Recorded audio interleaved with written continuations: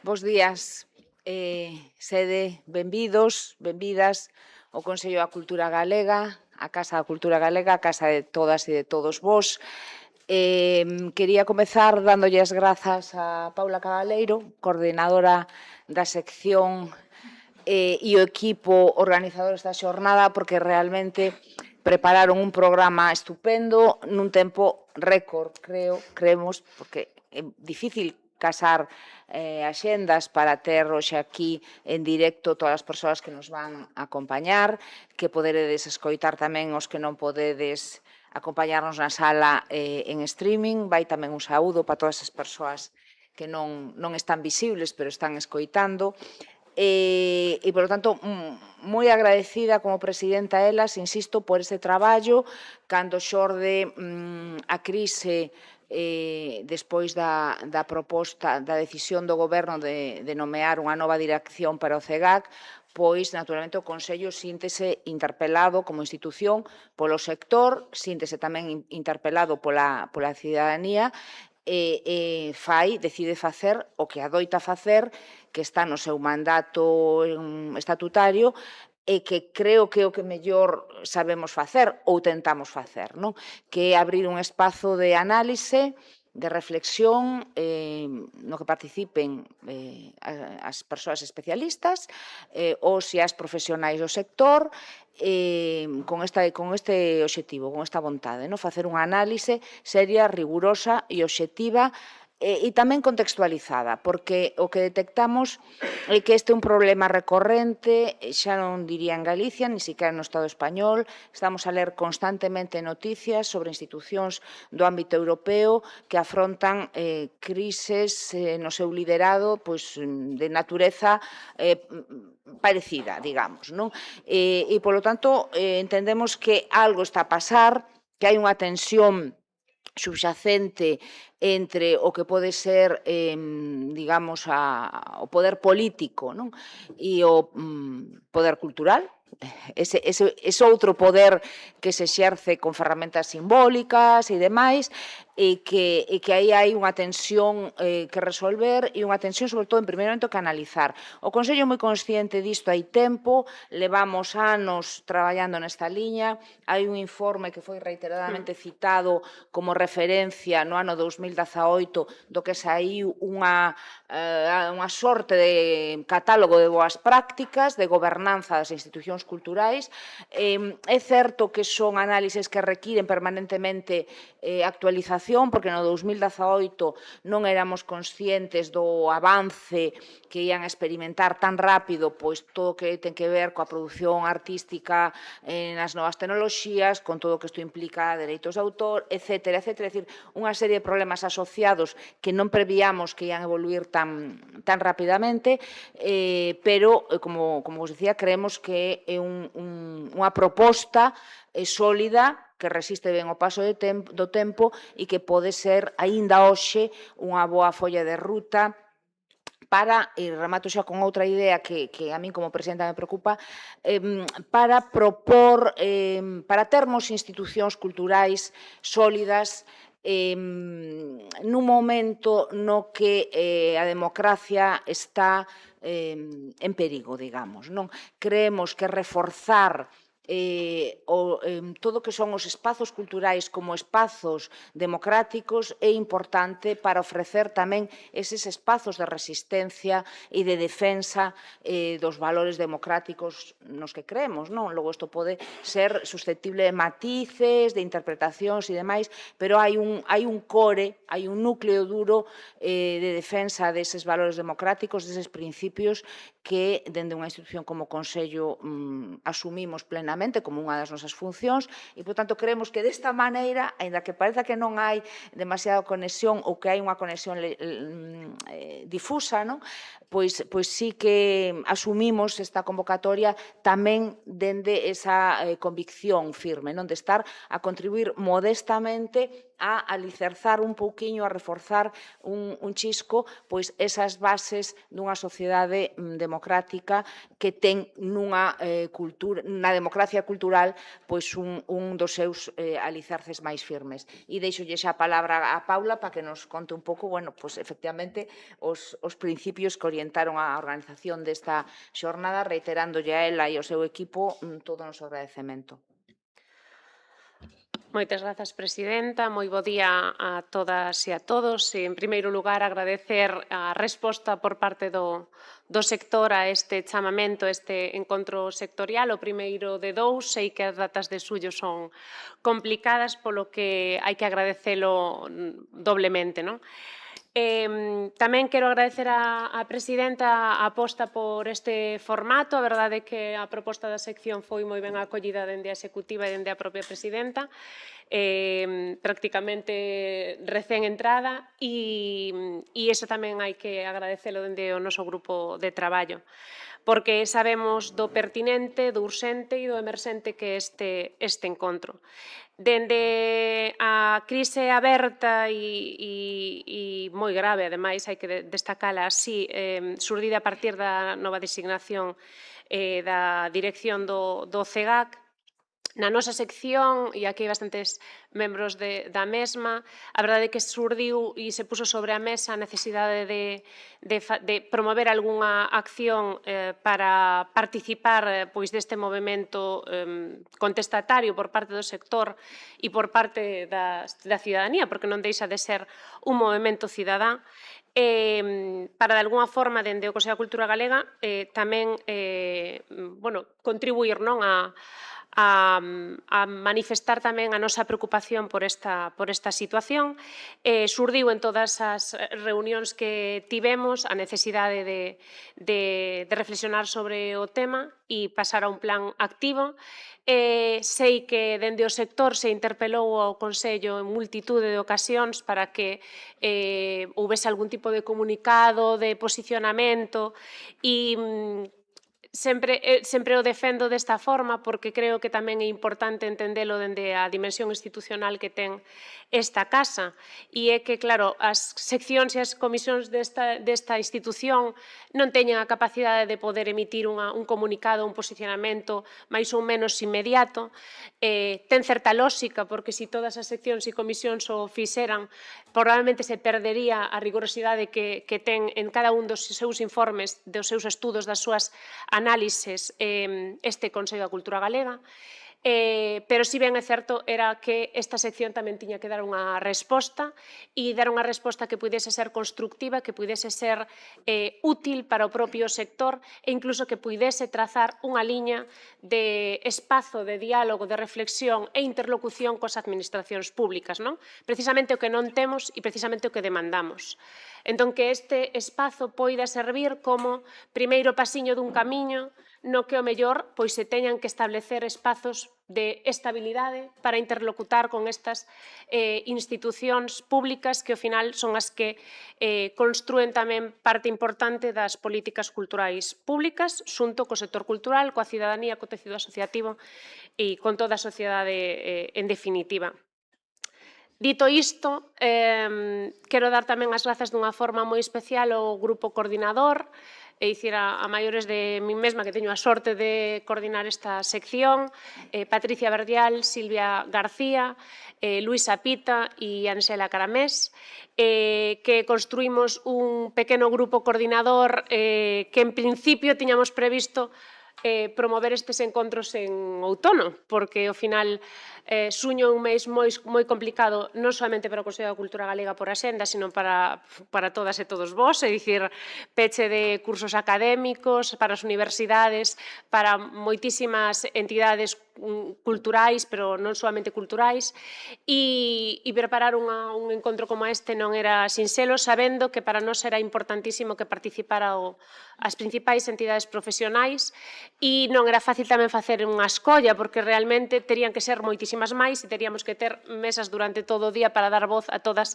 as entidades e as entes individuais que creemos que teñen unha voz crítica, independente e, ademais, constructiva neste senso.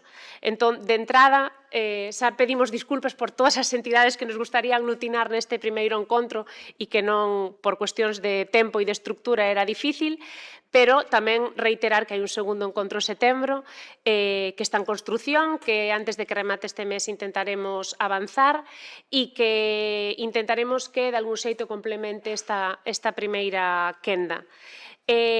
Non obstante, tamén había unha parte que nos criamos fundamental, que era que todas as voces son válidas, lexítimas e necesarias. As que van a estar aquí deste lado e as que vades a estar durante o longo do día do outro, porque ao final non deixamos de ser profesionais, facedoras e facedores de cultura, e o que demandamos son institucións libres, institucións públicas libres, independentes, críticas e, sobre todo, responsables. Entón, creo que é tan importante que estedes dese lado e que despois nos mesturemos nun plano horizontal como o feito de ter unha serie de palestras con unha serie de entidades ou axentes que van a ser relatores e relatoras. Por iso esta tarde as mesas de traballo para nós eran fundamentais, sobre todo porque van a facer parte moi activa do que se recolla no documento final.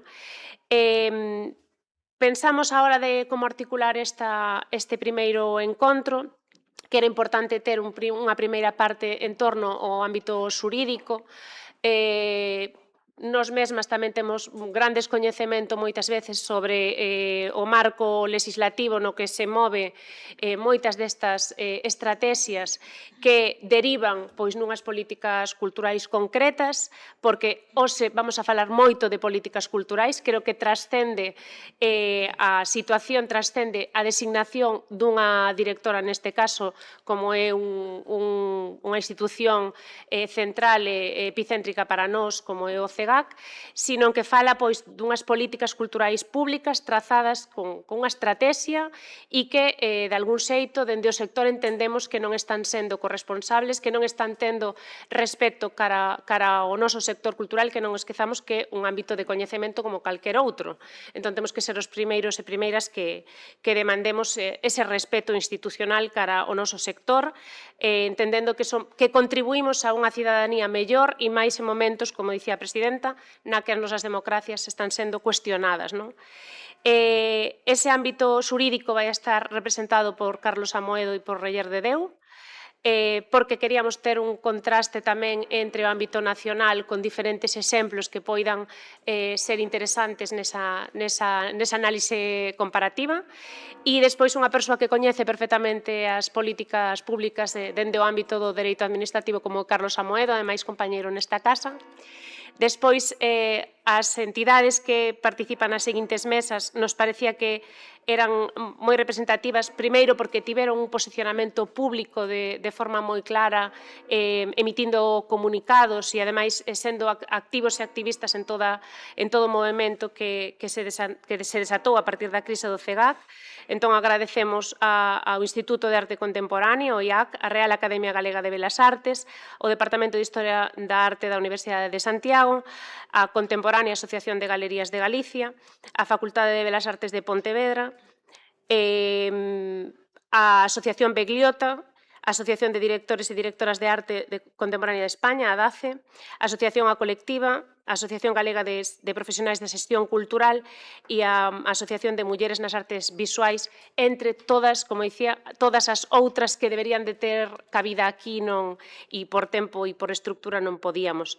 Pero volvo a dicir que na parte que nos corresponde no encontro de setembro volveremos a ter tamén entidades representativas do noso sector, porque dende a nosa sección tamén o temos claro. Este sector solamente vai ter forza se, de alguna forma, está unido, non? Reivindicando espazos de interlocución coas administracións públicas, entendendo que somos unha parte importantísima, fundamental, para trazar as políticas culturais públicas. E despois adianto como vai a ser a tarde un pouco a dinámica. Pola tarde vamos a intentar, para ter unha participación máis horizontal e máis plural, dividiremos tanto o grupo de público como dos relatores e relatoras en dous grupos. Estaremos faremos un grupo aquí neste espazo que igual removemos un pouco as cadeiras por iso de ter movimento despois xusto de comer, e outro grupo estará abaixo na biblioteca, coa intención tamén de que esa conversa poida ser gravada, porque todo isto, como dicíamos, vai a ser partícipe dun informe, entón para que as persoas que van a redactar este informe poidan ter acceso a toda a información, a todas as conversas que se van a dar nese grupo, neses dous grupos. E neses dous grupos tamén intentaremos ter 2 ou 3 persoas que recollan notas para despois presentar unhas conclusións dunha forma máis coral, que será o que pechará a xornada. Toda esta parte da mañá vai a ser retransmitida, como xa está sendo, en streaming e quedará gravada tamén para a súa consulta. Sei que hai moita xente que hoxe nos vai a seguir a través desta retransmisión. A parte das mesas de traballo non vai a ser retransmitida, pero sí gravada, como dicíamos, de carácter interno para ter esa información de cara á redacción do informe, pero sí volveremos outra vez a conectar na parte final das conclusións, que reitero que van a ser conclusións de esas mesas de traballo, non de toda a xornada, nin de todos os encontros, porque, son sempre conclusións parciais. Hoxe falaremos de gobernanza, dunha gobernanza corresponsable, falaremos de modelos de xestión, de procedementos de seleccións que teñan que ser necesariamente transparentes, con criterios públicos, e falaremos dunhas institucións culturais que demandamos que sexan, como dicía antes, libres, independentes e que poidan ser críticas. Sen máis, vamos a dar paso á primeira das mesas. Grazas, presidenta, e chamo a Carlos Amoedo aquí a esta primeira mesa.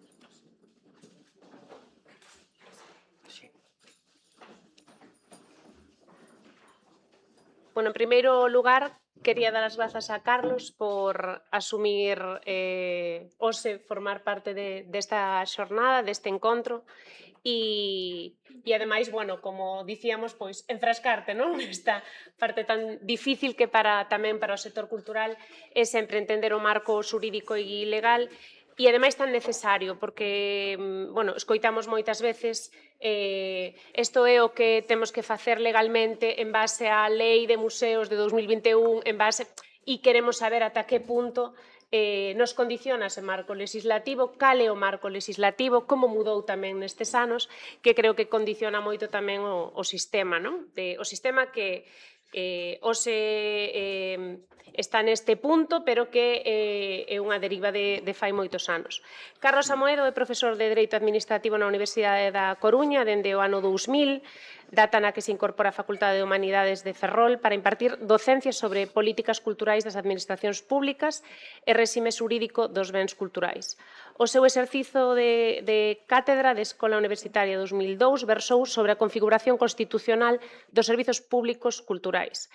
En agosto de 2005 foi nomeado secretario xeral da Consellería de Cultura e Deporte, cargo desde que impulsou a reforma administrativa do bipartito neste ámbito.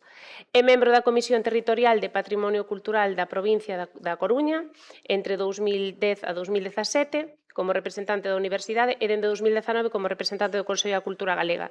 É membro da sección de Patrimonio e Bens Culturais desta casa dende 2019.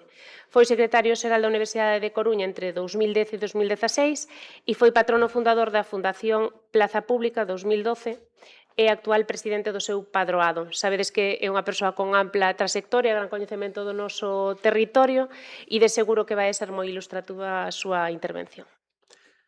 Moitas grazas, Paula. O feito de ser xurista nesta sala, pois, eu creo que me coloca un pouco nunha posición de vulnerabilidade social, porque xa sabedes que os xuristas, e eu así o teño experimentado desde a miña temprana xuventude nas asambleas nacionais dos CAF, pois, se os xuristas facemos algún tipo de observancia formal sobre algún problema, pois recibimos probablemente xa a crítica de que somos unos revisionistas burgueses, ¿no? Que estamos entregados a la máquina de la jaula de hierro de la modernidad e todo isto. Entonces, bueno, eu estou acostumbrado a falar para públicos non xuristas e tratar de explicar un pouco cales son as peculiaridades formais que no mundo do dereito se producen respecto da xestión cultural. ¿No? Asumo esta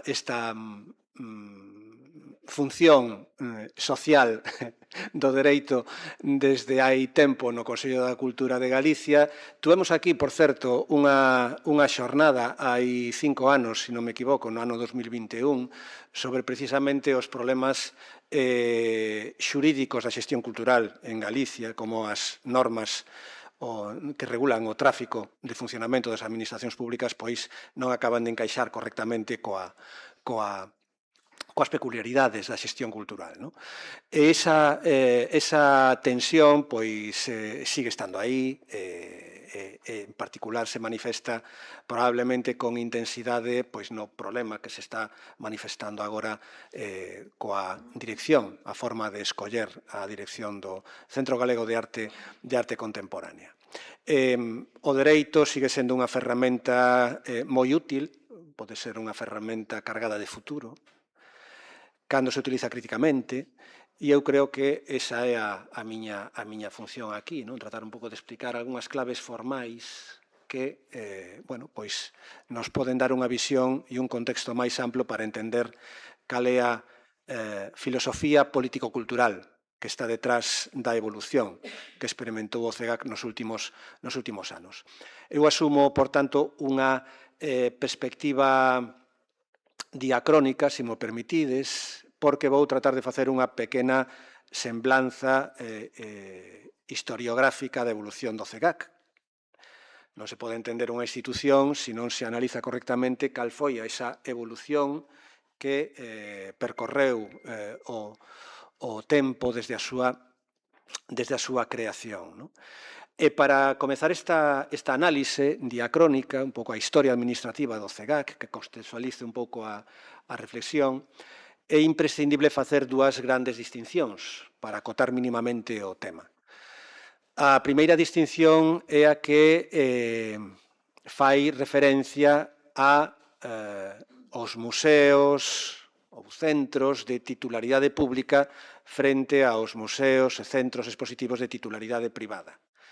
Non ten nada que ver a xestión dun centro privado coa xestión dun centro de titularidade pública con independencia das distintas formas de personificación instrumental que poden recibir eses centros de titularidade pública. O que nos interesa agora é reparar que o feito de que un centro teña unha titularidade pública determina toda unha serie de consecuencias sobre o seu funcionamento. Ten que ter un orzamento público aprobado, ten que ter unha contratación que se axuste á lei de contratos do sector público, ten que ter un réxime de personal tamén axustado ao texto refundido do Estatuto Básico do Empregado Público e á lei autonómica de función pública, etcétera, etcétera. Un marco, ese marco que comentaba antes, que, por así decirlo, conforma unha especie de gaiola de ferro para calquer xestor cultural, porque realmente é complicado hoxe en día xestionar impolutamente, cumprindo todos os extremos, todos os trámites que obriga ao dereito público actual. ¿No? De feito, bueno, pues hai toda unha corrente agora que incluso está agarrada moi ben pola extrema dereita de desburocratización, de desregulación, ¿no? Porque se aposta por un enfoque, por así decirlo, neoliberal extremo de eliminar límites á acción pública e, de alguma maneira, pois, facer estalar esa gaiola de ferro do dereito público. Non? A seguinte distinción é a que fai tamén parte dunha reflexión máis ampla sobre o propio significado dos centros museísticos, os centros expositivos e os museos. Esa distinción non é outra que a de entre museo, como tal, e os centros expositivos, que non son estrictamente un museo, senón que están dotados dunha serie de peculiaridades que os alonxa da disciplina clásica, da concepción clásica dos museos e centros museísticos, que son hoxe as dúas grandes distincións que se recolleron na Lei de Museos do ano 2021. Non? A distinción é importante porque, precisamente, unha das tensións que van percorrendo a historia administrativa do CEGAC é esa tensión que existe entre o museo e un centro que non é museo, pero que adopta algo parecido á estructura dun museo. E o CEGAC precisamente responde a esta segunda natureza porque se construíu un pouco a imaxe e semellanza de outros centros expositivos de arte contemporánea que durante finais dos anos 80 e comezos dos anos 90 comezaron a agromar, a aparecer en toda España, seguindo un pouco tamén a inspiración do Museo Nacional de Arte Contemporánea Reina Sofía. Como veremos, esa historia administrativa do CEGAC parte dunha concepción inicial que nos deixou o tripartito ano 89, no seu testamento vital, por así decirlo, unha concepción de centro museístico contemporáneo non estrictamente museo, e esa concepción, como digo, foi a concepción fundacional coa que arrancou o CEGAC desde o momento en que se inaugura no ano 1993 e se aproba o seu primeiro decreto, o decreto 286/1994, que incorporou, precisamente como parte da súa esencia, dous elementos que a mí me parecen clave. Por un lado, a existencia dun padroado plural como órgano colexiado de goberno e dirección dese Centro Galego de Arte Contemporánea. E digo que me parece esencial porque ao existir un padroado como órgano de goberno, pois eso permite entrar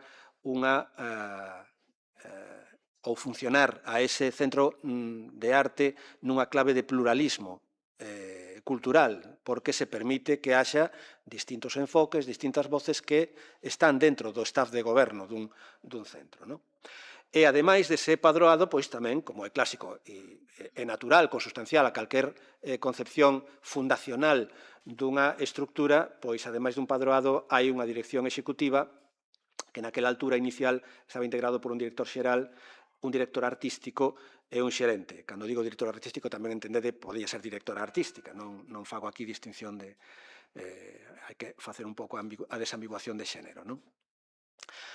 A partir do ano 1996, coa aprobación do decreto 326/1996, comeza o que eu considero a época clásica do CEGAC, que se prolonga até o ano 2018, e poño aí o ano 2018 de referencia porque foi o ano en que se derrogou precisamente este decreto do ano 96, que foi un decreto típico da era Fraga, donde se tratou un pouco de facer, de conservar, por así decirlo, a boa idea que era un centro galego de arte contemporánea que parira o tripartito e adaptalo ás necesidades tamén e a propia proxección que naquela altura a Administración Fraga quería facer de Santiago de Compostela e da cultura galega. O máis interesante probablemente para os efectos que aquí nos ocupan deste decreto de 1996 é que, a diferencia do decreto do ano 94, o seu artigo 7 apostou por abrir o nomeamento do seu director alén do personal funcionario da propia Xunta de Galicia, porque se permitiu que fose nomeado en réxime de contrato laboral de alta dirección. O contrato laboral de alta dirección é un clásico da xestión cultural porque precisamente permite que persoas que non teñen a condición funcionarial pero que teñen unha traxectoria, unha experiencia nun sector, ademais un sector tan peculiar como da arte contemporánea, pois podan incorporarse á dirección deste centro.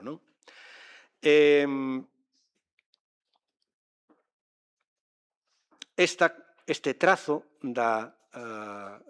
por así decirlo, constitutivo da época clásica do CEGAC foi o que permitiu que boa parte das direccións do CEGAC pois fose desempeñado por xente que non era funcionaria. Eran especialistas dese ecosistema tan peculiar que era os centros de arte contemporánea na España dos anos 90, dos anos 2000. Non? Antón Pulido Nóvoa, Gloria Moure, Miguel Fernández Cid, Manuel Olveira, tamén Miguel Bonjafe e, por último, Santiago Olmo, que foi o último director, por así decirlo, que detentaba ou ostentaba o cargo mediante un contrato laboral de alta dirección. Este esquema dun padroado como órgano directivo, unha dirección técnica aberta a outras persoas, permitiu que o CEGAC tuvera unha notable autonomía no deseño das súas actividades e no seu funcionamento cotidiano. E este mismo esquema pois, se mantivo funcionando durante o goberno bipartito, con algúns matices que vou a mencionar telegráficamente. Durante o bipartito se cambiou a adscripción orgánica do CEGAC, pasando da Dirección Xeral de Patrimonio Cultural á Dirección Xeral de Creación e Difusión Cultural, que naquela altura ostentaba Luís Bará, porque se consideraba que era máis coherente que pola propia natureza activa, por así decirlo, do CEGAC, na difusión, na elaboración de cultura contemporánea, pois que tuvera esa adscripción orgánica a esa dirección xeral. Explorouse tamén a posibilidade de constituir unha personificación instrumental que dotara de autonomía, de maior autonomía ao CEGAC, mediante unha fundación. Estuvose estudando, tuvemos informes encima da mesa, pero, finalmente, pois, os múltiples problemas que nos asediaron durante a época do bipartito pois levou a que ese tema non fose prioritario, en parte porque había outros focos que eran máis prioritarios, o molote da Cidade da Cultura, que xa vos podedes imaginar que nos absorbeu moitas enerxías, a reforma do IGAEM, que tamén era outra das herdanzas do testamento do tripartito que se desenvolveu durante a época Fraga, e que, finalmente, se reformou mediante unha lei que, curiosamente, tamén aínda pervive hoxe en vigor, a Lei de Creación da GADIC, da Axencia Galega das Industrias Culturais, que tuvo unha lei específica no ano 2008 que foi, e permitídeme un pouco a frase, foi revolucionaria no contexto da Xunta porque fomos quen de crear a primeira axencia autonómica, cando aínda non había axencias autonómicas, e por iso nos perdemos tantas enerxías e perdemos tantos pelos físicamente, incluso negociando coa Consellería de Facenda para que nos deixaran crear a Axencia Galega mediante lei do Parlamento.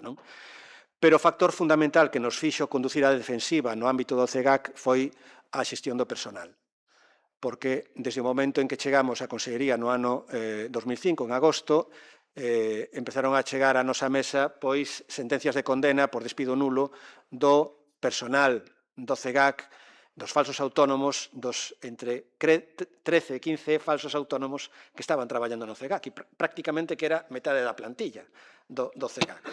Entonces, houbo que conducir a defensiva porque había que estabilizar a todo ese personal indefinido, bueno, non indefinido non fixo, sino ao ser despido nulo había que traelo para dentro e, bueno, pues tratar de xestionar eso sin sanear toda esa parte laboral que nos deixou a xestión Fraga, sin que o CEGAC parara.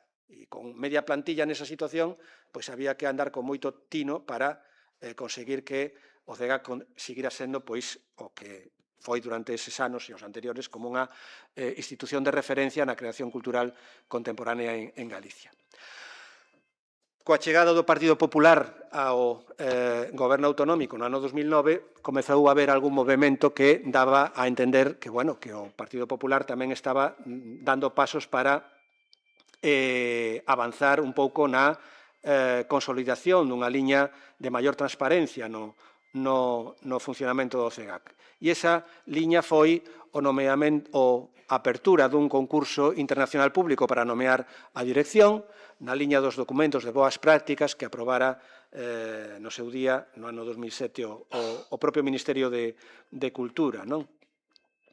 Sin embargo, xa desde eses momentos empezou pola propia forma en que se fixeron estes procesos, tanto o do ano 2009 como despois, posteriormente, do ano 2015, a forma en que se fixo eses concursos internacionais non foi precisamente óptima, porque, por exemplo, en vez de deixar que fose o padroado o que resolvera o concurso, pois se furtou esa competencia ao órgano superior de goberno do CEGAC e se convocou un xuri ad hoc, un xurado nomeado pola propia Consellería que, de alguma maneira, pois facía que as dúbidas sobre a transparencia e obxectividade da selección final fosen totais. Esa foi, creo eu, o primeiro punto de inflexión na xestión do CEGAC durante os gobernos posteriores ao ano 2009, pero quizá fundamental foi a propia reforma administrativa que, aos poucos, silandeiramente, mediante as escuras ferramentas do dereito administrativo, deses anexos que ninguén lee no DOGA, dos capítulos de personal, as RPTs, as estruturas orgánicas, pois a través destes procedementos que só ollos especializados son capaces de comprender en toda a súa profundidade, pois comezou a desenvolverse un cambio na filosofía administrativa e político-cultural do CEGAC. No ano 2012, a Consellería optou por reformar a RPT da Dirección Xeral para introducir, para cambiar a forma de provisión de todos os museos, arquivos e bibliotecas da Casa, pasando de concurso a libre designación. Xa empezan a cantar os pelegríns neste momento. En fin, aínda podemos disfrutar duns minutos de silencio. Isto é un cambio moi importante, porque precisamente o feito de que un posto directivo dun museo, arquivo ou biblioteca sexa por concurso garante non só que sexa desempeñado por un personal técnico especializado da escala de museos, arquivos e bibliotecas, sino que permite nomear a ese personal. O feito de pasar de concurso a libre designación permite designar a unha persoa na que o cargo político deposita a súa confianza política, permite nomealo e permite removelo. Por tanto, hai unha maior discrecionalidade para o nomeamento e o cese. E isto é un aspecto que, ao final, pouco despois, no acordo de 2 de maio de 2013, polo que se aproba unha nova RPT, pois a dirección e a xerencia do CEGAC pasan a estar tamén incorporados a esta nova dinámica de nomeamento dos postos directivos mediante libre designación. A partir de aí, o seguinte movimento que se dá, e que me parece tamén relevante, é a supresión no ano 2018 do decreto de 1996, o decreto da época clásica, porque o decreto que se aproba en 2018 é unha estrutura orgánica, non é un regulamento específico para o CEGAC, é unha estrutura orgánica da propia Consellería en cuxa parte interna, nunha disposición adicional, se incrusta a regulación do propio CEGAC. E é importante notar que non é o mismo un decreto normal da Xunta de Galicia que un decreto de estrutura orgánica, porque os decretos de estrutura orgánica se caracterizan por ser unha norma interna que non se abre a participación pública, que non recibe un informe preceptivo e vinculante do Consello Consultivo de Galicia, en fin, temas importantes que reducen a calidade participativa dun decreto normal da Xunta de Galicia. Isto tamén me parece importante porque isto significa que un centro que debería seguir tendo como bandeira o pluralismo cultural, o pluralismo participativo, a partir de 2018 as súas normas de funcionamento se adoptan unilateralmente pola propia Xunta, por así dicilo, con un canon de transparencia moito menor ao que sería desexable.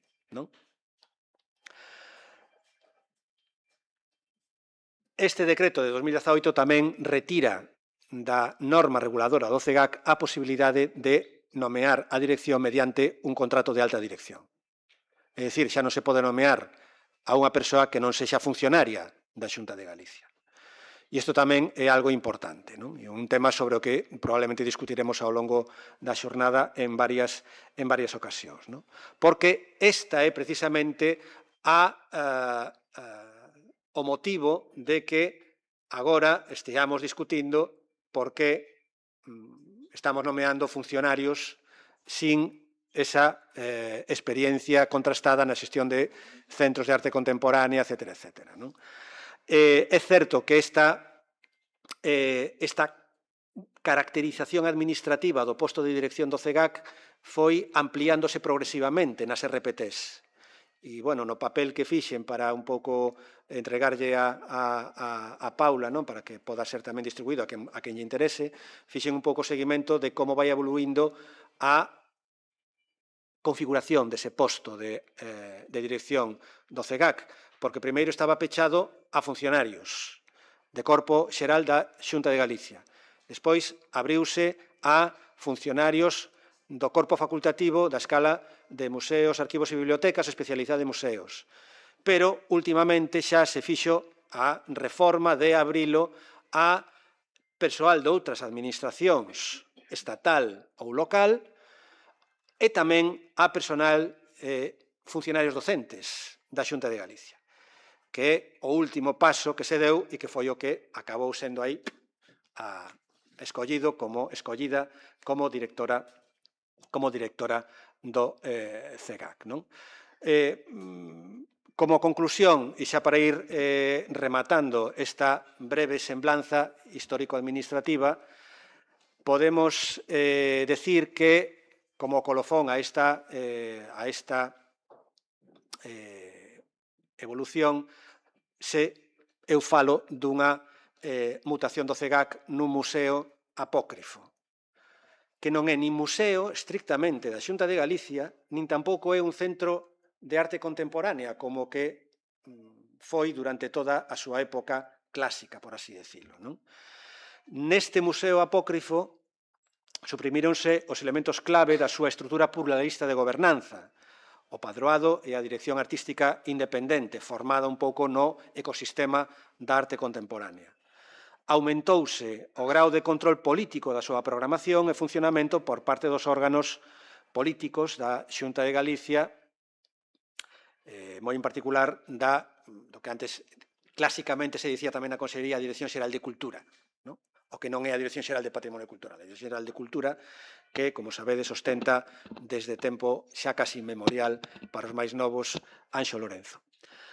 En terceiro lugar, pechouse para o personal non funcionario a dirección, mais abriuse a funcionarios non especializados que se nomean e cesan discrecionalmente. E a mí isto me parece que é probablemente o aspecto máis criticable da reforma, porque tampouco é que esteamos falando dunha aposta pola profesionalización real da dirección do CEGAC, porque para iso o coherente sería pechalo a funcionarios e funcionarias da escala de museos da Xunta de Galicia e facelo como un museo máis, que é o que ademais o que nos di o artigo 21, me parece que é da Lei de Museos do ano 21, que os postos directivos dos museos teñen que ser desempeñados e pechados aos membros do corpo da escala de museos.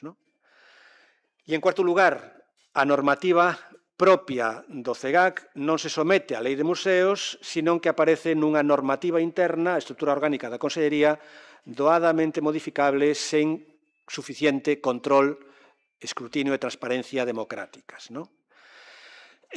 Para rematar, que sentido, que teleoloxía podemos encontrar a toda esta evolución administrativa, que clave en termos político-culturais podemos extraer para iluminar un pouco o presente tamén e o que pode ser o futuro desta institución cultural tan senlleira do noso país?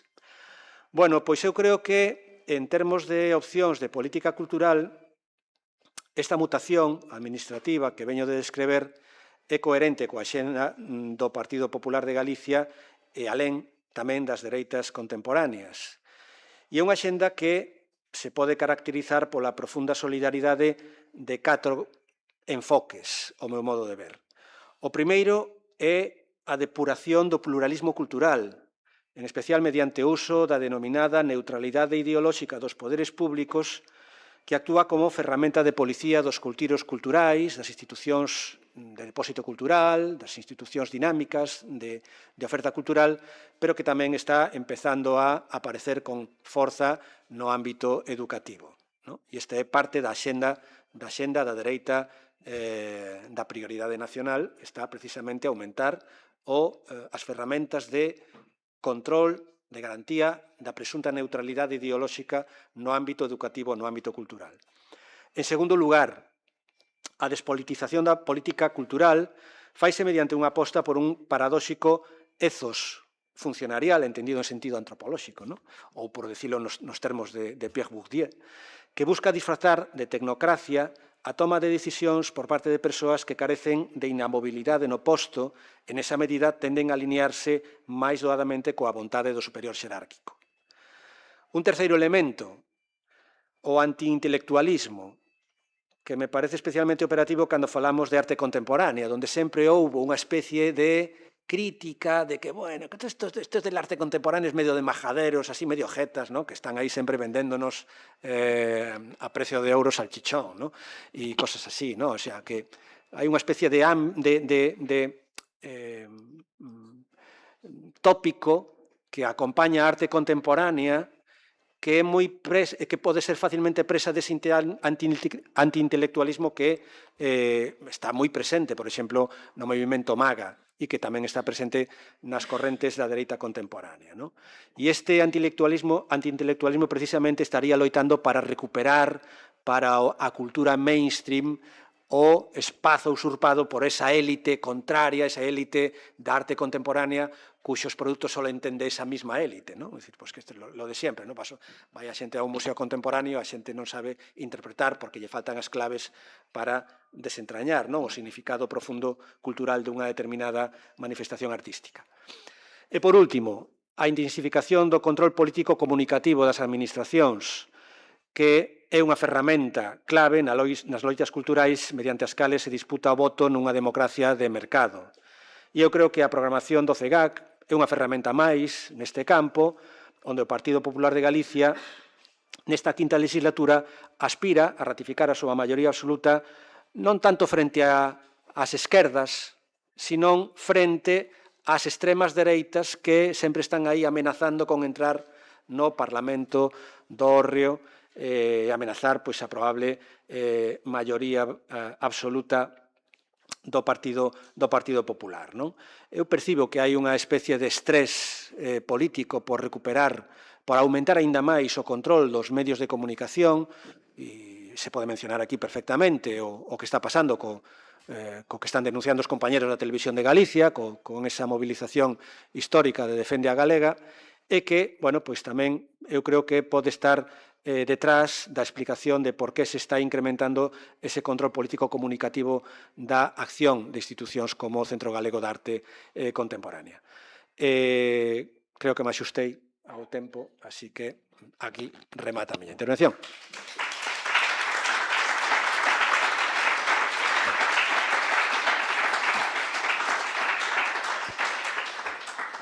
Moitísimas grazas, Carlos, moi ilustrativa e, como dicía el, esta pequena semblanza tamén se alguén do público de todos os participantes queredes que vola faga chegar, pona totalmente a disposición de todo o sector e tamén da cidadanía.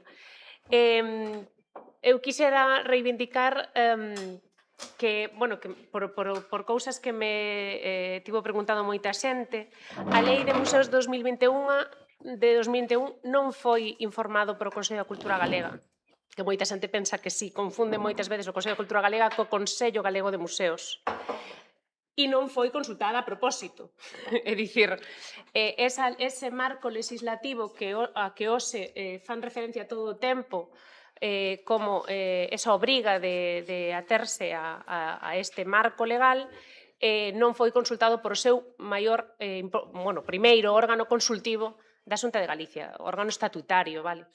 Entón, penso que eso tamén é importante e hai moita xente que pensaba que sí, porque o Consello Galego de Museos sí que o foi, pero maioritariamente o Consello Galego de Museos está constituído por museos que dependen directamente da Xunta de Galicia, entón, é un órgano totalmente distinto, non nada que ten que ver con este órgano consultivo e independente. Se me permites, Paula, que ni siquiera nos mandaron o decreto tampouco, que desenvolvía a composición do Consello, non sei como lle chaman, Consello Consultivo de Museos, ou xa me perdo nesta neolingua da Lei de Museos, non? Pero tampouco nos pediron informe para o decreto. Cando normalmente piden informes de moitas outras cousas. E quero deixalo claro porque é un marco legal ao que normalmente fan referencia. E despois, a importancia que dicías da comunicación. Os museos e os centros museísticos non deixan de ser medios de comunicación con credibilidade. Entón, evidentemente, ese anti-intelectualismo ten moito que ver con manexar o discurso. Dito isto, vamos a dar paso á segunda intervención. Temos con nos a Roller de Deu Pastor, da Fundación Gabeiras. Como dicía ao comezo, sí que nos interesaba tamén facer este contraste comparativo con outros territorios, con outro tipo de convocatorias e modelos de provisión de postos directivos e unha das entidades que máis coñecemento demostra e, ademais, con gran poder tamén de investigación e de formación continua neste senso é a Fundación Gabeiras, co que, ademais, celebro que o Consello este trazando liñas de colaboración que van a dar froitos moi pronto. Que vamos a ter unha colaboración máis estreita en cousas que teñen que ver cos legados artísticos que tamén nos preocupan moito no noso territorio. Roller de Deu é abogado, socio fundador do despacho de abogados Gabeiras e asociados e conta con 35 anos de experiencia e asesoramento en dereito mercantil, civil e dereito da cultura, con especial atención ao réxime xurídico do coleccionismo, das institucións públicas e privadas culturais, a fiscalidade do mundo da arte, a contratación cultural en todos os sectores e os legados contemporáneos. É licenciado en Dereito pola Universidade de Barcelona e posee un mestrado en Corporate Finance por ESADE e un curso de especialista en Comercio Internacional polo Colexio de Abogados de Barcelona. Ao longo da súa carreira ten participado na dirección de diversos proxectos culturais, é tamén presidente da Fundación Gabeiras para o Dereito á Cultura, que nace no ano 2016 co obxectivo de contribuir ao benestar e a xusticia social a través do deseño e desenvolvemento de proxectos que favorecen o diálogo interdisciplinar e a divulgación do coñecemento. Participa regularmente como relator en másteres, conferencias e seminarios, especialmente na Universidade de Carlos III e na de Navarra. Moitas grazas por atender a chamada novamente do Consello da Cultura Galega. Muchas gracias, Paula. Gracias, Carlos. Disculpa que he llegado tarde. Me he confundido de la hora, o sea que es culpa mía. Disculpad. Pues un placer estar aquí.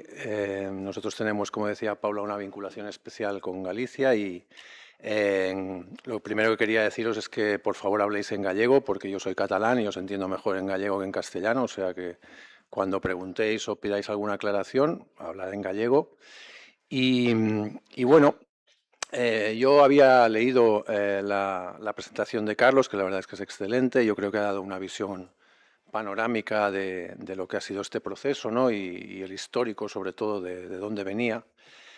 Mi presentación un poco es también hablar de forma un poco genérica, digamos, de los modos de gestión de espacios como el CEGAC, centros de cultura, museos, espacios de arte contemporáneo, y luego entrar en quizá comparativas con otras comunidades autónomas, cómo se gestionan este tipo de espacios y cuál es la legislación aplicable en estos casos, ¿no?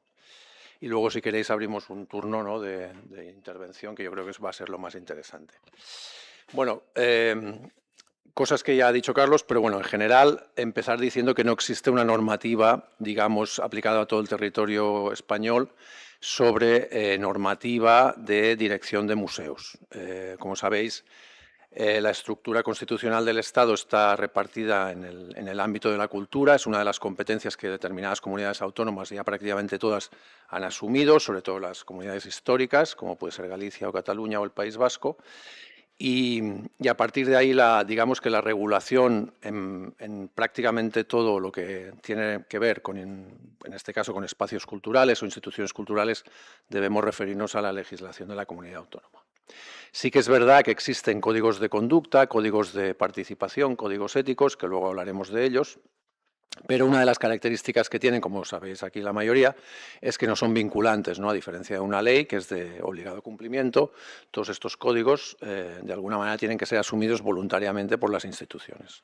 Muchas de ellas los asumen, muchas de ellas los incumplen, porque tampoco hay una consecuencia, digamos, directa ni una sanción en caso de incumplimiento, y a partir de ahí, pues digamos que es más un sonrojo público lo que se produce, pero no hay ninguna, digamos, ninguna punición.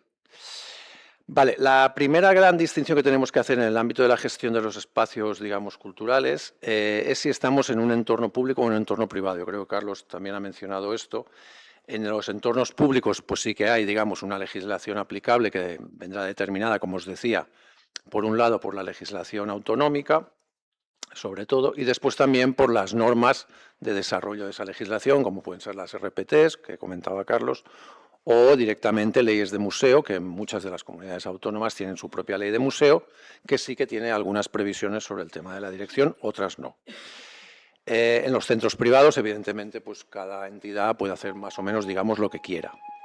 Es verdad que muchas entidades han asumido esos postulados de los códigos éticos para su funcionamiento, pero en principio si son fundaciones, museos privados, la mayoría fundaciones, pues son los, bueno, pues los patronos los que deciden cuál es el régimen de gestión de esas entidades. Cuando estamos dentro de los centros públicos, también se ha comentado, puede haber una gestión directa o una gestión de lo que se llama indirecta, ¿no? La gestión directa es con servicios propios, es decir, son, digamos, los propios miembros de la administración, las personas que ocupan determinadas categorías, las que ejercen esa función de dirección. Cuando existen entes, digamos, o organismos autónomos o independientes, como pueden ser las fundaciones, que tienen sus propios estatutos, aunque sean sector público, es decir, aunque formen parte de la administración, deberemos atender a esos estatutos para ver, o esas reglas de régimen de funcionamiento, para ver exactamente qué se dispone para esa institución sobre el nombramiento de directores. En los casos de la gestión indirecta, que se dan en algunos casos en la materia que nos ocupa, en espacios culturales, normalmente la estructura sería que una entidad privada presta el servicio de gestión de ese espacio, ¿no? A través de una concesión, es el régimen normal, o convenios especiales en los que una persona física o una empresa privada presta los servicios de dirección, y últimamente, esto también lo comento al final, también se está dando en muchos sitios, por ejemplo en Málaga, conoceréis el caso, en que empresas privadas, o en Madrid, empresas, sociedades anónimas, que en principio están dedicadas a otras cosas que no es la gestión cultural, han abierto espacios, digamos, o direcciones de gestión cultural y prestan un servicio completo desde el comisariado hasta los seguros, la seguridad, el transporte, la limpieza, la restauración, y hacen un pack, digamos, para la gestión de esos espacios, ¿no? Digamos que es criticable desde el punto de vista de la gestión cultural, pero es una realidad que está pasando mucho últimamente y que yo creo que va en aumento.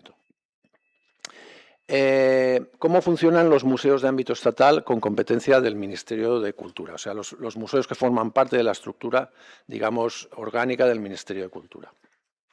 En la mayoría de los casos, en esos supuestos, para la elección de la dirección de estos centros, ahora veremos casos concretos, es un procedimiento abierto en el que se hace un llamado normalmente internacional, no solo nacional, sino que se abre al concurso de currículums de gente que no tiene por qué ser nacionales españoles.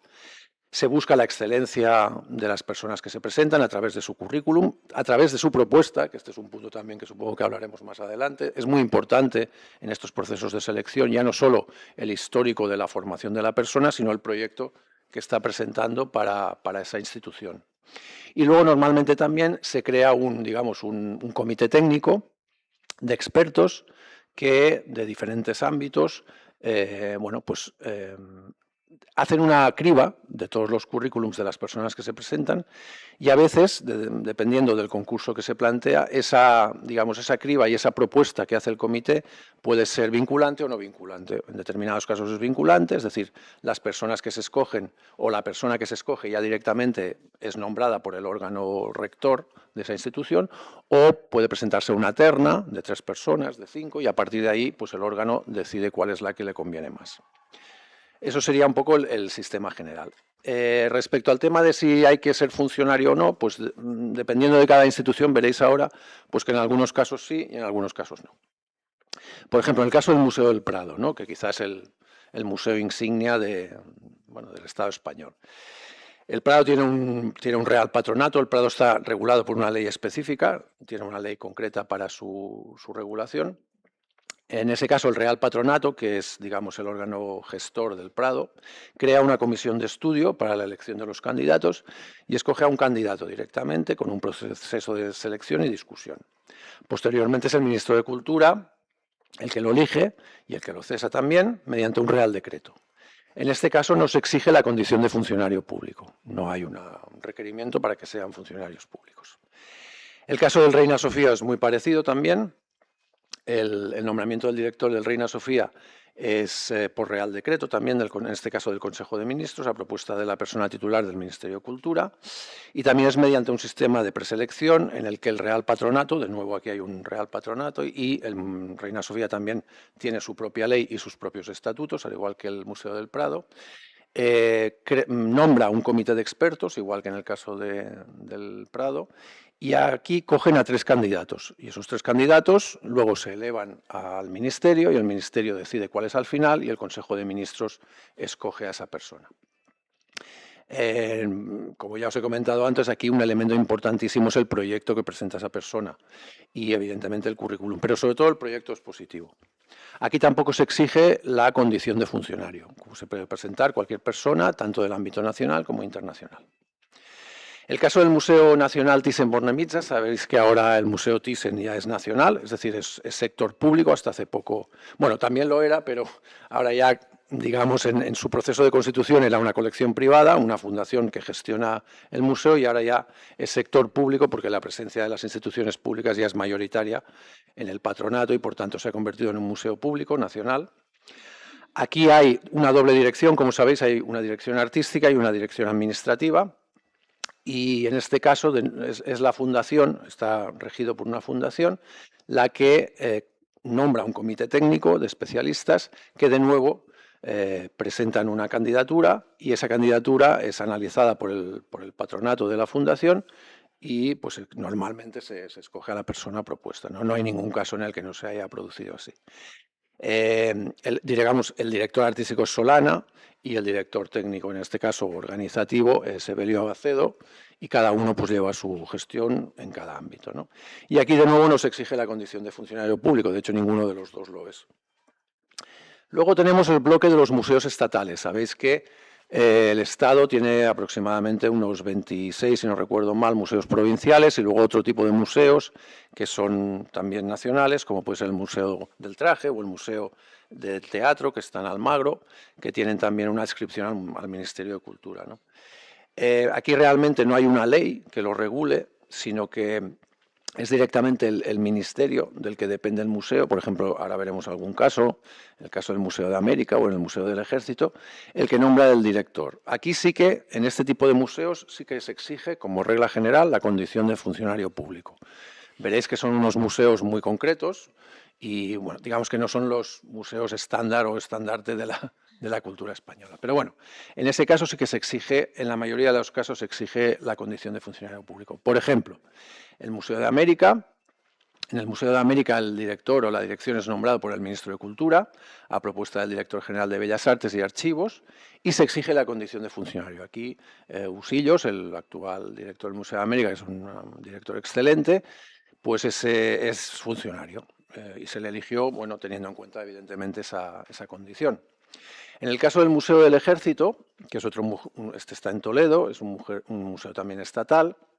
Aquí se exige ser general del Ejército de Tierra, en situación de servicio activo o de reserva, y es nombrado por el Ministro de Defensa a propuesta del Jefe de Estado Mayor. En este caso, la condición de funcionario va implícita en la condición de militar, claro, con lo cual, si se es, digamos, general en la reserva o en activo, pues ya cúmplese la condición y aquí también se exige. Luego, en los museos provinciales sabéis que en muchas ocasiones están adscritos, digamos, al Ministerio de Cultura, pero la gestión está delegada a las comunidades autónomas. En esos casos, normalmente hay un convenio de colaboración entre el Ministerio de Cultura y el museo provincial en cuestión, en el que se regula toda la gestión del museo y, sobre todo, también la financiación y también el tema de la dirección, ¿no? En la mayoría de los casos que hay actualmente en España, se exige la categoría A1 de funcionario y la pertenencia al cuerpo facultativo de conservador de museos. Ese sería el esquema general que siguen prácticamente, yo diría todos, pero bueno, para no equivocarme, prácticamente todos los museos provinciales. Aquí sí se exige esa condición y además la pertenencia a esta categoría y al cuerpo facultativo de conservadores de museo. ¿Qué pasa en las comunidades autónomas? Bueno, como comentaba, las comunidades autónomas que tienen competencia en materia de cultura, pues también tienen pues espacios museísticos, centros de cultura, y aquí en general se exige también la condición de funcionario público categoría 1 o intermedia.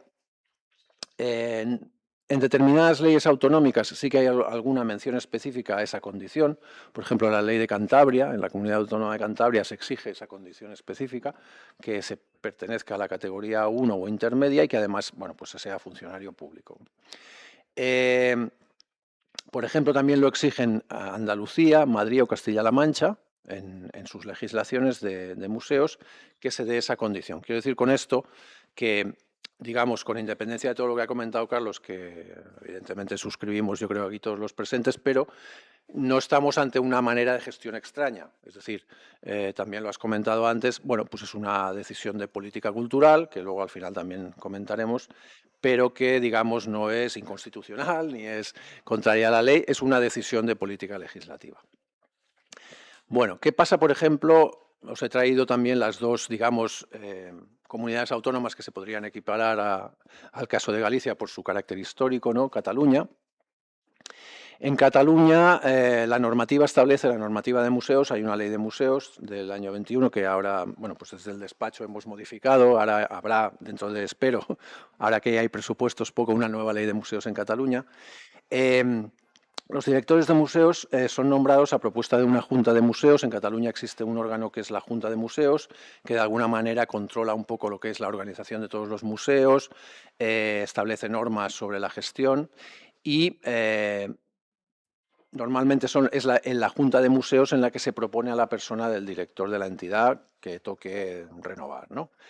Luego habrá que analizar el estatuto concreto de cada museo, a ver exactamente qué requisitos se piden para ese puesto.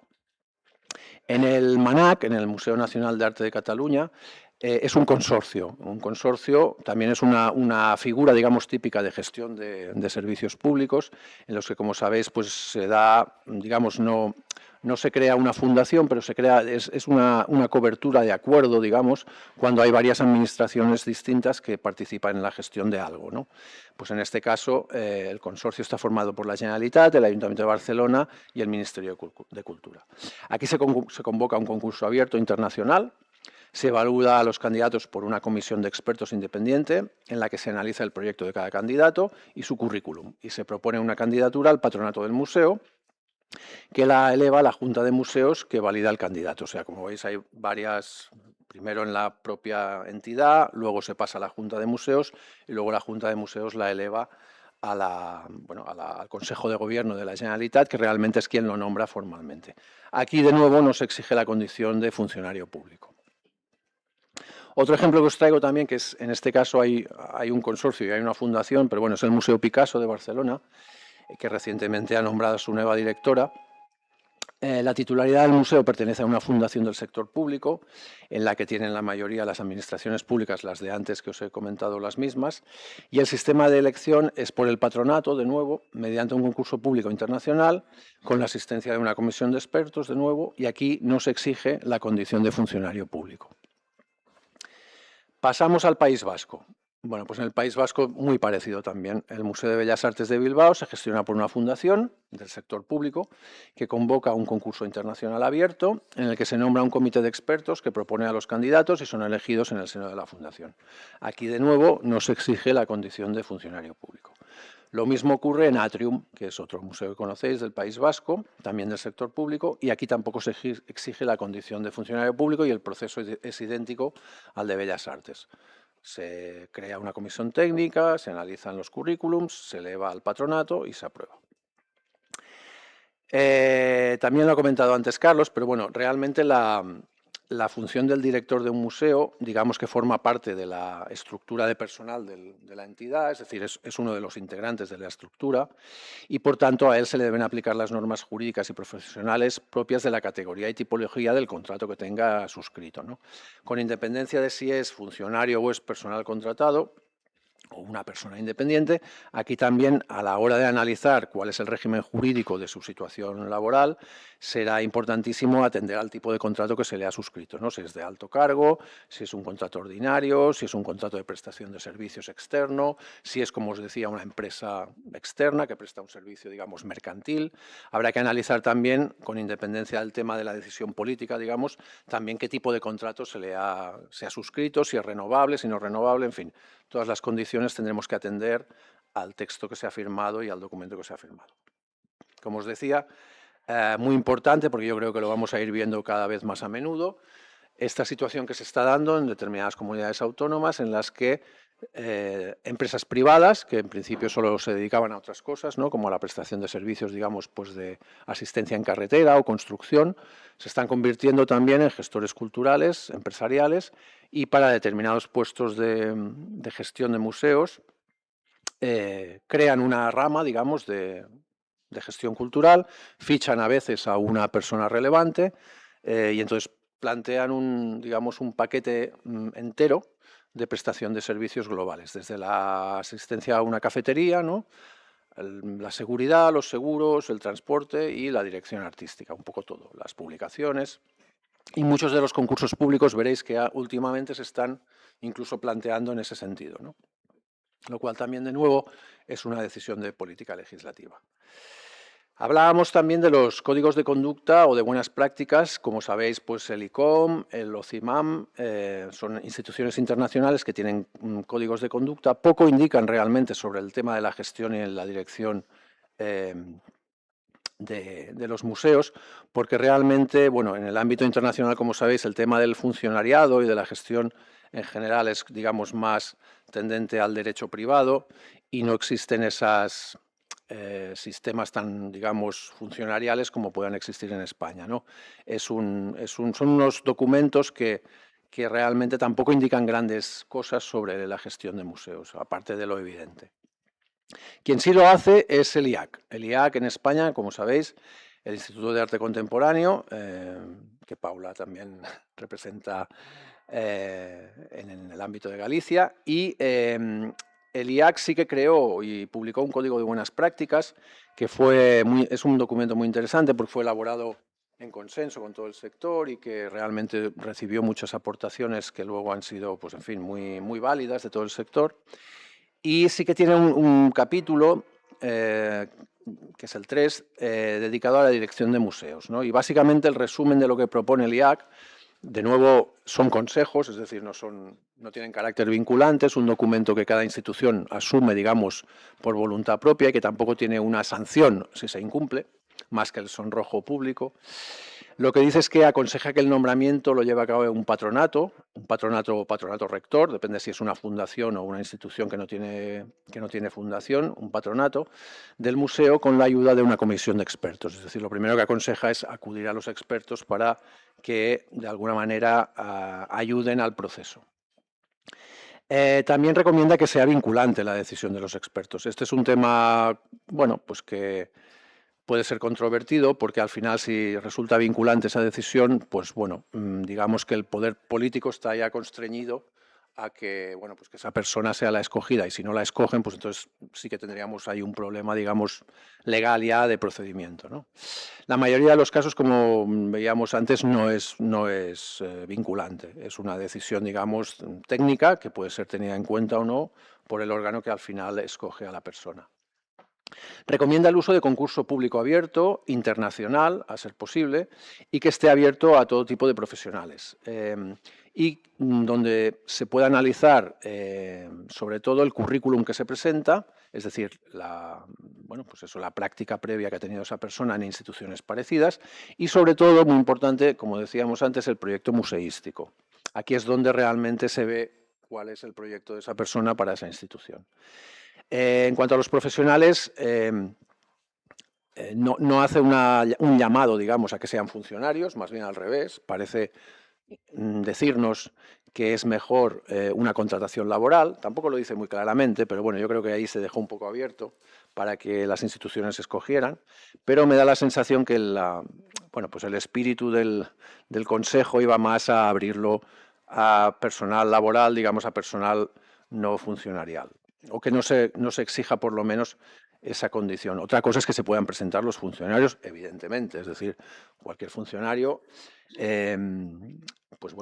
tiene una capacitación en principio, sobre todo si está en las categorías y subcategorías o en las clases de archivo, museo, en fin, son gente que está específicamente preparada para ello y que también, pues desde un punto de vista de una administración se puede justificar incluso como un ahorro, ¿no? Es decir, pues si tengo a los profesionales ya preparados y formados en mi ámbito, pues puedo echar mano también de esas personas, pero bueno, lo bueno sería, digamos, abrirlo a todo el mundo.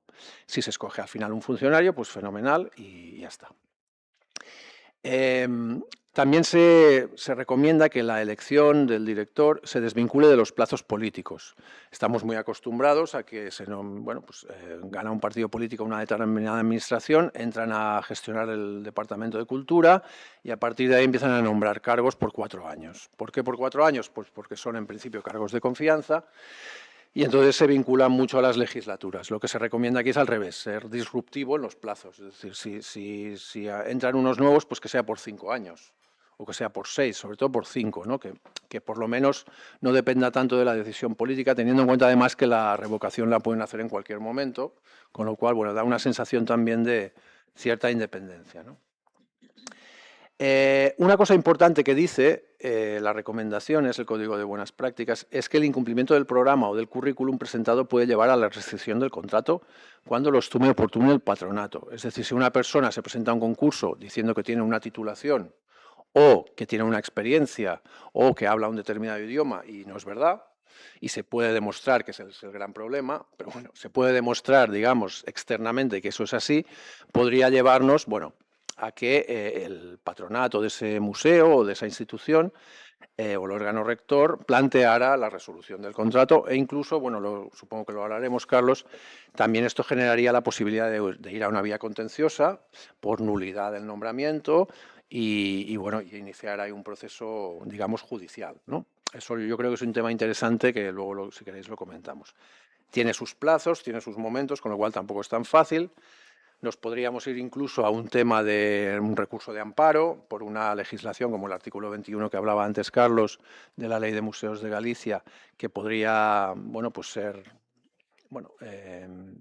podríamos llevarla al Constitucional. Todos estos procesos, como sabéis, son complejos, normalmente el 99,9% no llegan a buen fin y además son larguísimos, con lo cual cuando tenemos una sentencia, ya sea favorable o no favorable, ya han pasado 6 o 7 años y ya incluso la persona puede que ya ni esté, ¿no?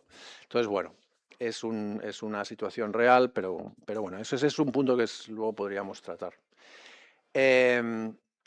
Un tema importante también que establece, que hace poco tuvimos una consulta en ese sentido en el despacho, la satisfacción con el trabajo del director debe conllevar la renovación. Eso es una cosa que ponen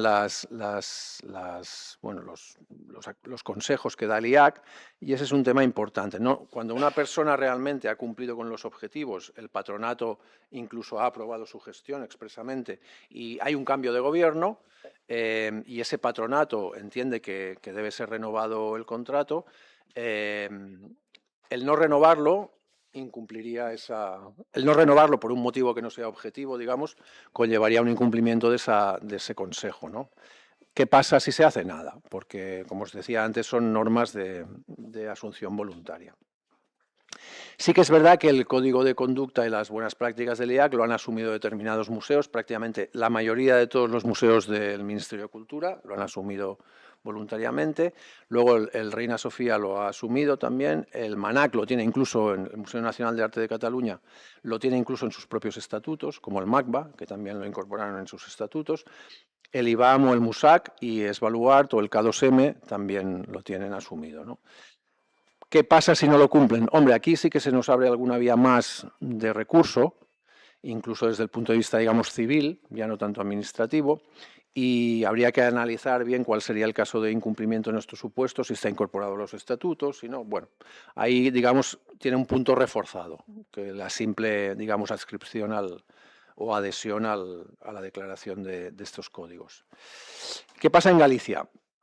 Bueno, en Galicia yo creo que Carlos ya os ha hecho un resumen exhaustivo, una radiografía histórica y presente de lo que ha sido el sistema de nombramientos en el CEGAC. Es verdad que el artículo 21 que comentábamos antes, pues bueno, ya lo has comentado, pero claramente bueno, pues lleva o ha supuesto una modificación del sistema de elección de la dirección del CEGAC en Galicia. Luego hay un decreto del año 24, de 20 de mayo, que encuadra a la persona de la dirección en una subdirección general. También se ha comentado el tema de la capacitación, ¿no? En un principio se exigía, o bueno, al menos aquí claramente se dice que tiene que tener una condición determinada, ¿no?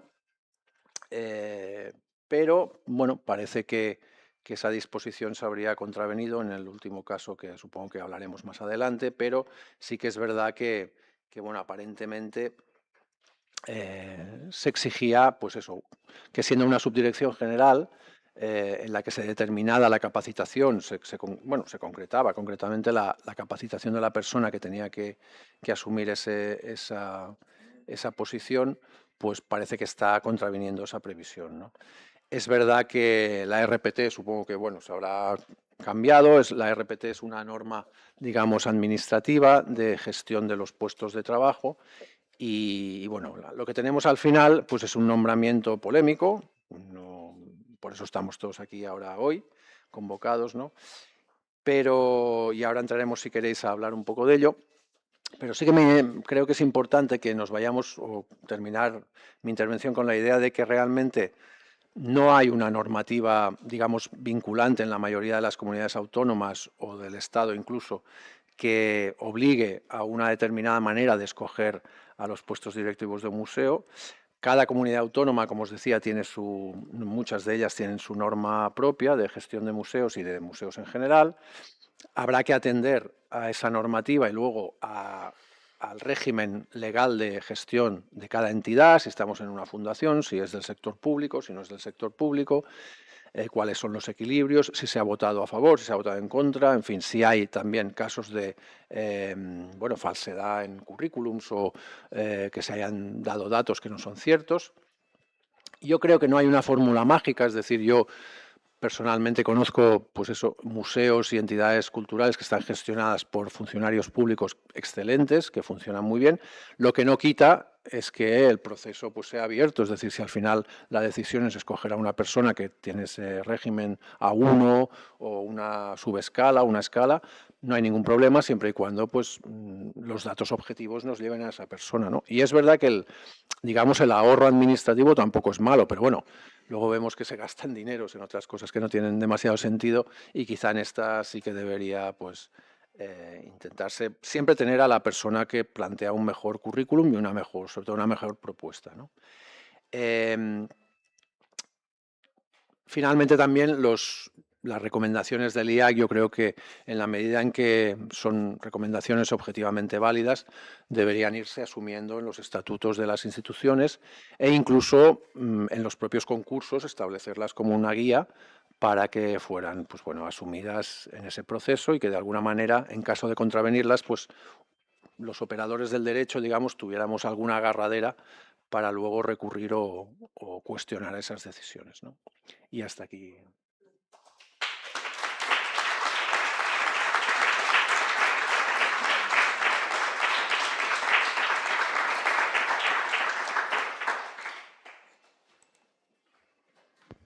Moitas gracias, Roger. Tamén nos abriu un pouco o marco, nos amosou outros exemplos de institucións que poden ofrecer modelos similares ou legislacións autonómicas similares. E tamén, puntualizaches moitas das recomendacións que atañen eses códigos de boas prácticas que eu lembro perfectamente que no informe feito dende esta casa tras uns encontros sectoriais na fundación do propio CEGAC se recollían maioritariamente xunto coa recomendación de unha figura xurídica independente, sobre todo se apuntaba unha fundación, cousa que nunca se chegou a executar, aínda que a Consellería nestes meses dixo en varias ocasións que se tivera implementado e que non funcionara. Iso non é verdade, nunca tivo unha figura xurídica independente.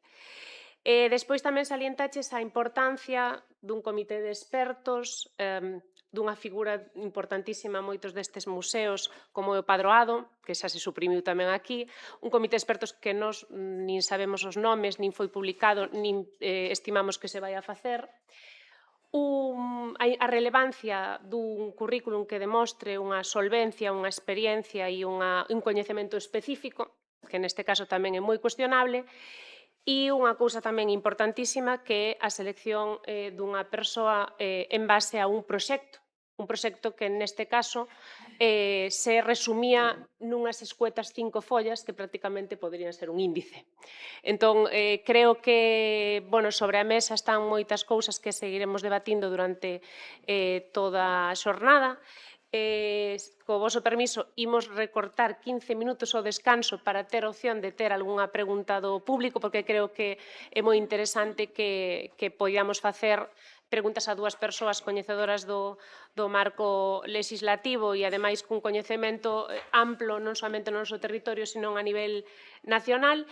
E, entón, así, quitamos 15 minutos do descanso, pero aínda así teremos tempo de reanudar as seguintes mesas en tempo e abrimos un turno de preguntas. Levantade a man e é importante que agardedes a que chegue un micro para que todo isto se recolla tamén no debate.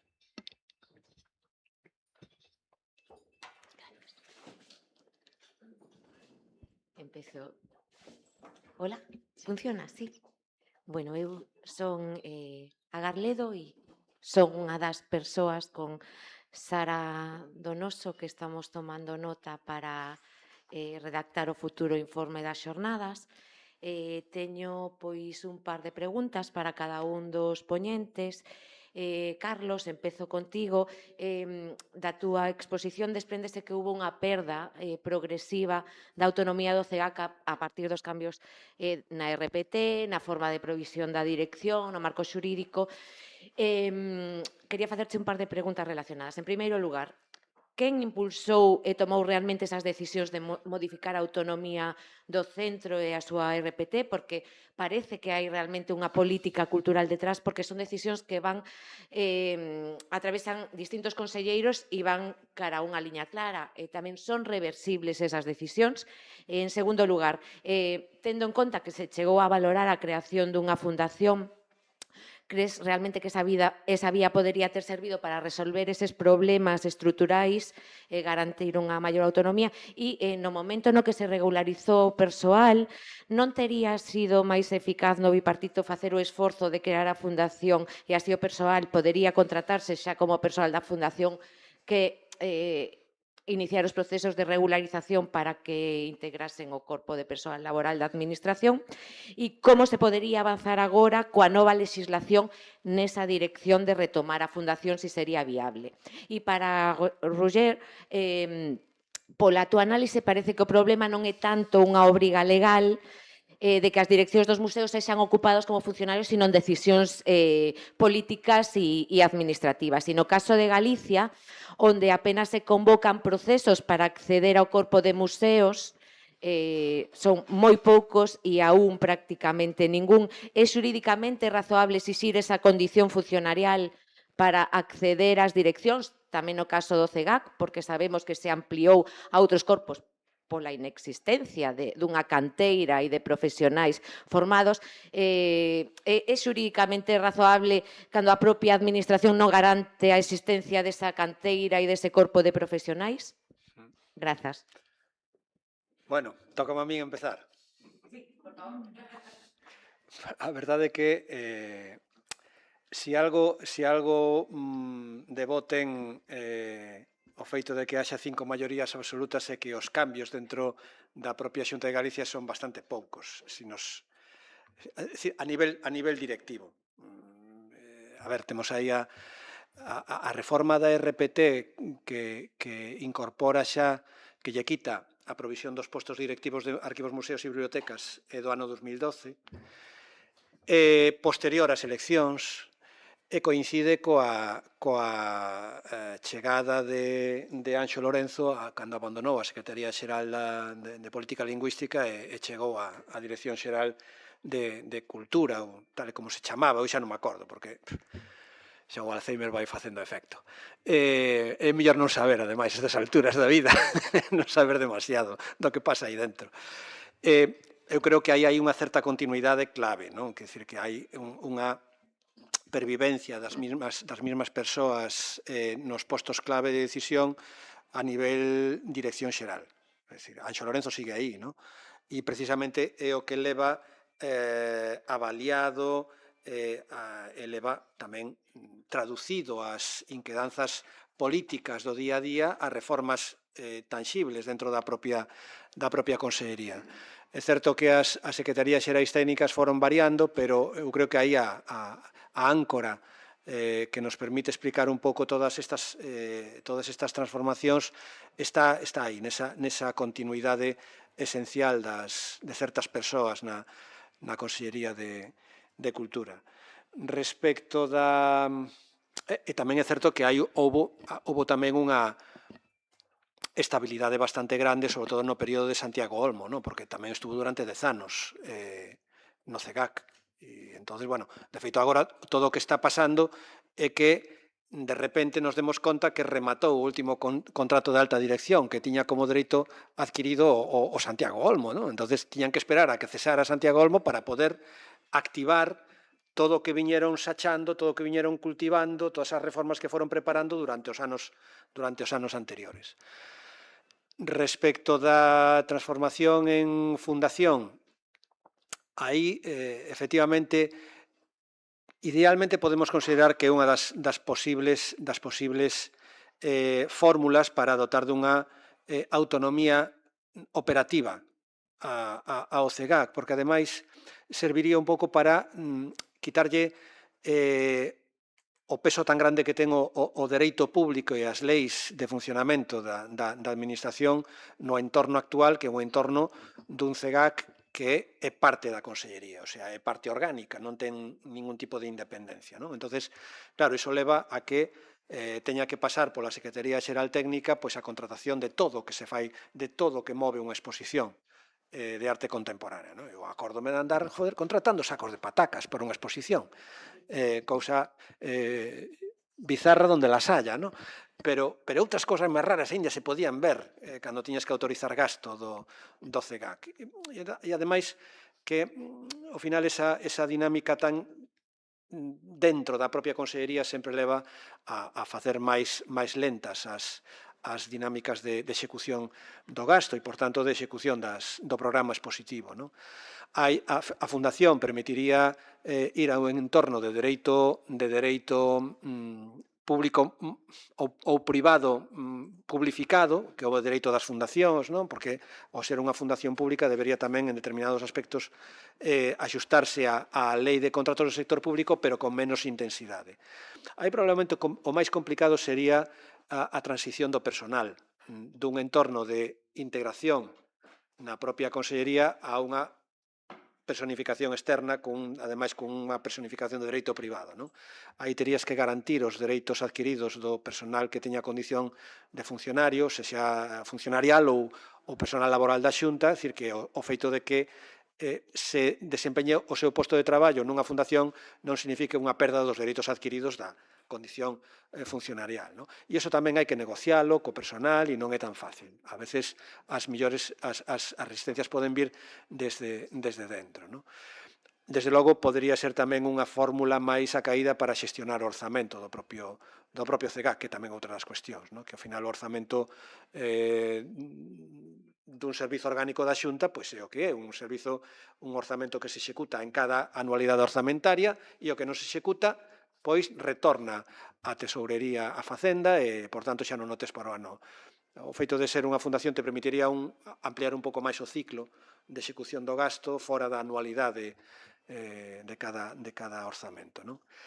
Pero, bueno, sería unha posibilidade que se podería traballar e se podería impulsar, pero o certo é que tampouco se está mandando ningunha vontade de tirar por ese camiño. Eu creo que as opcións xa estamos na quinta maioría absoluta. Eu creo que, ademais, a estas alturas xa deben estar aburridos de ir no coche oficial, porque chega un momento en que, a ver, eu fun alto cargo, e realmente é unha, se o tomas coa intensidade que require o cambio e a política administrativa transformadora, un período de 16 anos no coche oficial é que realmente para solo a altura de superdotados tipo Pogachar ou unha cousa así. O sea, pero eu creo que realmente o feito de estar tanto tempo nos cargos leva a que haxa unha especie de inercia, aversión ao cambio, unha actitude defensiva políticamente, porque ao final estás aí tratando de defender a maioría absoluta e que non se te mueva nada.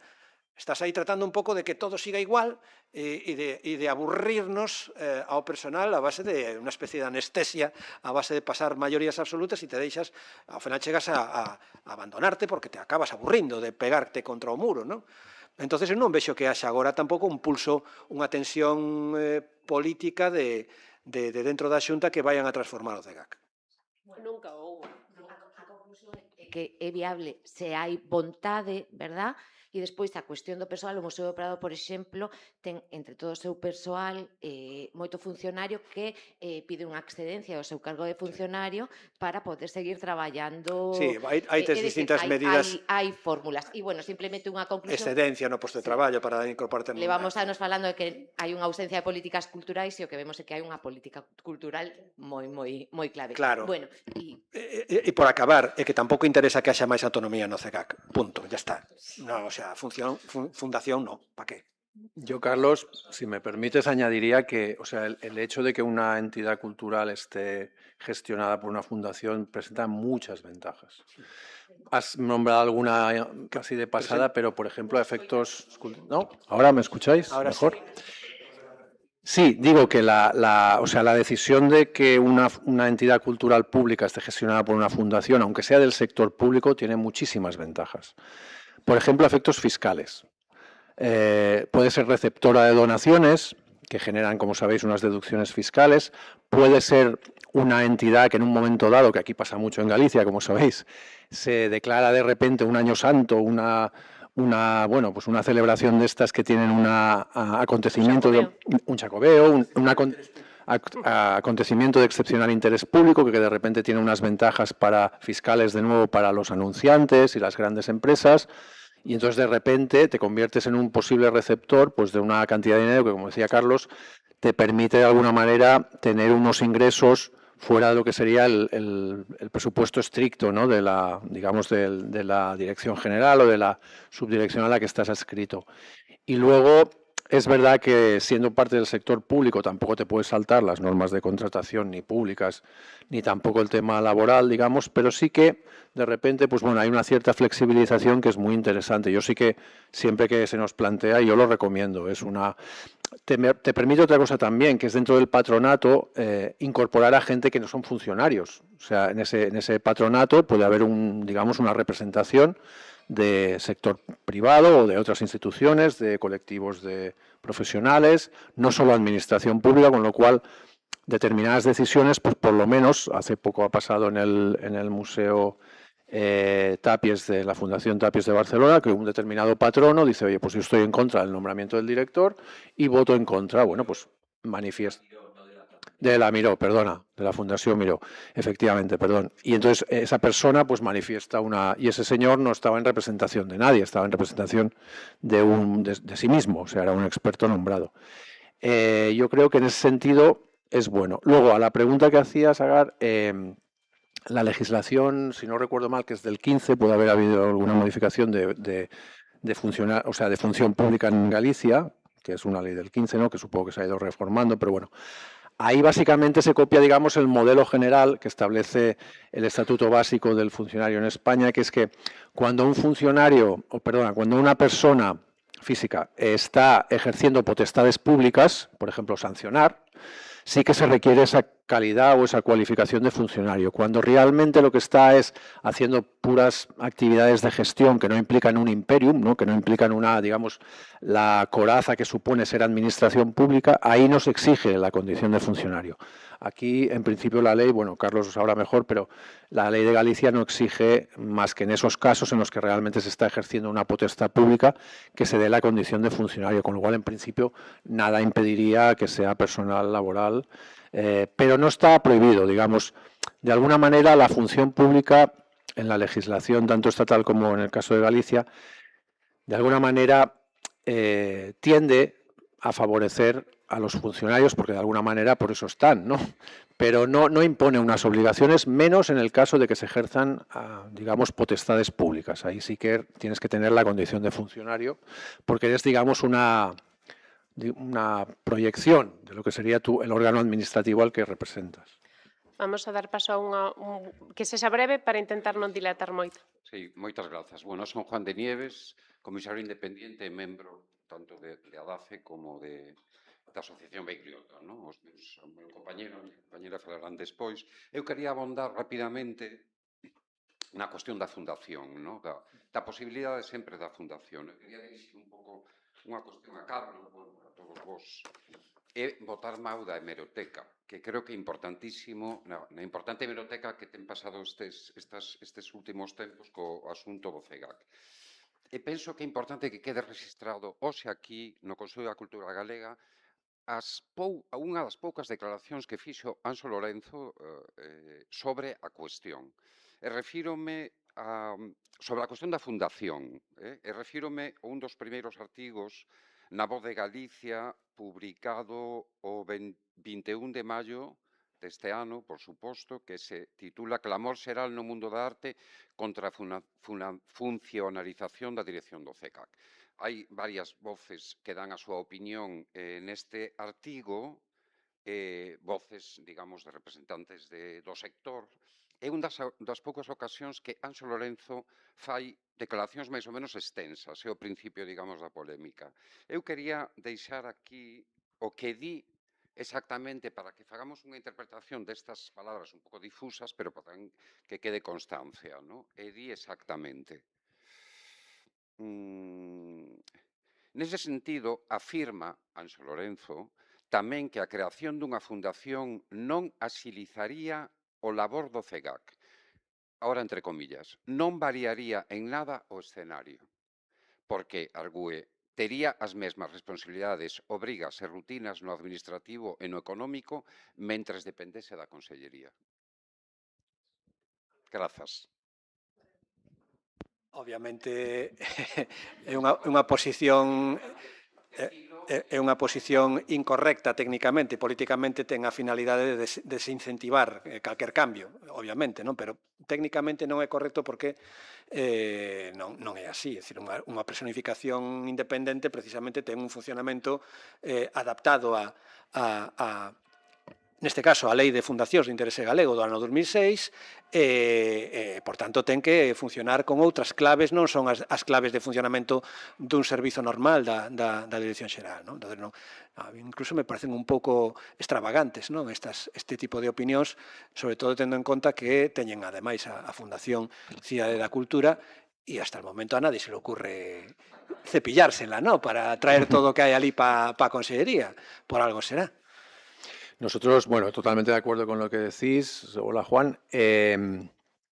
Nosotros ahora estamos, bueno, para un caso práctico, para que veáis, ¿no? Estamos redactando los estatutos del nuevo museo MNCAR, o sea, Reina Sofía La Fuente, que es en Santander. allí directamente se ha planteado una fundación. O sea, a nadie se le ocurre que esto dependa de un organismo público. Es verdad que en este caso, que yo creo que es un instrumento muy válido, porque también ha habido, ahora luego os pongo un caso también curioso que ha pasado en Madrid, es muy bueno que las fundaciones, cuando se constituyen para este tipo de proyectos, lleven aparejado algún tipo de acuerdo con las administraciones, digamos, de permanencia y sostenibilidad. Porque al final, si no, nos encontramos con fundaciones que quedan bloqueadas o quedan prácticamente sin actividad. Y en cambio, si hay un compromiso, digamos, colateral, aparte de lo que serían los estatutos, aunque tenga lo que llamamos en derecho una cláusula espejo, ¿no? que esté relacionado con ese documento, pero que prevea unas obligaciones de financiación y de viabilidad, es muy importante. Por ejemplo, si una de las administraciones, en este caso hay 3, si una de las administraciones aporta un inmueble, bueno, pues que haya un compromiso, digamos, por ejemplo, de 50 años. Bueno, pues ahí estás dando una señal de que a ti te importa este proyecto. Otra administración que se comprometa a aportar 2 millones de euros una y 2 millones de euros la otra. Bueno, pues ahí queda dicho que hay una financiación con independencia, que luego, evidentemente, cuando no hay dinero, pues no hay dinero. Pero por lo menos hay una declaración de voluntad de la administración de hacer frente. En el caso que habréis conocido también, en el que hemos participado, por desgracia, en Madrid, el Círculo de Bellas Artes tiene una fundación y un consorcio. La fundación, digamos, está para, digamos, el régimen interno de la entidad, es una fundación privada, en ese caso no es sector público, pero sí que hay un consorcio en el que las distintas administraciones, Ministerio de Cultura, el Ayuntamiento, la Comunidad Autónoma, tienen unos compromisos de sostenibilidad. Y eso ha permitido que ante una bajada radical de la financiación de esa entidad por parte de una de las instituciones, se pueda llegar a plantear en la fundación una queja diciendo, oiga, usted está en esta estructura como administración porque en su día se comprometió a financiar.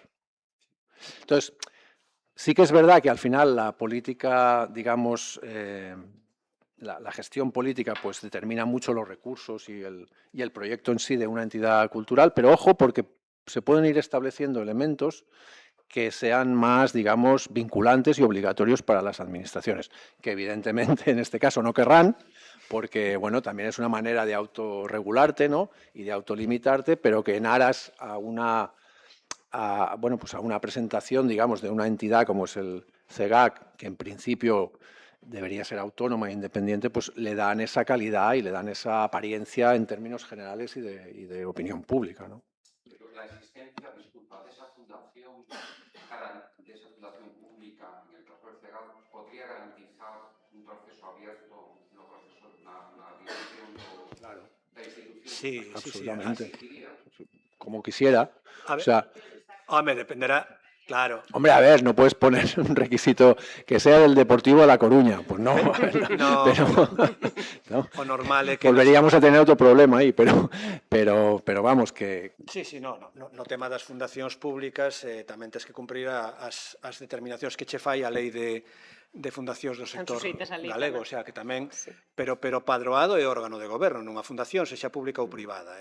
Bueno, no ámbito das públicas, pois os estatutos sempre se redactan para acentuar esa dimensión representativa que ten un padroado, non? Porque tamén quero lembrar que o padroado da Fundación Cidade da Cultura non é un padroado monocolor da Xunta, sino que tamén está o Concello de Santiago, en fin, hai máis partners, non? E iso tamén é unha das ventaxas que pode facer un modelo fundacional, que precisamente te permite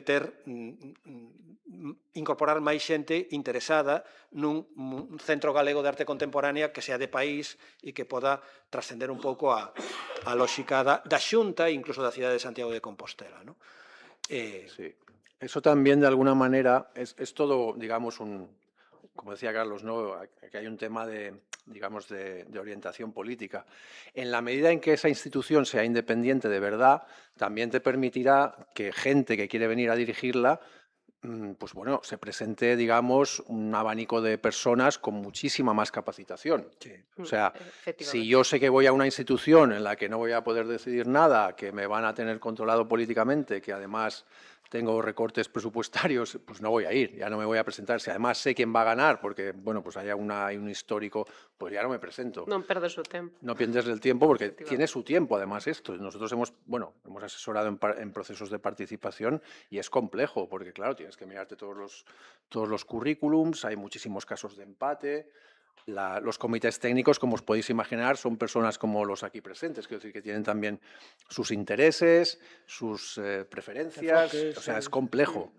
Pero bueno, eso también permite que la institución tenga una apariencia de independencia necesaria para este tipo de, bueno, pues de instituciones.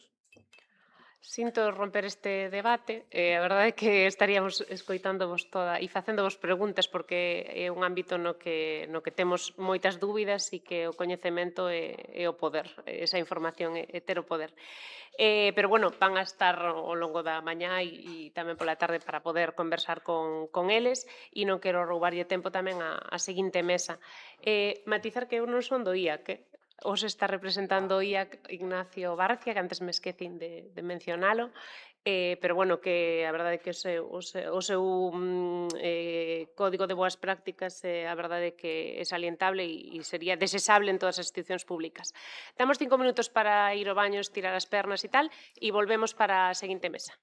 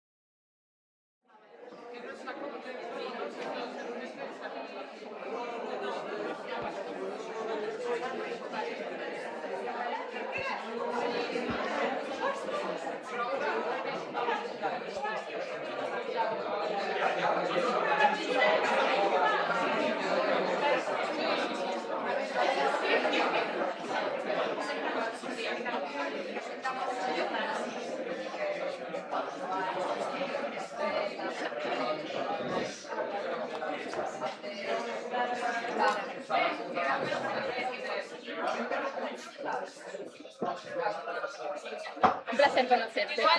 Me encanta. Tu energía suave, me encanta que estés en las reuniones porque introduces la paz. Hace falta Hace falta ese tipo de energía más. Sí, donde posarse. Sí, bueno, para mí esto ya es... O sea, quien debería estar aquí es Ansela. Porque tiene, o sea, porque sí, yo aquí estoy como un bicho raro. Me siento fuera del agua, vamos. ¿Qué pasa? Pues yo creo que no. Que tú tienes, o sea, cuando te escucho es como... Hay una energía.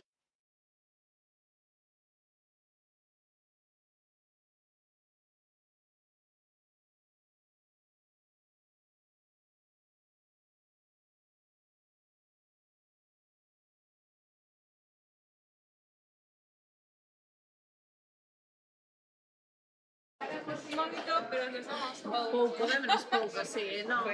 Contábame unha compañeira Raquel que iba a intentar... Vamos arremuiñando os pitos. Moi boas. Hola, ¿qué tal? Compartimos micro, non? Sí. Bueno, imos dar comezo á segunda mesa de debate titulada Ámbito da xestión cultural nos museos e centros de arte e marco conceptual, entidades profesionais independentes de xestión e creación. Hoxe temos aquí 5 persoas, bueno, 4. Tres.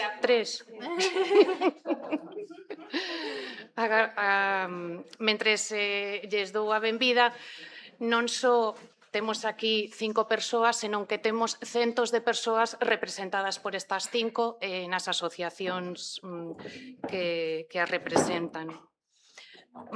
Despois dunha primeira mesa centrada no marco xurídico, esta sesión propón desprazar o foco cara ás persoas e as organizacións que de distintos lugares sosteñen o día a día do ecosistema artístico contemporáneo.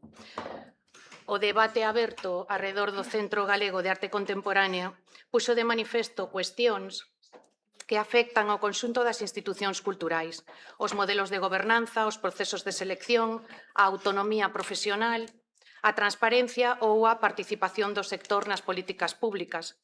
Isto témolo falado xa na primeira mesa, moi nutritiva e que dará para moito debate. Pero tamén revelou algo máis profundo, que é a necesidade de preguntarnos que entendemos hoxe por institución cultural e que relación debería manter coa sociedade, coa creación artística e cos profesionais que forman parte dela. As persoas que nos acompañan representan asociacións con responsabilidades e experiencias moi diversas. Esa pluralidade é precisamente a riqueza desta mesa. Mais que a buscar respostas únicas, gustaríanos explorar puntos de encontro, identificar desacordos e pensar colectivamente que sistema cultural queremos construir para Galicia nas próximas décadas. Gustaríame que cada quen de vos douvos a benvida, que vos identifiquedes polo voso nome e, ademais, pola asociación que representades, que é como moito máis áxil porque temos moi poquiño tempo e a verdade é que é unha mesa moi productiva. María. Sí, bueno, eu son María Gil Martínez, veño como representante da Asociación Cultural Begliota, que é unha asociación composta por historiadoras, investigadoras, artistas, críticas, mediadoras, curadoras, que bueno, busca xerar un espazo crítico para o debate e a posición sobre a cultura contemporánea na Galicia. E a verdade é que pillounos un pouco a nivel circunstancial a cuestión do CEGA, que de forma urxente, cando estábamos un pouco retomando unha actividade, non? Que estivo parada un pouco uns anos, e a urxencia de UP a un comunicado masivo e a estar aquí hoxe, non? Así que, bueno, grazas polo convite. Buenos días, mi nombre es Agustín Pérez Rubio y vengo en representación de ADACE, de la Asociación de Directoras y Directores de Arte Contemporáneo de España, que se creó en el 2006. Empezó con la presidencia de una gallega, de Carlota Álvarez Basso, y siguió con Yolanda Romero y otros, hasta ahora que Inma Prieto es la presidenta, no ha podido venir, y otros miembros, y yo estoy representando. Muchísimas gracias, en primer lugar, por la invitación y sobre todo por abrir realmente, porque creo que es muy necesario, como ha dicho hoy la presidenta del Consello, abrir esas instituciones hacia realmente un camino hacia las instituciones mucho más democráticas y abiertas. Por otra parte, y a nivel personal, he estado 9 años en el Consejo del CIMAM, el órgano internacional, y Museum Watch, que es un poco el que hace el surveillance y el que hace esa vigilancia de todos los museos de arte contemporáneo, de moderno y contemporáneo a nivel internacional. Y la situación que hoy nos viene aquí, y he leído hoy en el programa que era una situación galega, pero la urgencia, la importancia y el drama que realmente se está viviendo aquí no es solamente del CEGAC, es de todo el territorio español y de todos los museos de arte moderno y contemporáneos del mundo. En este sentido, recordar que ICOM, el Instituto, o sea, la International Committee of Museums of Modern Art, y CIMAM hicieron un comunicado conjunto. Todos los profesionales del mundo internacional de arte moderno y contemporáneo, y ahí luego en mi intervención haré una nota justamente a Roger, están al tanto de esto y se han manifestado sobre esto. O sea que excede mucho más que solamente este territorio regional y autonómico. Gracias.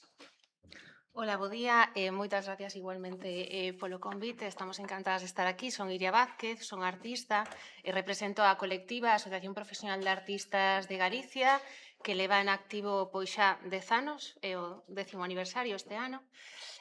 Bueno, como Asociación Profesional de Artistas, somos unha entidade xurídica que dá orixe a unha plataforma de defensa dos dereitos e dos intereses das artistas residentes en Galicia ante calqueira institución pública ou privada.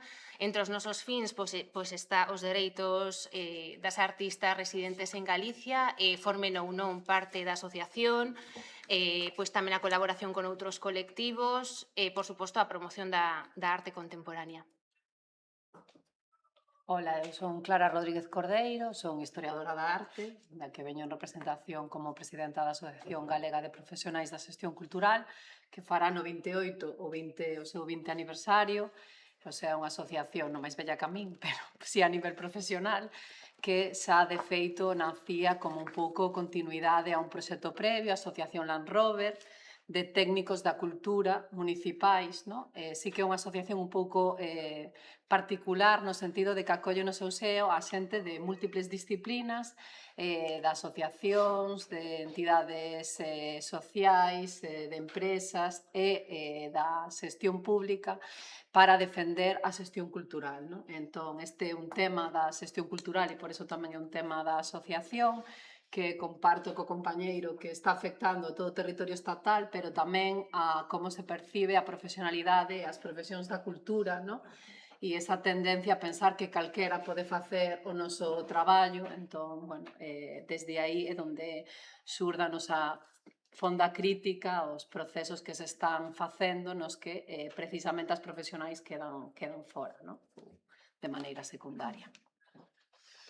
Hola, moito bon día. Buenos días, bos días. Sou Olga Méndez Fernández, veño en representación de MAP, Asociación de Mulleres nas Artes Visuais, que é unha asociación estatal, feminista e sin ánimo de lucro, recoñecida no ano pasado, no 2025, pelo Ministerio do Interior como unha entidade de utilidade pública. Temos como máis de 800 socias repartidas pois no sistema da arte, pois desde artistas, comisarias, directoras, críticas, galeristas, entre outras. Nos articulamos nunha rede ampla do que é o Estado español. Cada comunidade autónoma ten a súa coordinación territorial. Por exemplo, aquí en Galicia están Sara Donoso e María Xosé Fernández. como coordinadoras territoriais, e desde o 2009, que foi o seu ano de establecemento, o MAP, traballa para alcanzar a igualdade entre homes e mulleres, facendo que sexa real, intentando esa realidade do artículo 26 do 2007 da Lei da Igualdade. E, un dos traballos máis importantes recoñecidos a nivel externo da MAP é os seus informes. Anualmente, MAP elabora informes das ferias de arte e o año pasado, por exemplo, perdón, a miña simultaneidade de linguas, tivemos o traballo inmenso de elaborar o informe 2025, que foi a nivel estatal. Cada territorio fixemos a elaboración do que estaba a pasar nos centros de arte e museos de cada comunidade autónoma. Estamos en diferentes mesas sectoriales, traballamos tamén, participamos no Observatorio de Igualdade do Ministerio de Cultura e tamén estamos elaborando conjuntamente un manual de boas prácticas. Bueno, xa vamos vendo. Moitas gracias polo convite tamén. Ben, parece que nesta xornada de hoxe estamos dende unha perspectiva histórica, non? Cando vexamos a certa distancia o que estamos a construir, semella que estamos construindo as bases ou que pretendemos construir ou deixar feito un camiño máis sólido, porque sí que é certo que somos moi novos, estamos falando 2009, 10 anos, estamos falando de asociacións moi novas, pero moi potentes que recollen un pouco esa mirada transversal dende as diferentes áreas de xestión. Deixando de lado episodios concretos, non tendo a perspectiva do CEGA como única mirada, que diagnóstico facedes do sistema institucional da arte contemporánea en Galicia hoxe? Podes falar, non ten que ser por orde, pero... Para nós consideramos que revela unha mala praxe continuada no referido á xestión e administración dos espazos institucionais na Galiza. Tamén poderíamos falar do resto do Estado, non?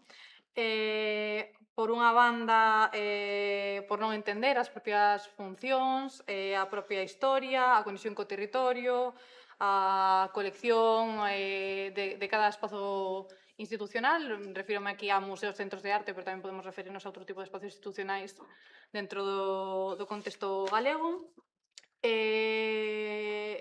Ao non comprender todas estas cuestións, hai unha política de desarticulación clara dos espazos que se leva a cabo con reducción orzamentaria, con a falta de dirección. Falamos incluso o director xeral de Cultura falaba de que nos queixábamos do CEGAC, pero non de outros museos que levaban anos en dirección. Pois sí que nos queixamos dos centros que levan anos en dirección, e tamén de aqueles que están dirixidos, pero sen programas, plans axeitados, referidos a cada un dos espazos institucionais. Con todo isto, con esta desarticulación, perdese presencia, credibilidade, conexión co territorio, visibilidade, e, por tanto, tamén perdense visitantes. Despois utilízase esta narrativa da perda de visitantes que ven derivada dunha falta de política cultural, non, máis ben, como comentaba antes Agar, dunha política cultural específica.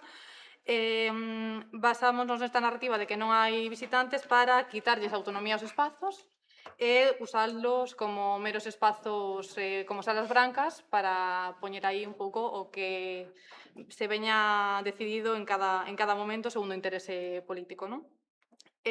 Por outra banda, esta desarticulación tamén ven por esas inxerencias políticas e por unha cousa que tamén se comentaba antes, que a falta de convocatoria de prazas e contratos permanentes, non? Esa falta de provisión nos diferentes corpos de institucións, que leva a unha precariedade, que leva a unha expulsión de gran parte do sector das propias institucións, e que leva a que moitas persoas xa da miña xeración, pero tamén de xeracións anteriores e posteriores, teñan que traballar como falsas autónomas, con bolsas de formación, con contratos temporais de forma moi precaria, etc. Entón, eu creo que o CEAC é simplemente un exemplo de todo isto que está detrás.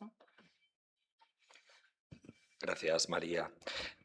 Mi intervención va a ser, en primer lugar, agradecer al Consello que la primera mesa haya sido justamente hablar de la ley.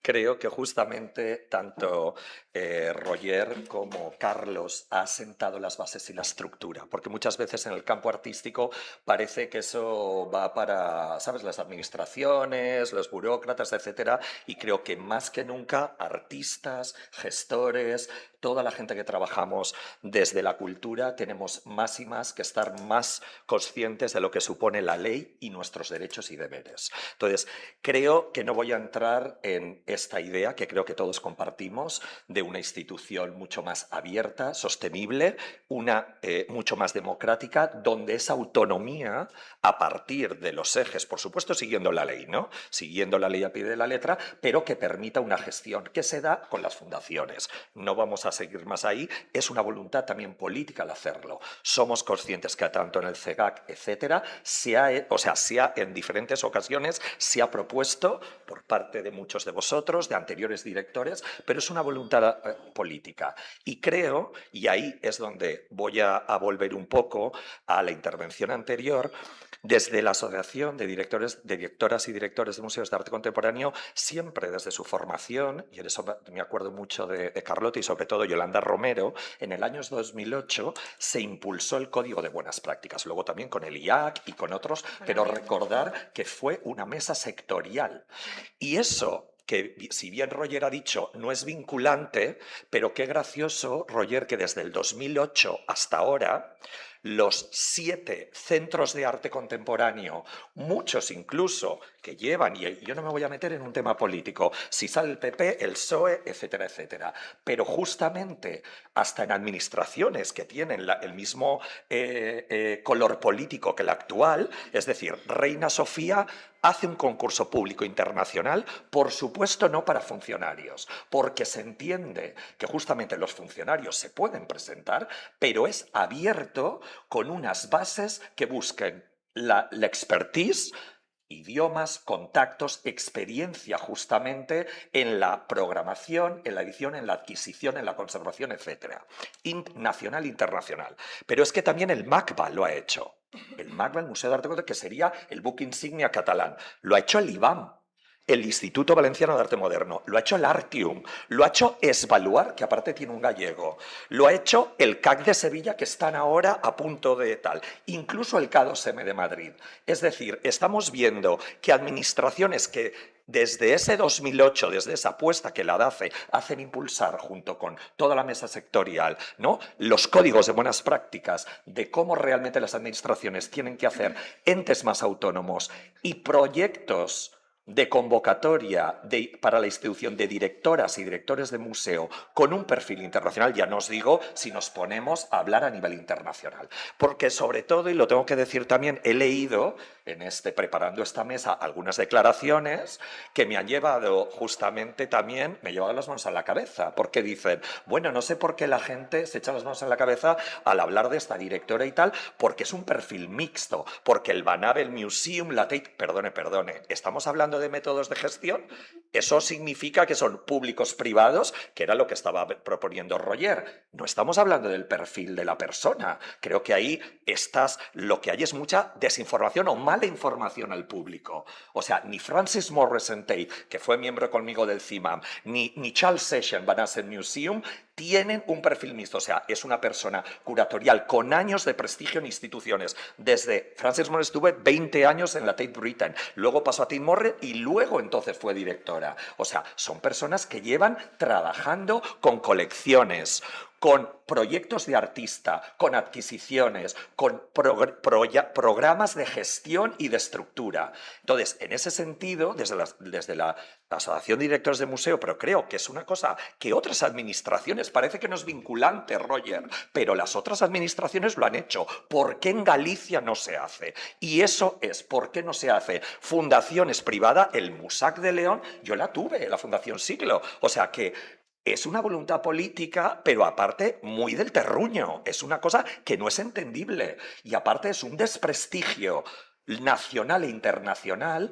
que el arte gallego, o sea, solo esté en boca de todos para hablar de lo mal y de la corruptela que se está haciendo a partir de esas estructuras. Entonces, de una vez por todas, creo que mesas así y proyectos importantes que no se queden en el cajón, lo que pediría este Consello es que ese proyecto de septiembre, lo que se redacte, se haga público, lo tengan todas las asociaciones, se haga público una rueda de prensa para los medios de comunicación, que es lo único que entienden muchas veces nuestras autoridades, desgraciadamente, para que entiendan realmente la importancia, porque no está ni en la media de una cuestión nacional, o sea, del ámbito más cercano.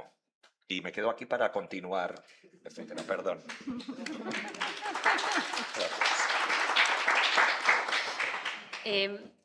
O diagnóstico que facemos, bueno, eu penso que a ciudadanía en xeral tampouco hai que ser moi profesional ou ter un coñecemento moi específico para que nos pareza escandaloso o caso do CEGAC, pero como están a dicir todas as compañeiras, se apunta do iceberg de unhas políticas culturais que se están a facer a espaldas e ao marxe do sector cultural, non paradoxicamente.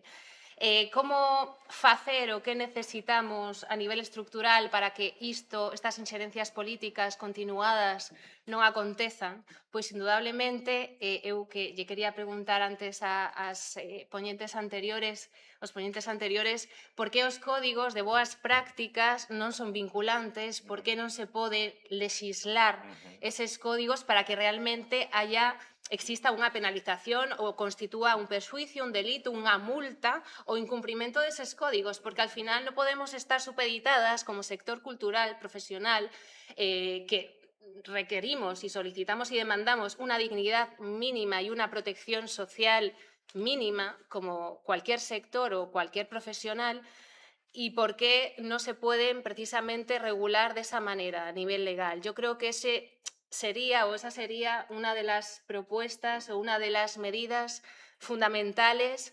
de solicitar mejor esta ley, ¿no?, al Gobierno, que sea de ámbito estatal, por supuesto, y que no dependa de las comunidades, porque si no estamos vendidas, porque al final hay este también es otro de los problemas que tenemos, las diferencias territoriales que tienen las distintas, personas, artistas, no solo pasa en el ámbito cultural, pasa en otros ámbitos, ¿no?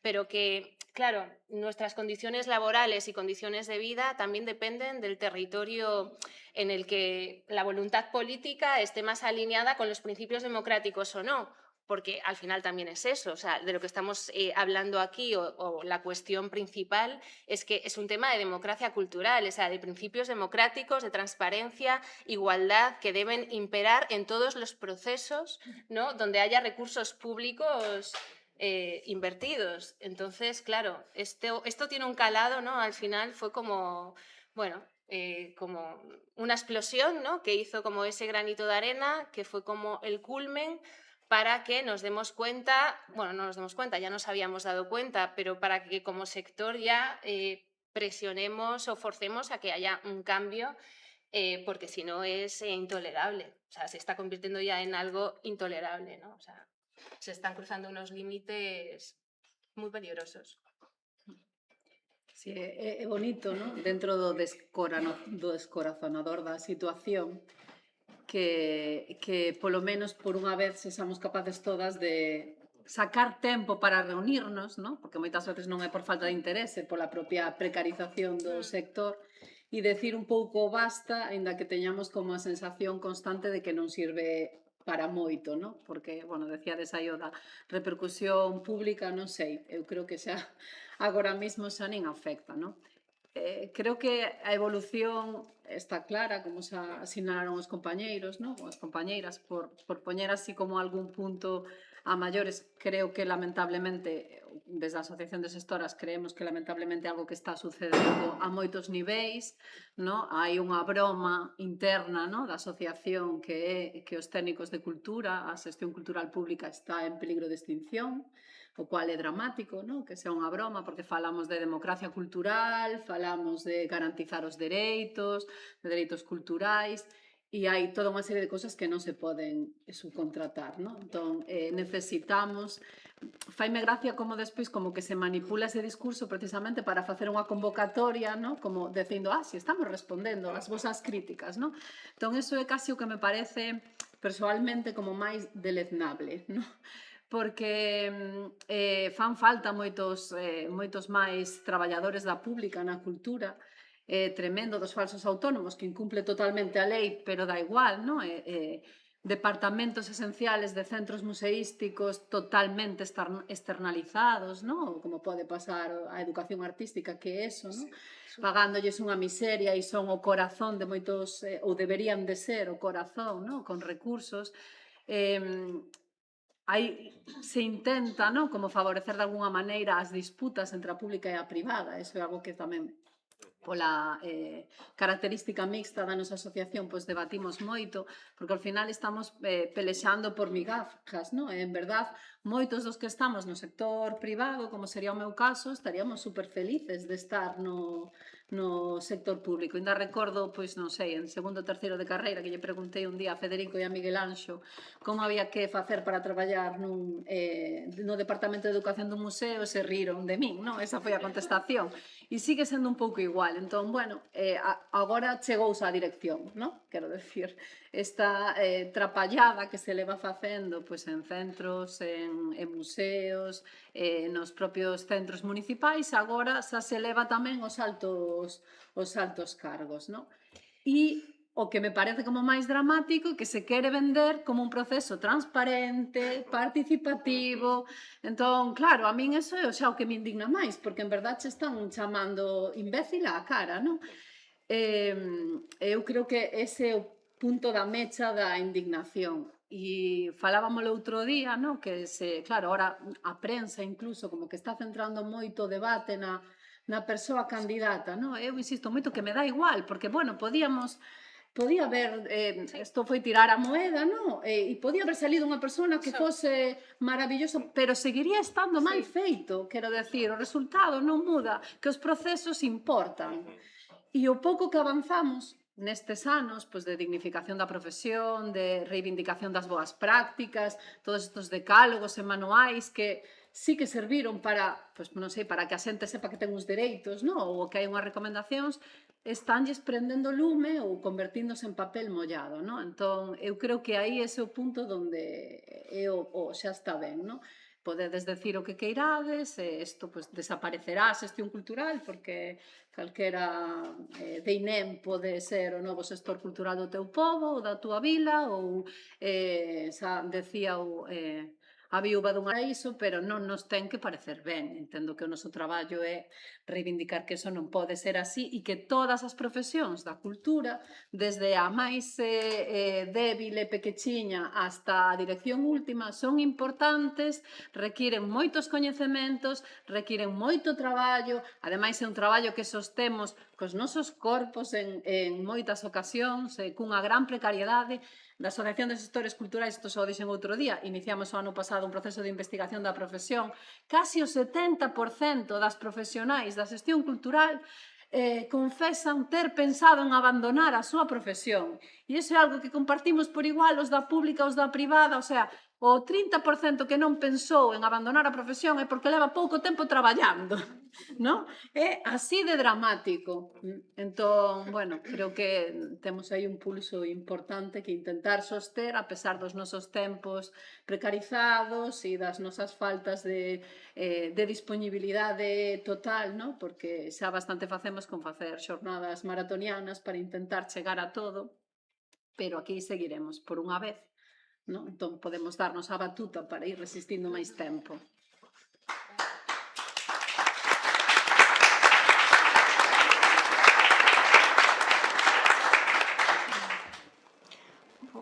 Bueno, eu síntome como un pez fora da agua, pero gostaría de comenzar recordando as palabras de Dolores Vilapedra e tamén referindo a Agustín, o caso que acontece en Galiza non é só para Galiza, sino é un síntoma que está a acontecer no propio Estado, non? E a MAP cheganos no iba a decir semanalmente, pero mensualmente sempre temos algo crítico que acontece no algunha das comunidades autónomas, Aragón, Canarias, Castilla e León. O ano pasado, xa non sei se foi ano pasado, hace dois, non, hace máis, no CCCC, o de Centro da Cultura do Carmen, non? En Valencia. Entón, pronto, algo que nos atravesa a todos, non? E como desde MAP podo falar eu, non? Eu teño aquí unhas ideas, claro, anotadas, non? E consideramos que, evidentemente, que é preciso pasar dunha cultura da discrecionalidade a unha cultura da gobernanza, non? Pero como se fai isto, non? Non existe unha verdadeira, nos pensamos como feministas, que non existe unha verdadeira profesionalización sin unha perspectiva feminista. A igualdade non pode depender da sensibilidade ou da voluntade dunha dirección, senón que debe incorporar de forma transversal, estable e evaluable nos órganos de decisión, nas equipas, nas coleccións, nas programacións e na distribución dos recursos. E, por suposto, é maravillosa unha mesa e esta proposta do Consello da Cultura Galega no que non pode haber unha gobernanza sin participación. As asociacións profesionais e os distintos asentes do sistema artístico non debería ser convocados únicamente cando xurse unha crise, sino formar parte da definición, do seguimento, da evaluación das políticas culturais. Hablar de participación exige tamén falar de cuidados institucionais. Unha institución que cuida é unha institución que escoita, que explica as súas decisións, recoñece os conflictos, protexe os seus traballadoras e os seus traballadores, remunera adecuadamente, respeita os tempos, mantén unha relación responsable con artistas, públicos e comunidades. Os cuidados non son un complemento afectivo da xestión, son unha condición da democracia institucional. O principal reto é construir institucións públicas con autonomía profesional, regras claras. Bueno, non estou a dicir nada diferente, non? Pero repetir, transparencia, participación efectiva e responsabilidade compartida. Institucións capaces de xerar confianza e de cuidar o ecosistema cultural do que forman parte. Podemos esfiar un poquinho máis a pregunta, porque teño moitas preguntas aquí, pero me parece que dá para debater, dá para moito. Entón, se queredes ampliar e interactuar entre os... Bueno, eu creo que tamén unha cousa que deixa en evidencia tamén todo isto, non? Que é a falta precisamente de diálogo, un pouco que estábamos comentando aquí, non? Sobre todo cando a Consellería de Cultura non para de dicir nos últimos meses que están abertos ao diálogo e demostraron nas últimas décadas que non só non están abertos ao diálogo, senón que desouviron as preocupacións, as queixas, as reclamacións, unha gran parte do sector non só referido aos museos e centros de arte, senón a outro tipo de espazos institucionais e non institucionais. E xusto nesas semanas non sei cantas solicitudes para xuntanzas tiveron, pero deberon ter como polo menos 20, porque pola nosa parte, por parte das xestores, bueno, por parte de todas as asociacións, o primeiro que fixemos foi prácticamente solicitar xuntanza co director xeral de Cultura, co cal hai que ser casi indecente que logo Nos, de feito, mandamos o comunicado asinado por máis de case 1.700 sinaturas, mandámoslo por rexistro para pedir unha reunión co conselleiro e ainda non tivemos resposta. Isto foi case un mes.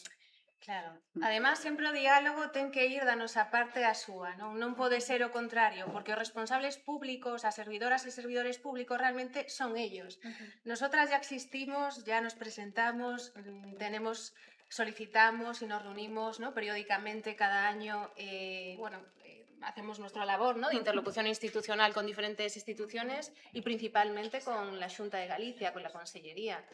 Pero claro, debería venir de la otra parte también, ¿no? O sea, y de hecho es que ya deberían habernos convocado para realmente coelaborar, ¿no?, esta corresponsabilidad de la que estamos hablando y este problema de gobernanza pasa porque haya un Consejo Permanente, bueno, Consello da Cultura tamén é iso, pero facer unha mesa, ¿no?, o que haxa unha mesa sectorial que realmente constitúa ese órgano asesor estable, permanente, consultivo, É que o donde se irónico- puedan evaluar todas esas ideas, todos esos proxectos, convocatorias, para que realmente... O irónico do asunto é que sí que nos convocan en moitas ocasións para moitos procesos de consultoría que volvamos aos coidados sempre son de participación gratuita, ¿no? Que sosteñen as propias asociacións ou as propias socias das asociacións que participan en xornadas de traballo, porque son xornadas de traballo con servicio de consultoría especializada, ¿no? Claro, o sea, a ver, tamén é como un análisis que vas vendo.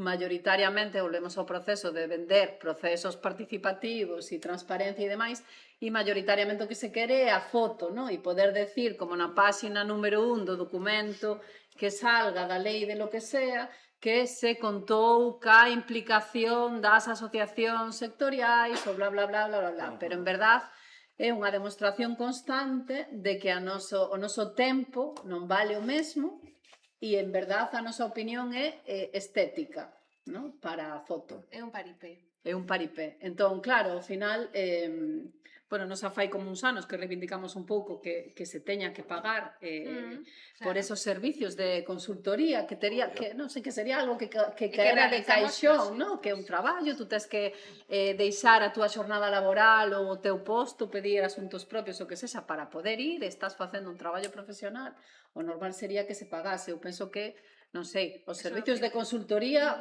os cobran sempre, non? Entón, non sei por qué, desde a xestión cultural ou da cultura, temos que facelos de maneira altruista, pero que o mínimo, o peor é que facemos igual.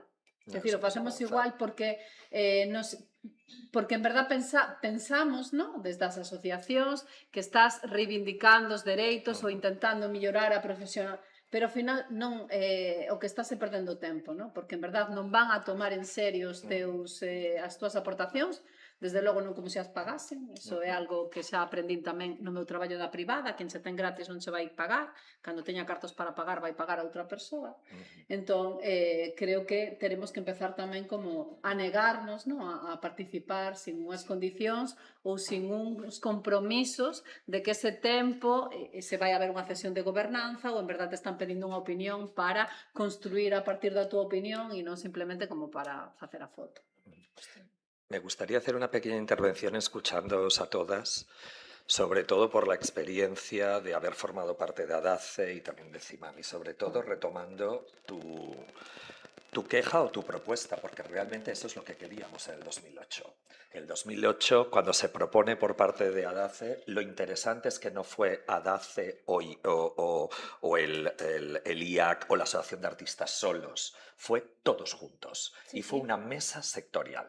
Entonces, retomando esa parte, la primera te diré que creo que hay que seguir intentando que eso sea ley, que no sea un protocolo, como dice Roger, que no es vinculante. O sea, creo que esos códigos de buenas prácticas, vemos que en el caso de lo contemporáneo, no tanto del funcionariado, se está dando en muchos museos, afortunadamente, y crucemos dedos, desgraciadamente aquí, o sea, oídos sordos totalmente, pero hay que seguir tanto quien esté ahora, quien esté después, siguiendo con que esos protocolos sean vinculantes. Pero ahora me voy a otra cosa y justamente escuchándoos. Solos, como decían en la bola de cristal, no podemos. Con amigos sí, con compañeras sí. Entonces, igual que hay una mesa sectorial nacional, cuando tú vas a un político y dices, es que soy los directores, es que soy el artista, es que soy la trabajadora, tal, es que no, somos la mesa sectorial del arte. Y si usted quiere arte en Galicia, tiene que hablar con nosotros. Entonces, en algún momento, igual os tenéis que juntar, ¿me entendéis?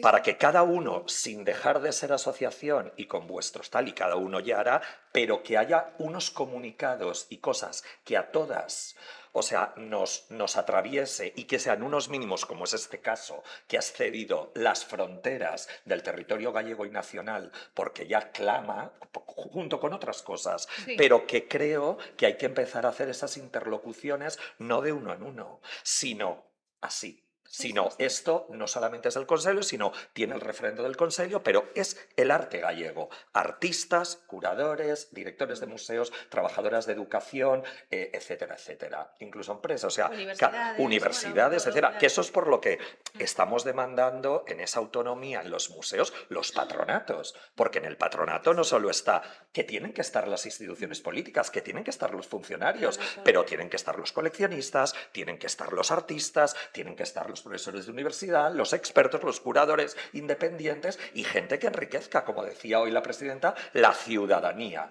Incluso hasta, oye, gente que pertenezca a asociaciones de otro tipo que no tengan solamente un calado meramente artístico, sino cultural, que enriquezca la institución. Pero frente a este momento creo que hay que utilizar, y yo recuerdo también en el IAC, que también formé parte del principio, luego no seguí, fue justamente por la poca visibilidad del arte español en aquellas manifestas y tal. Y esa asociación salió un poco desde galeristas, María Corral, curadores, Chus Martín, no sé qué, o sea, se empezó así, luego ha derivado en otra cosa, pero al contrario, creo que es bueno que estos momentos de crisis y de drama no solamente lloremos, sino que sirvan realmente para empoderar a cada una de las acciones y de los requerimientos y que se busque conjuntamente algo. No sé, lo dejo ahí, porque yo soy el de fuera, perdón. No, que estamos intentando constituir algo, de feito. Sí, o sea, hubo un primeiro encontro unha vez, a partir dun primeiro encontro nas portas do CEGAC, hai pouco hubo un encontro público en Sarria, entón creo que como de camiño a facer, non sei se mesa, se plataforma, se ainda non temos, creo que claro o nome, pero estamos en ese proceso precisamente para ter unha forza colectiva e poder, a partir de aí, obrigar quizáis, non? A este tipo de cuestións. Unha cuestión de confianza. Un museo ou un centro de arte pode funcionar sen a confianza do seu sector profesional? E como se construe esa confianza? Una cosa muy perversa que está ocurriendo. Autonomía, eso para empezar. Una cosa muy perversa que está ocurriendo y que os va a ocurrir, y yo lo digo plenamente porque soy de fuera, o sea, es que ahora, o sea, frente a toda la precariedad que el CEGAC, en este sentido, me refiero al CEGAC porque nos reúne aquí, pero puedo extrapolarlo a cualquier sector, esa precariedad que incluso hasta yo lo he notado, curatorial, de coordinación, de transportes, de negación, ahora parece ser que se va a desplegar, ¿no? Y entonces ahí os van a querer comprar a todos. O sea, ahora parece ser que el cheque y el talón, porque entonces ahí es donde hay que, al contrario, juntarse y decir, por aquí no paso. O sea, esta confianza no la tienes. Y si la tienes bajo estos requerimientos. Primer momento, quitar, o sea, dar por nulo esta declaración de esta señora directora. Abrir un proceso que haga del CEGAC y de las demás instituciones órganos democráticos y abiertos con procesos que realmente tengan la validez del sector del arte contemporáneo, donde todas las asociaciones y donde la gente esté también como interlocutora para esos procesos. Y a partir de ahí irnos a cada una de las asociaciones para verlo. Pero ahí toca también... Porque que eso es lo que ocurre y lo hemos visto de yo no lo hago, pero es que mi amiga lo hace y lo hace gratis. O es que, claro, por 5 está peor que yo y lo va a aceptar. Y eso va a ocurrir. Y eso lo vemos. Y aparte nos duele hablar de un compañero y una compañera de ¿pero por qué lo haces? No te presentes, no lo cojas. No. Y esto, entonces, lo que no puede ser es que luego, a partir de ese populismo, o sea, populismo contraintelectual, que lo han dicho hoy, ¿no? De que no, el museo y el arte es para las élites, las galerías son órganos de... O sea, son cosas que venden productos de lujo. ¿Pero qué de lujo? Te puedes comprar un dibujo por 200 euros, o sea, o 100. O sea, que, ¿me entendéis? Pero eso se va a utilizar. Entonces, a partir de ahí, realmente tenéis... O sea, hay que trabajar, y yo también pongo la asociación, y hay miembros, ¿no? Como Juan, como Santi Olmo, como otras personas que también, yo creo que hoy no están aquí, porque si no serían voz y voto, ¿no? También en ese sentido, pero que se pueden, al contrario, o sea, desde cada una de las asociaciones, y también lo pongo a DACE, trabajar en ese sentido de cómo realmente hacer esa, hoy lo ha dicho vuestra presidenta, ¿no? Esa resistencia, y tú también, cómo hay que resistir frente a eso para decir, este no es el camino. Tú no tienes la confianza, ni tienes los procesos y no me meto con las personas. Cuidado, no estoy valorando ni a Pepito, ni a Pepita, ni a quien se haya presentado. Ese proceso no es apto para seguir adelante. Hay que volver atrás y hay que volver, en el caso del CEGAC, y así una por una. Punto. Eu só quería decir que precisamente bueno, para recuperar a confianza hai que facer moitas cousas precisamente, non? Creo que unha cousa que tamén reclamamos dende Begliota nun comunicado público foi que xa non confiamos no propio director xeral de Cultura e que pediríamos a súa dimisión. E creo necesario que hai que reconstruir moitas cousas. E precisamente unha plataforma necesita de moitas mans, non? Entón, aquí tamén é un chamamento a continuar estes encontros de forma horizontal e plural, e que non só a asociación, senón que tamén toda persoa que queira unirse veña, falemos, debatamos, poñamos posicións en común de cara tamén a establecer un fronte común que exixa cousas que non deberían ser normais, por exemplo, que na meirande parte de museos públicos elixa directores por libre designación. Algo cousa máis? Escuchemos a la audiencia. Sí, vou facer unha última pregunta para o grupo e abrimos uns minutos porque non temos moito tempo, a menos cuarto, non? Temos que acabar. Vale, moi ben. Se dentro de 10 anos unha persoa nova decide desenvolver a súa carreira artística en Galicia, que debería atopar no sistema cultural que hoxe aínda non existe? Para darlle un xiro máis, bueno, positivo, non? Como dice Rita Segato, aparte haciendo mención a las compañeras feministas, no se puede hablar de futuro porque entonces es una idea muy conservadora, porque entonces todas nuestras perspectivas se van allí y no resolvemos el presente. Creo que hoy por hoy hay que resolver, no nos podemos ir a 10 años, tenemos que ir paso a paso y siendo muy conscientes de que el presente es lo que hay que resolver. Y luego ya habrá paso a paso, porque si no, proyectamos esas utopías y muchas de las utopías se fueron abajo y no, sino que hay que volver un poco a entender este momento. Bueno, que creo que a realidade precisamente que a un artista a día de hoxe non pode traballar, un artista, nin unha xestora cultural, nin unha historiadora de arte, non pode traballar na Galicia porque non existe unha estrutura que sosteña moitos dos traballos que necesitamos. Ou non pode traballar soamente como artista de maneira autónoma, non? E sen facer nada máis, non? Todas facemos moitos malabares en moitas etapas da vida para poder soster a produción artística, sendo as nosas propias mecenas, porque en Galicia faltan liñas de axuda, de apoio fundamentais, por exemplo, nas artes visuais, nin sequera contamos con as axudas permanentes, periódicas, anuais para a produción e investigación artística. Somos o único subsector que non ten esas axudas, non?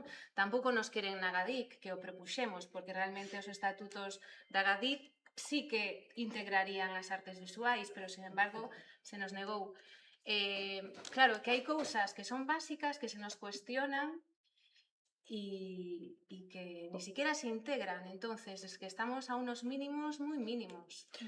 Pero yo iría más allá y estamos representadas, asociaciones, pero es que iría a las galerías, a los coleccionistas, porque tampoco estamos hablando de lo privado, o sea, de lo público, pero también es una parte del sector, que el trabajo de esta señora no solo puede ser que venda 2 piezas al CEGAC o a una, no sé, al Museo de Pontevedra, sino que con suerte, sino que al contrario, hay que hacer toda una red, o sea, una red, y eso hay que contar con todos, o sea, y en ese sentido eso es importante entender realmente cuán profundas tienen que ser y de qué momento una puede, o sea, no me refiero a privatizar nada, sino al contrario, como decía Roger con las fundaciones, abrir las medidas para que puedan entrar dinero siempre que los proyectos, las leyes públicas se guíen, etcétera. Claro. Pero empezar a hacer, fíjate que es raro, lo que acabo de escuchar es que incluso la Asociación de Amigos del CEGAC, o sea, ha tenido que poner una demanda, o sea, cuando ha sido Asociación de Coleccionistas que ha donado obras a la institución y que quería que se presentara un concurso público, cosas así. O sea, unas cosas que es que, o sea, ni Kafka. O sea, ya estamos a un nivel realmente un poco, y es no entender cuál es realmente la profesionalidad y cada uno cuál es la profesión del artista, cuál es la del curator, la de la educadora, la de la galería, la del coleccionista y qué importancia tiene en este entramado cultural, porque uno son vasos comunicantes, pero... Sí, que precisamente moitas veces sinto que poñemos moito, que en Galicia hai moito peso, por exemplo, a iniciativas de institucións independentes, porque precisamente moitas institucións públicas non están funcionando. Isto é un problema porque moitas veces basean a actividade en voluntarismo, en moito esforzo, e se non existe unha estrutura privada, pública, espazos independentes para institucionais, todo iso é necesario para que exista un ecosistema vivo, non? Que vai un pouco por aí, que polo menos podría existir, ainda que non foran axudas públicas, non? Facilidades para polo menos poder exercer a profesión. Ou canto menos non impedimentos. Non impedimentos, claro, non dificultades. Xa non pedimos facilidades. Entón, dentro de 10 anos non sei, pero ahora mesmo está a cousa moi cruda, non? E claro, eso me leva un pouco tamén á pregunta anterior. Eu son un pouco escéptica, porque estamos falando, que falamos da arte, hai que recordar que a arte non é élite, pero a profesión cultural sí que é élite, porque quero decir, quen se pode permitir? Tú si tes que, e aí xa entroncaríamos directamente co feminismo, non? Os coidados en canto empezan por arriba e por abaixo, inda que o 90% sigamos sendo mulleres, desaparecen. Unha locura, claro, máis ben. Bueno, que os malabares que podas facer. Non calqueira asume. Pero, claro, o sea, que non sei, eu penso como retroactivamente, non? A toda a xente que coñecín e que tuvo que ir abandonando a profesión para dedicarse a outras cousas, porque se non chegaba a pagar o alugueiro aquí en Compostela, por exemplo, non? Que está todo moi interrelacionado. Entonces, bueno, eso evidentemente, non? O que falábamos de comprar a xente, pois eu intento tamén como non criticar as persoas que ao final terminan facendo un traballo ali, porque moitas veces é que non teñen a opción, non? É que é un privilexio poder decir que non. Entón, por eso tamén como esa reforzar de... Bueno, é un privilexio, pero tamén unha responsabilidade, non? Porque ao final é a semente para o mañá, para o presente, para todo. Sí, é dicir, o non é moi positivo. O non é moi positivo, pero sí. Ensinar, non? É unha aprendizaxe que a ver si acabamos de integrar. Pois máis vale decir non e nos poner, ou, bueno, tamén é unha postura personal e tampouco... Tamén para poder facer iso hai que ter unha rede detrás, non? Claro. Un apoio, unha axuda, o sea, unha rede, digo, a nivel colectivo, unha colectividade que apoie esa decisión, non? Creo que tamén a veces falta moito aquí. Falta moito, que estamos construindo isto. Que un pouco que iba a decir, non? Algo que xa falamos como en esta última temporada, que pois as asociacións que estamos, con independencia de que sexamos novas ou menos novas, mantemos unha situación moi feble, se saca adiante con moito esforzo persoal das persoas que forman parte da directiva ou das propias asociadas, tendemos a ser excesivamente críticas, non? Todas as persoas, que está moi ben ser críticas e autocríticas, pero non hai o colectivo ideal, non? Sempre non vas a construir desde o consenso, porque é moi difícil, entón temos que aprender a facelo mellor desde o disenso, e entón, bueno, como que animar a todas as persoas a que se asocien, que se acheguen, que se unan, que ás veces non é pagar a cota, que é máis unir mans, non? Para sacar adiante, inda que non respondan o 100% das nosas expectativas vitais, porque igual desde aí, se conseguimos que as asociacións e os colectivos sexan menos febles, igual sí que nos podemos permitir facer unha forte resistencia. Bueno, pero eso tamén é responsabilidade da administración, de xuntarnos todas nesa mesa sectorial, exixir que os recursos que nos teñen que dar como asociacións profesionais que legitimamente funcionamos como sindicatos para traballadoras e traballadores autónomos, pois tamén nos tienen que conferir fondos para poder sostener esa estructura. Sí, pero... pero bueno, eu son positiva. Esa xuntanza levámola moitos anos agardando e non chega. Finalizamos, se queredes, con Olga, abrimos paso ás preguntas do público. Eu gostaría de plantexar e de partillar tres ideas que además acho que condensan o que estades a falar, non?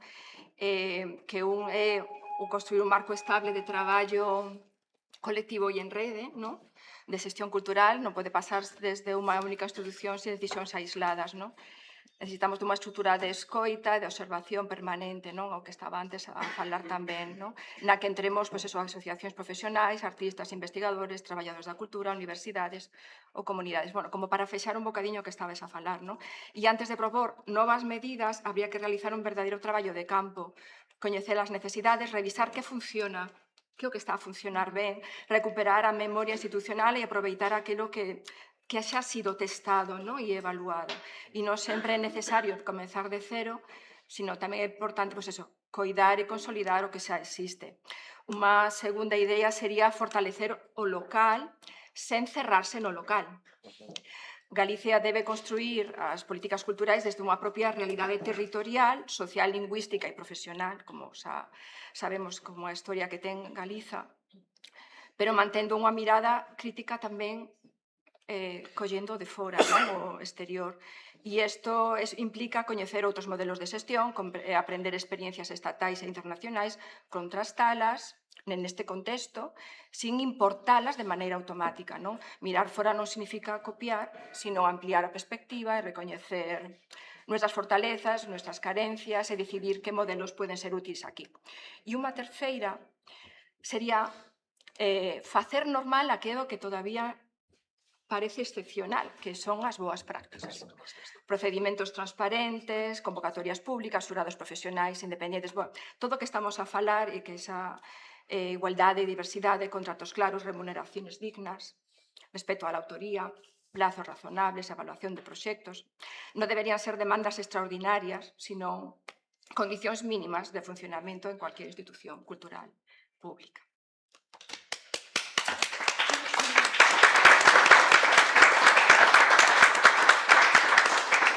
Pedireivos para as intervencións que tomedes o micro para que se escoite tamén as persoas que están véndonos en streaming.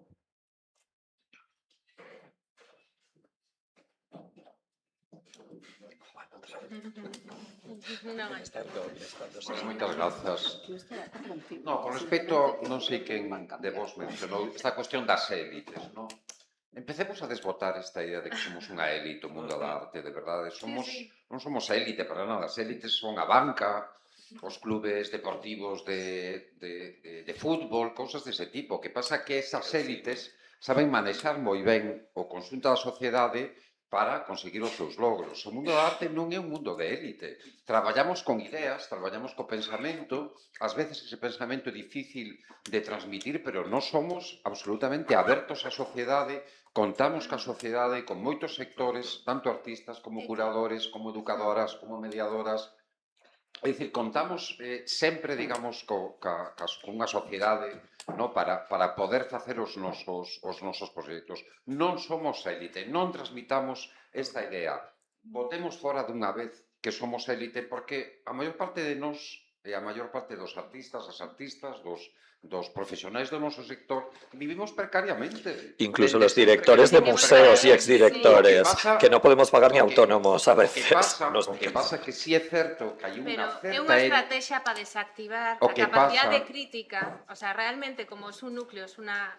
Bueno, perdona, non te quero... A ver, o que pasa é que hai unha certa élite, verdadeiramente, que é unha élite beneficiosa para nós, como son os grandes coleccionistas, etcétera, que apoian e sustentan moitas veces o sistema de arte, pero nós non somos élite. Pero non me refería a iso. Si faz unha lista, digamos, de artistas, por exemplo, ou de curadores, é que unha lista pequenísima os que verdadeiramente fan moito dinero. O resto de asientes do sector non somos élites e non traballamos desde esa perspectiva de élite. Pero eu non me refería a iso. Quero decir, é por aclaralo un punto.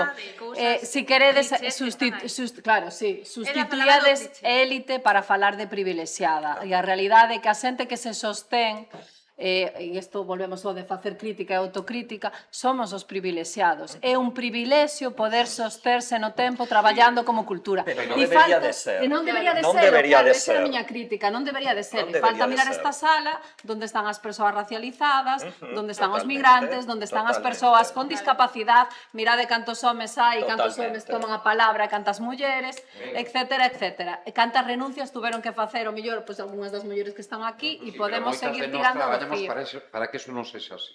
Pero é que non é, claro, eu non os estou criticando, estou dicindo que non podemos olvidar, o que temos que pelexar é para que ser traballadores da cultura non sexa un privilexio e que as compañeiras que non puideron manter o privilexio ou a oportunidade durante tanto tempo sí que podan facer nunhas condicións dignas, podendo pagar a cota de autónomas e o salario mínimo interprofesional, que a subida para nós é un fastidio en vez de ser un beneficio, non?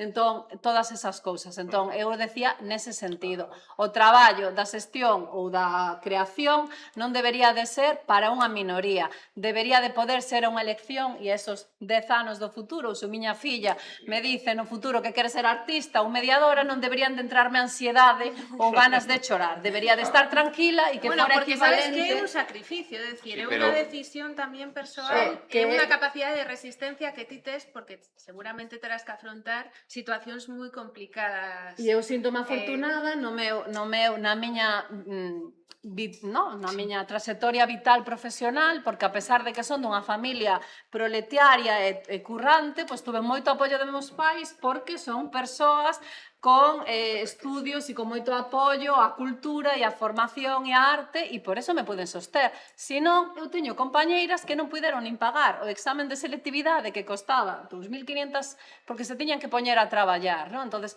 esas compañeiras nunca iban a ser xestoras culturais, é imposible que chegaran a ser artistas. E se decimos, que o decimos todas e o reivindicamos, non? Que a arte e a cultura é un dereito, que todas podemos crear, que todas, pois tamén todas poderíamos poder traballar en cultura e que fose unha escolla digna e menos chea de dificultades e de resistencia e resiliencia que la carga el diablo. Gracias, Clara. Damoslle paso a Carme, que penso que quería falar.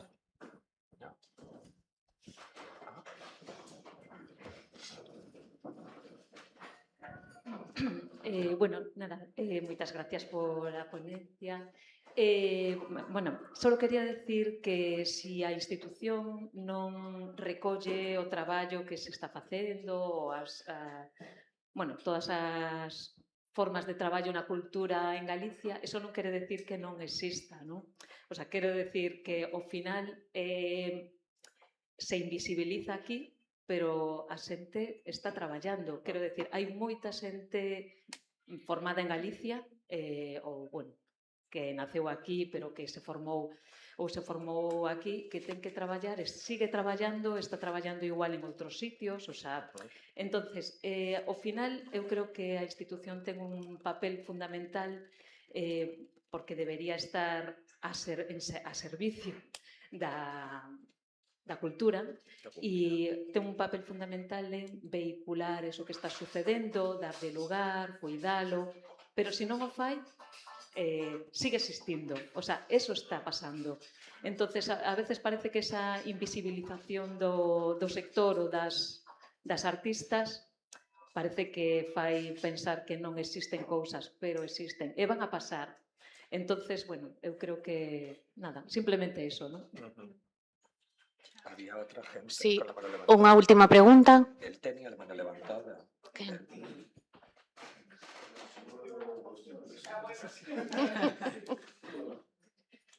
No, que digo que como luego estaré en la mesa igual lo digo luego, ¿no? Porque yo también traía entre mis apuntes hablar sobre la cuestión de las élites, ¿no? Sí. Bueno, ser minoritario no es ser élite, eso es otra cosa, ¿no? Claro. Probablemente seamos un sector minoritario, ¿no? Socialmente. Y bueno, es así, no pasa. Bueno, no lo sé. Aunque todo el mundo pueda hacer arte y todo el mundo haga arte, bueno, cada uno en su nivel, digamos, por decirlo así. Lo que sí que es verdad es que hay que tener mucho cuidado porque ese es el argumento que van a usar contra nosotros.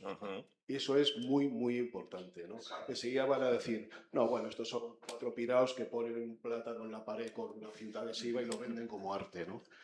Y entonces hay que estar atentos. Tenemos que buscar colaboraciones, incluso fuera del mundo de las artes plásticas, ¿no?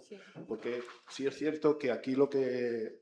Bueno, estoy adelantando lo que quería decir en la mesa, pero da lo mismo, ¿no?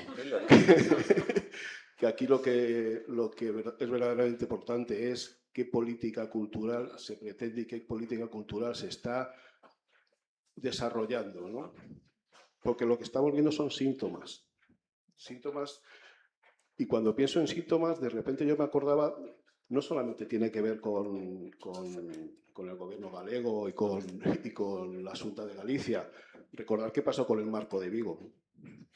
Pensar en Vigo, ¿no? Sí, ¿Qué es sí. lo que pasó? ¿No? Y está aquí Y Fundación Seoane. la Fundación Luis Seoane. También. Yo he estado en el patronato, no sé si se llamaba así, de la Fundación Laseiro. Ya no existe el patronato de la Fundación Laseiro.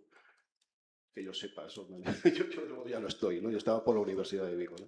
Entonces, quiero decir que es una política cultural, algo se ha dicho antes por aquí, ¿no? Y yo creo que la cuestión es, poniéndonos crudo, el populismo fascista hasta las puertas, ¿no? Es un poco crudo, pero es así, ¿no? Entonces, contra eso es con lo que vamos a luchar y van a venir contra nosotros. Y una de las, como decía, una de las armas que van a usar es acusarnos de elitistas y privilegiados. Pero por eso, perdón... Unha cosa cómica, simplemente. Primeira visita institucional na nova dirección do CEGAC, Fundación 11, Madrid. Van a utilizar ese tipo de achegamentos a certos sectores minoritarios. Fundación 11.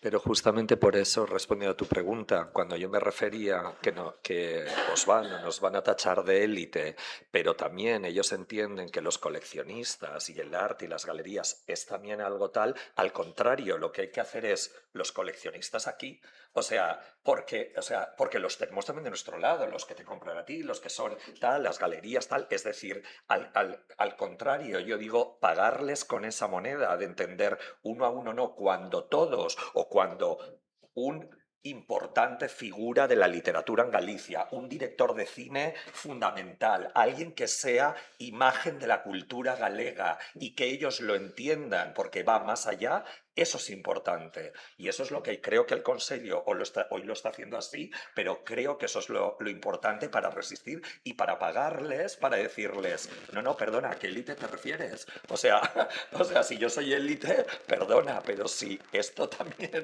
devolvérsela por ahí, ¿no? O sea, entender ese capital simbólico que van a estar todo el rato como moneda de cambio. Se queredes, pechamos con esta idea de futuro, de mansa unha, de unión para facer forza dende a nosa característica, non? Que é a cultura, o esforzo a través da resiliencia creando futuro paseniño. Graciñas a todas as persoas participantes, a vos que estades aquí e os que están no streaming. Gracias.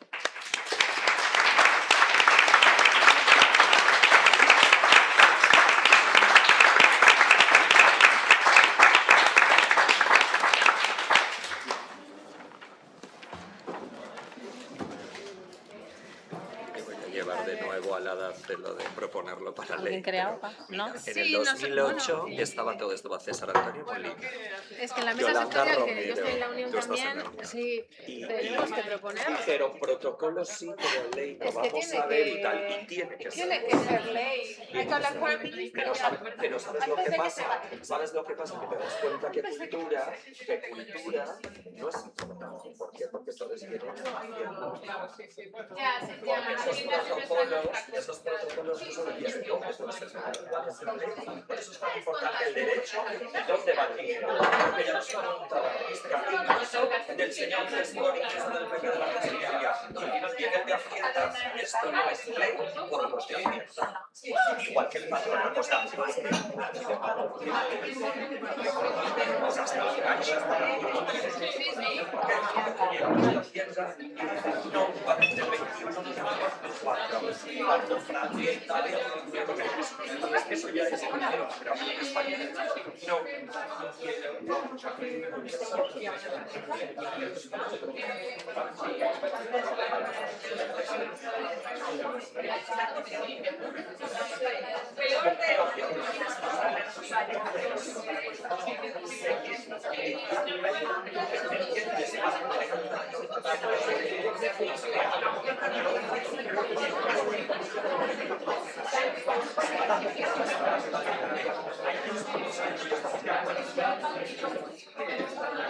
Y es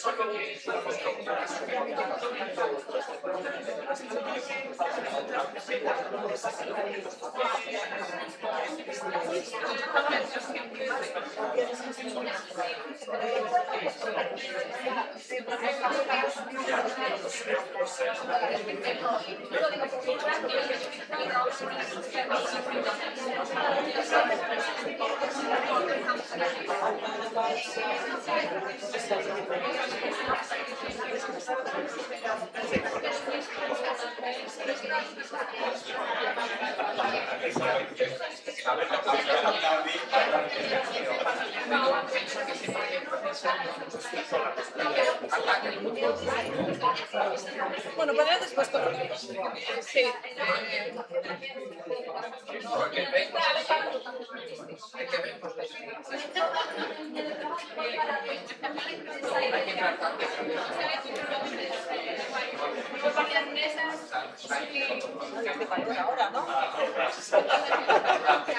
Sí, en un momento, por ratos se calor.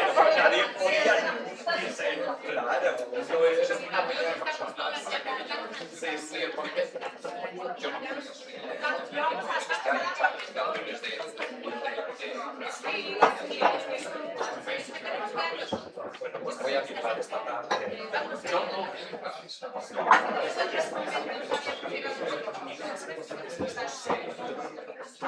Aquí. Non te libres de min. Sí, sí, estamos abonados. Vamos a tener que hacer algo de arte juntos. Sí, yo creo que sí. Vamos a hacer un dúo. Oye, pero de Mariñán ven, ¿no? Por lo menos en algo que está de eso de Mariñán, porque parece que cada vez está máis engrasado. Pásame esa agua que está fresquita. Hubo un principio, cando veía dos conservatorios, hemos hablado por teléfono, creo, porque yo llevo las prácticas en el máster de Bellas Artes y te llamé. De Bellas Artes, bueno, o formato campamento debe funcionar para... Bueno, son así, sí, sí, sí. Claro, es que, pero ese rollo de que también necesitamos campamentos os adultos. Bueno, lo que estás montando tú ahí en tu casa es como algo parecido. Sí. No, bueno, onte tive unha reunión online con o prefecto para Ramón con Ceretales. Non sabemos. E o de Ceretales teña o mismo problema que nós, que a xente chega a unha aldea tal e os ritmos da aldea e de alguén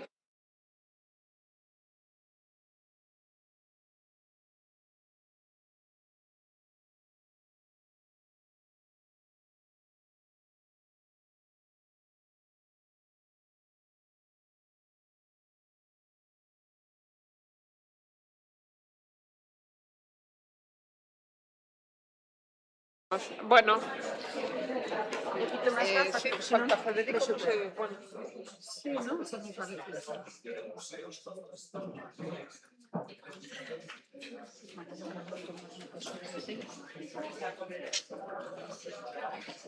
Bueno, imos dar comezo a terceira mesa do ámbito da xestión cultural nos museos e centros de arte, marco conceptual coas persoas representantes de entidades culturais, universidades e distintas institucións. Creo que iso, para forrarnos, vamos co tempo moi xustiño, pero decirvos que Ignacio Barcia representa o Instituto de Arte Contemporáneo, IAC, do que se estuvo falando aquí, e que é do ámbito estatal. Mónica Alonso ven en representación da Real Academia Galega de Belas Artes.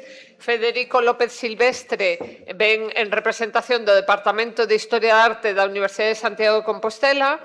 Chus Villar, da Asociación Contemporánea, Asociación de Galerías de Arte Contemporánea de Galicia, e Carmen Laje, da Facultade de Belas Artes de Pontevedra, da Vigo. Imos comezar, teño despois unha pregunta para cada un deles, pero imos comezar con unha parte máis declarativa que se corresponde co diagnóstico e tamén coas distintas declaracións que foron facendo as institucións, que algunhas son institucións de formación, outras non, ou asociacións de profesionais. Entón, creo que temos entre 3 e 5 minutos para que arranquen co esta parte máis de diagnóstico e declaración da percepción das entidades que representan e logo vou a plantear unha pregunta a cada un de vos. Entonces, si queres empezar, Nacho. Sí, esto se enciende aquí. Sí, así. Sí, así se me oye, sí. Bueno, yo soy Ignacio Barcia, como ha dicho, me ha presentado Silvia. Vengo en representación del Instituto de Arte Contemporáneo.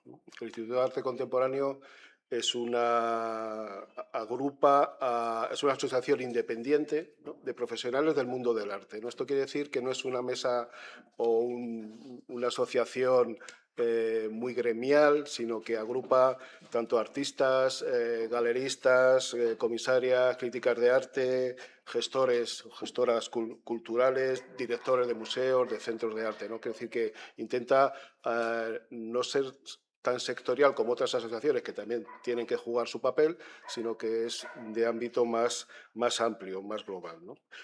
Y yo creo que de lo más importante o de las acciones que ha desarrollado el Instituto de Arte Contemporáneo, que tengo que decir que quizá a lo mejor en Galicia no es muy activo, ¿no?, pero bueno, a nivel estatal yo creo que sí, ¿no?, es precisamente algo que viene a cuento de lo que nos trae hoy aquí, que es la implantación de buenas prácticas en museos y centros de arte.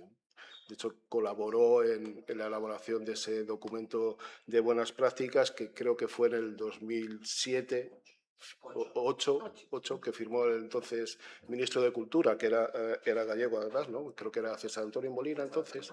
Sí. Bueno, el Instituto de Arte Contemporáneo tuvo mucho que ver en la elaboración de ese código de buenas prácticas y en el hecho de que desde el Ministerio de Cultura se firmara ese documento, que bueno, como se está comentando ahora, tampoco es algo que sea de cumplimiento obligatorio, aunque supongo que a cualquiera que haya firmado eso, cualquier institución que haya firmado eso, se le subirán los colores si no lo cumple. Pero bueno, aquí se lo han pasado por el forro. Luego, el Instituto de Arte Contemporáneo también trabaja en en general la transparencia en la gestión de museos y centros de arte contemporáneo. Intenta establecer también relaciones con el resto de asociaciones del ámbito y, bueno, sobre todo estimular también la valoración social, incluso a nivel educativo, del arte contemporáneo.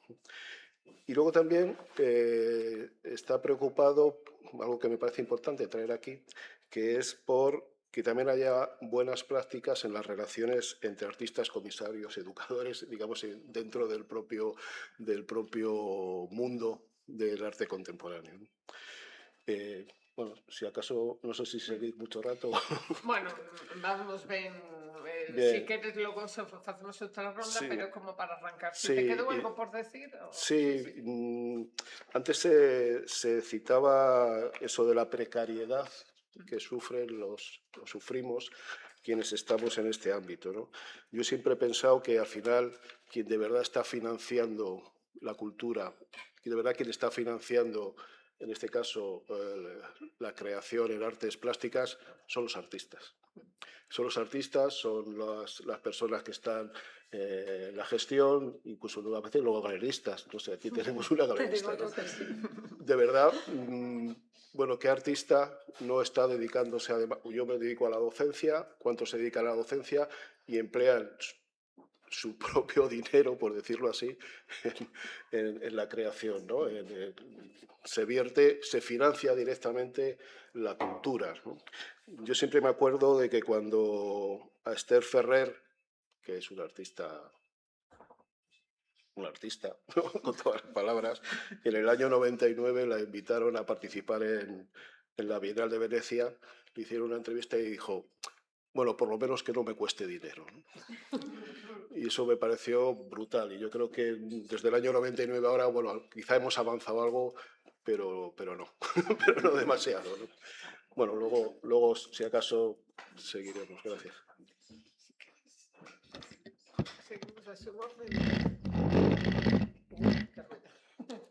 Boas tardes. Eu estou en representación da Academia Galega de Belas Artes. Decir, bueno, simplemente como pequena introdución, que a Academia é unha corporación oficial que ten como finalidade actuar como institución consultiva da administración e, bueno, toda unha serie de funcións que, se despois queredes preguntar, se vos aclara. Queremos, para situar a posición da Academia, dicir que a Academia dirixiu 2 escritos ao Conselleiro de Cultura, Lingua e Xuventude, o señor López Campos, con datas do 6 e o 3 de maio de 2026.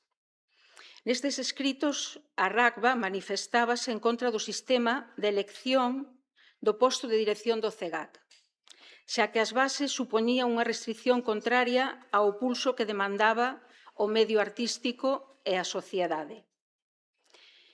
Remarcou a relevancia do CEGAC como buque insignia da arte contemporánea galega e que por tal relevancia consideraba que a súa dirección requeriría un perfil de altísima especialización, cuxa elección debía seguir os manuais de boas prácticas vixentes. A RACBA lembraba tamén no seu escrito a súa condición de órgano consultivo da Xunta de Galicia e remarcaba que, como levaba facendo ata de agora, seguiría a traballar de maneira constructiva para asegurar que as políticas culturais do noso contorno respondan aos máis altos estándares de calidade e profesionalidade. A RACBA coincide en que a recente situación xerada arredor da designación da dirección do CEGAC trascende o debate sobre un nomeamento concreto e constitúe unha oportunidade para abrir unha reflexión de fondo sobre o sistema artístico institucional galego. Neste sentido, a Academia comparte o espírito desta iniciativa promovida polo Consello da Cultura Galega, entendéndoa como un espacio necesario de diálogo, análise e construción colectiva entre os diferentes axentes do sector cultural. Está claro que a situación do CEGAC puxo de manifesto cuestións que afectan profundamente ao sistema, como son os procedementos de selección das direccións, os modelos de gobernanza das institucións culturais, a continuidade das políticas públicas, os mecanismos de participación do sector profesional e a necesidade de reforzar a autonomía e a estabilidade das institucións culturais. Conscientes de que Galicia conta cunha rede de museos, centros de arte, fundación e espazos expositivos de gran valor, así como un tecido artístico de grande recoñecemento, porén, esta estabilidade, esta realidade non foi acompañada dunha planificación e estrategia continua, dunha política pública suficientemente coordinada que permita integrar estes recursos nun verdadeiro sistema cultural.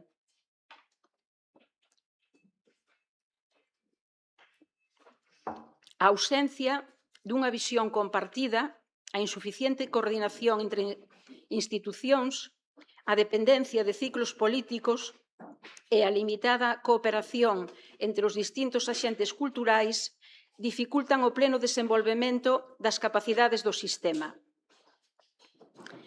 Varias son as institucións con gran valor histórico, documental e simbólico que requiren unha política pública estable que garanta a súa conservación, fortalecemento e integración nunha estrategia global para o patrimonio artístico contemporáneo.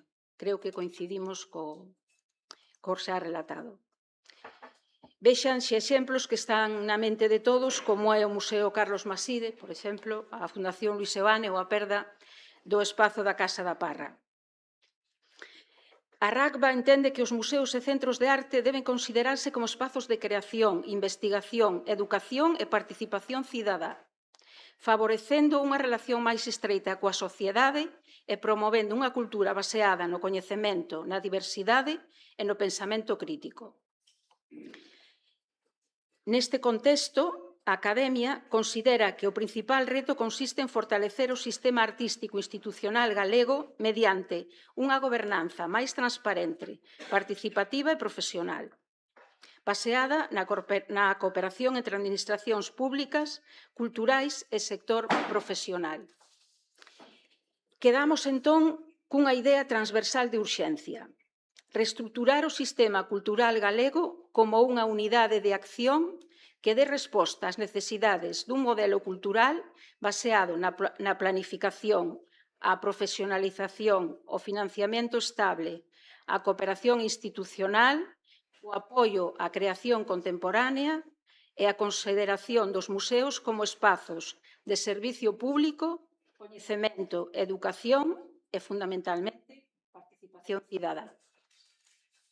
Este é o, digamos, que o que quere transmitir a RACBA ao público asistente. Moi ben, pois continuamos.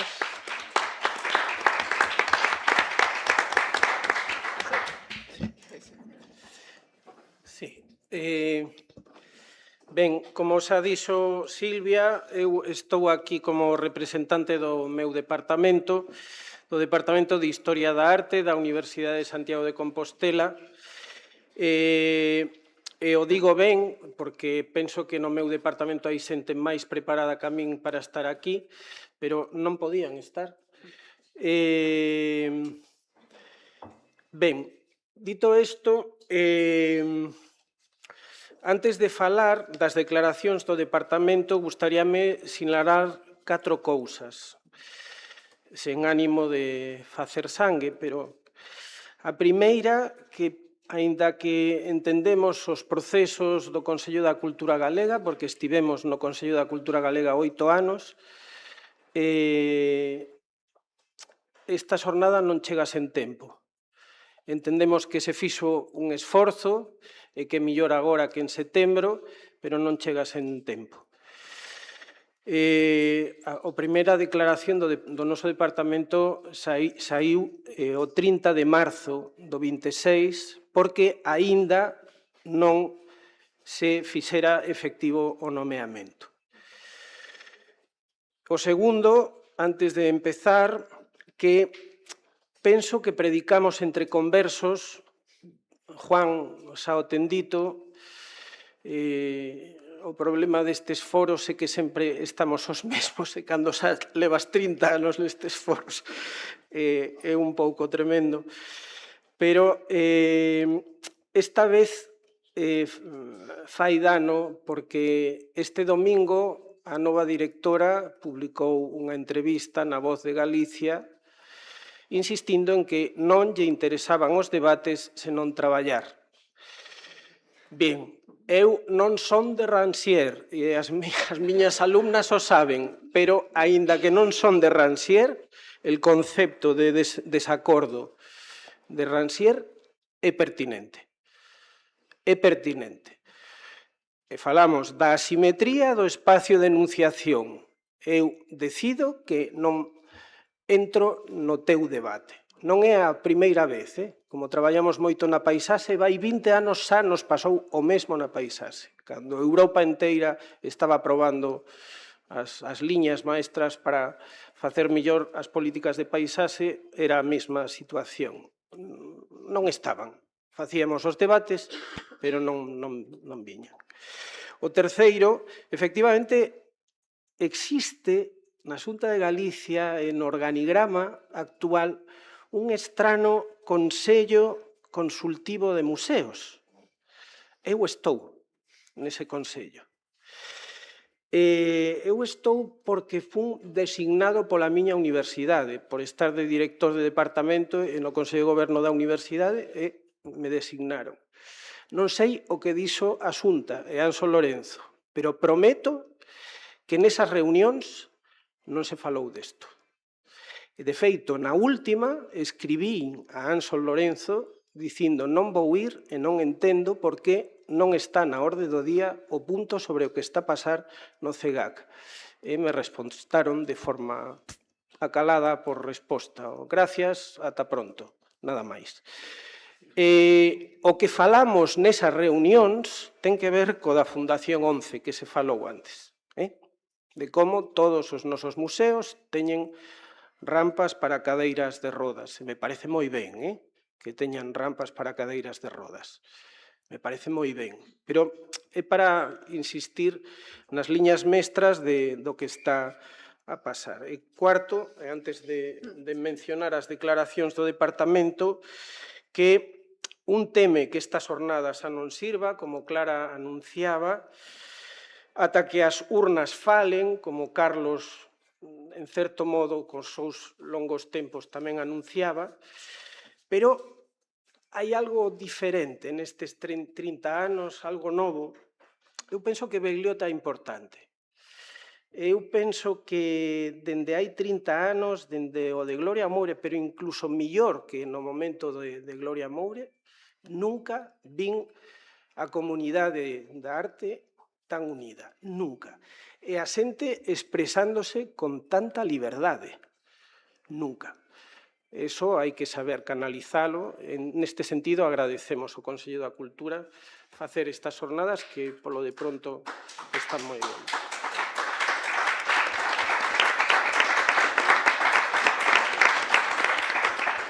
E agora, moi rapidamente, bueno, os comunicados e declaracións do do Departamento de Historia da Arte os coñecedes. O primeiro salientou 5 aspectos que xa se teñen falados aquí, que o CEGAC naceu parcialmente, alo menos, como Museo de Arte Contemporánea, con esa tarefa patrimonial, e que ten un depósito ou colección importante, que o proceso de elección da dirección da actual directora será unha fonda preocupación, coa súa énfase no persoal funcionario. Logo, se queredes, falamos das declaracións na Comisión de Cultura do Parlamento de Galicia, da representante do PP, cando contestou que non sabía por que estaba a pasar agora isto aquí, porque xa en Pontevedra se fixera o mesmo coa nova directora, sendo ela funcionaria do equipo.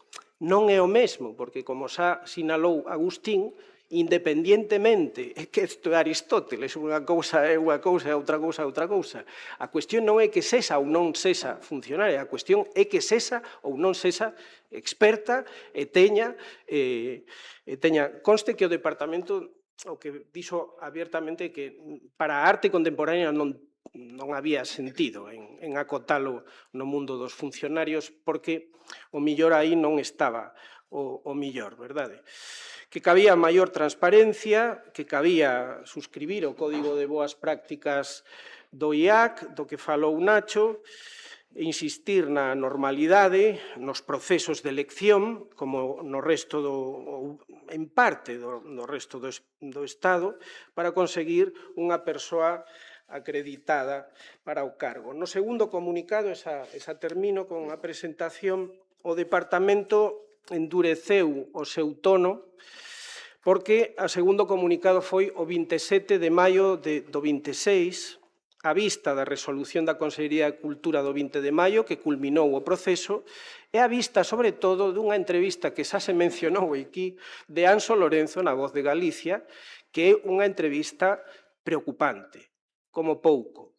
Non só pola negación da Fundación, que, por suposto, tamén, senón por outro discurso de fondo que logo retomarei, que é o discurso de queremos esta persoa para subsumir as políticas expositivas do CEGAC, as liñas mestras do Xacobeo e as liñas mestras da Cidade da Cultura. Eso penso que foi o gran detonador. Entonces, nese segundo comunicado, decíamos que confirmaba os nosos peores temores, que preocupaba o modelo xeral de políticas culturais de todo o sistema galego, que preocupaba a mensaxe ás novas xeracións, desincentivando o esforzo, a formación especializada e a procura de excelencia que se presuponía para os nosos alumnos, que os nosos alumnos lles exiximos. Por iso, consideramos, tivemos antes un debate na universidade, había xente, pero nós non somos órgano pertinente, que non somos órgano pertinente. máis aló de que sexamos o Departamento de Historia da Arte, pero estamos a falar dos procesos de selección en función de criterios de calidade. Como que non somos, se a nosa vida? A nosa vida é eso, máis do que nos gustaría, por certo.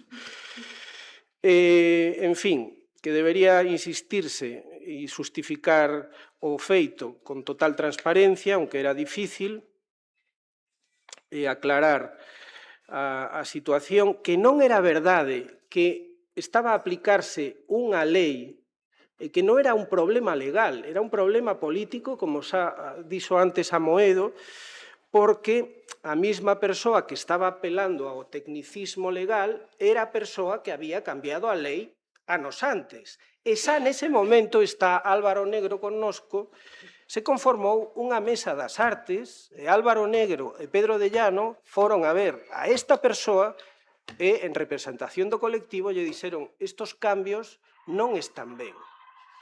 Entón, apelemos á memoria e non nos tomen por lo que non somos, penso. En fin, que rectificar é de sabios e que a Consellería podería e debería intentar rectificar. Isto é o que dicíamos nesas declaracións. Moi ben. Pois continuamos con esta primeira parte e logo facemos. Pois, bueno, son Xus Villar, como se me presentou, directora da Galería Nordés, pero estou aquí en calidade de representante contemporánea, Asociación de Galerías de Arte Contemporánea de Galicia, de galerías profesionais. Fun cofundadora, xunto con outras compañeiras como Luisa Pita, que está agora aquí, tamén membro do Consello.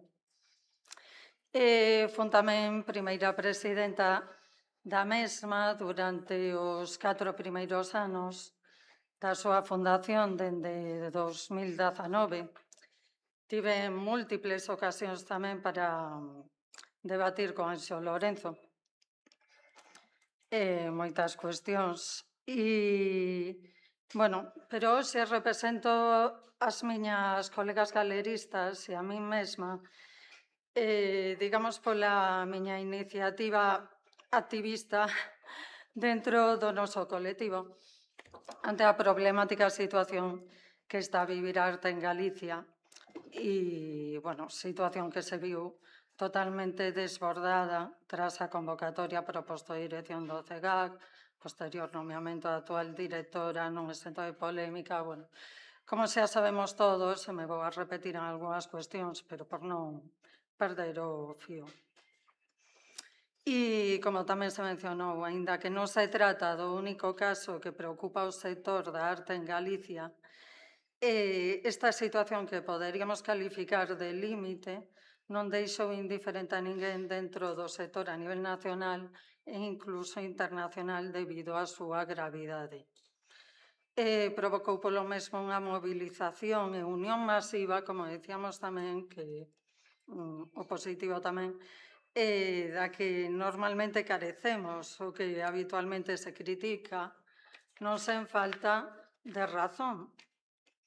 Un consenso tan maioritario que as escasas voces, dixo antes, que o son en ocasións por intereses políticos ou persoais, perden toda a súa forza e credibilidade por mor da falta dun argumentario sólido que a sosteña fronte a un escenario belixerante contra os dereitos dos profesionais da arte do noso país. Para rematar a miña intervención, gustaríame ler unha parte dos fins, dos fins principais da nosa asociación, recollidos nos estatutos e que me atrevería a decir que reflexarán o sentir de calquera de nós, sexa como membros de algún colectivo ou a título persoal. Unir forzas como colectivo con intereses comuns para acadar unha maior difusión, promoción, apoio e defensa da arte contemporánea. Actuar como interlocutores coas administracións públicas en todos os aspectos esenciais para o desenvolvemento da nosa actividade. Defender os intereses profesionais dos asociados e ser recoñecidos como axentes xeradores de cultura, algo que me parece fundamental porque sempre se nos considera o mercado como un ente que ademais existe pouco mercado. Establecer un compromiso de calidade e ética profesional no desenvolvemento de todas as actividades relacionadas polos asociados. E ata aquí, polo de agora. Moi ben. Pois agora, por último, nos paso a Carmen en presentación da Facultade de Belas Artes. Sí, buenas tardes, días, ya no sabemos muy bien. Estamos en la última mesa, soy la última en intervenir, poco queda que decir. Sí. Solo que estoy aquí en representación de la Facultad de Bellas Artes de Pontevedra, un lugar de cristalización, un espacio para la investigación artística contemporánea y un agente fundamental en el tejido cultural desde su fundación en 1990, junto con otras instituciones, asociaciones y proyectos aquí representados.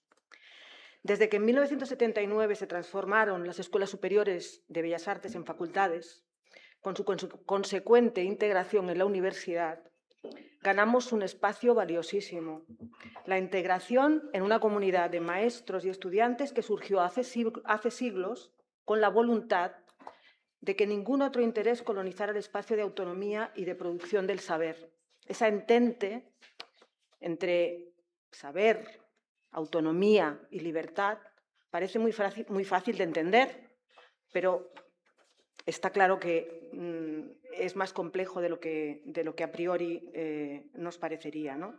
El defender esa entente para la universidad es fundamental y, sin embargo, sabemos que en muchas universidades americanas ahora mismo se está dictando de qué se debe hablar, de qué se puede hablar. Y ese es el quid de la cuestión. No se trata de si somos una élite o dejamos de serlo. Se trata de la jurisprudencia, de lo superfluo y de lo necesario, de aquello que se puede decir y aquello que no se puede decir. Y a ese control riguroso y férreo se deben todas las acciones de las que llevamos toda la mañana hablando.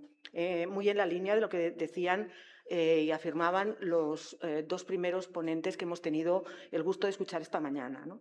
Entonces, voy a ser breve ahora, porque cuando la Facultad de Bellas Artes emite ese comunicado, no están haciendo más que defender ese espacio de libertad y de no injerencia en el saber que deseamos para todas las instituciones culturales.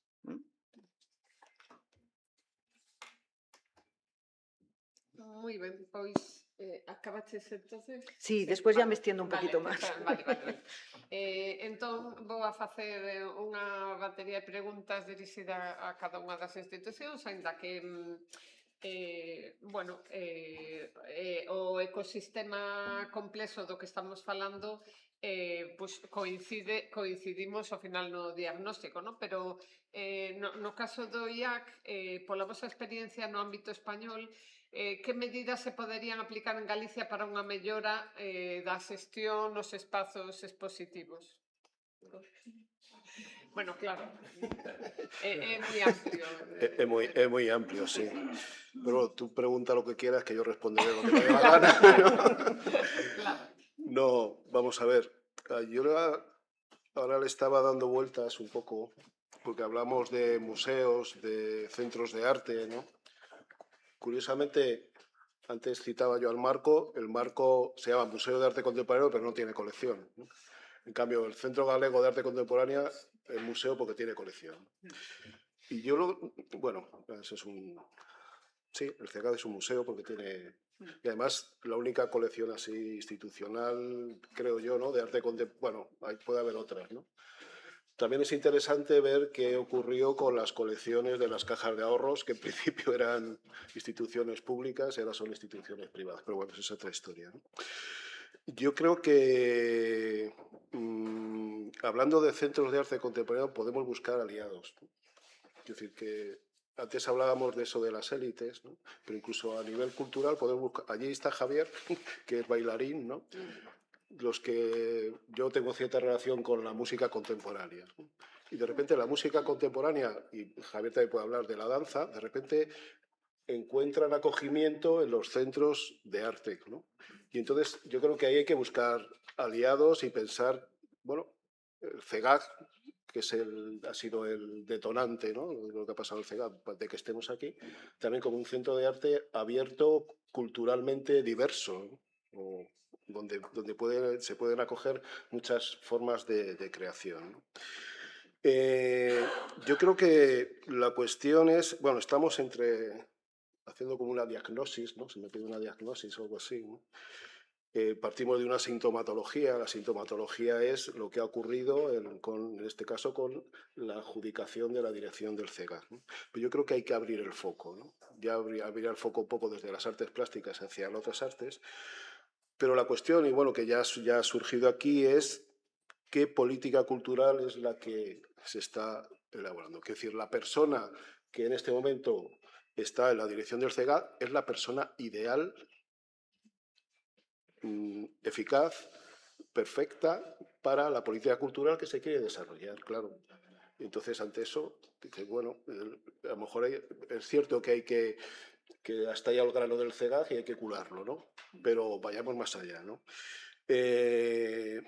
Porque hay que ver cuál es el control de las estructuras culturales, cómo se está haciendo desde una visión populista y cortoplacista, ¿no?, de rendimiento inmediato, de utilidad.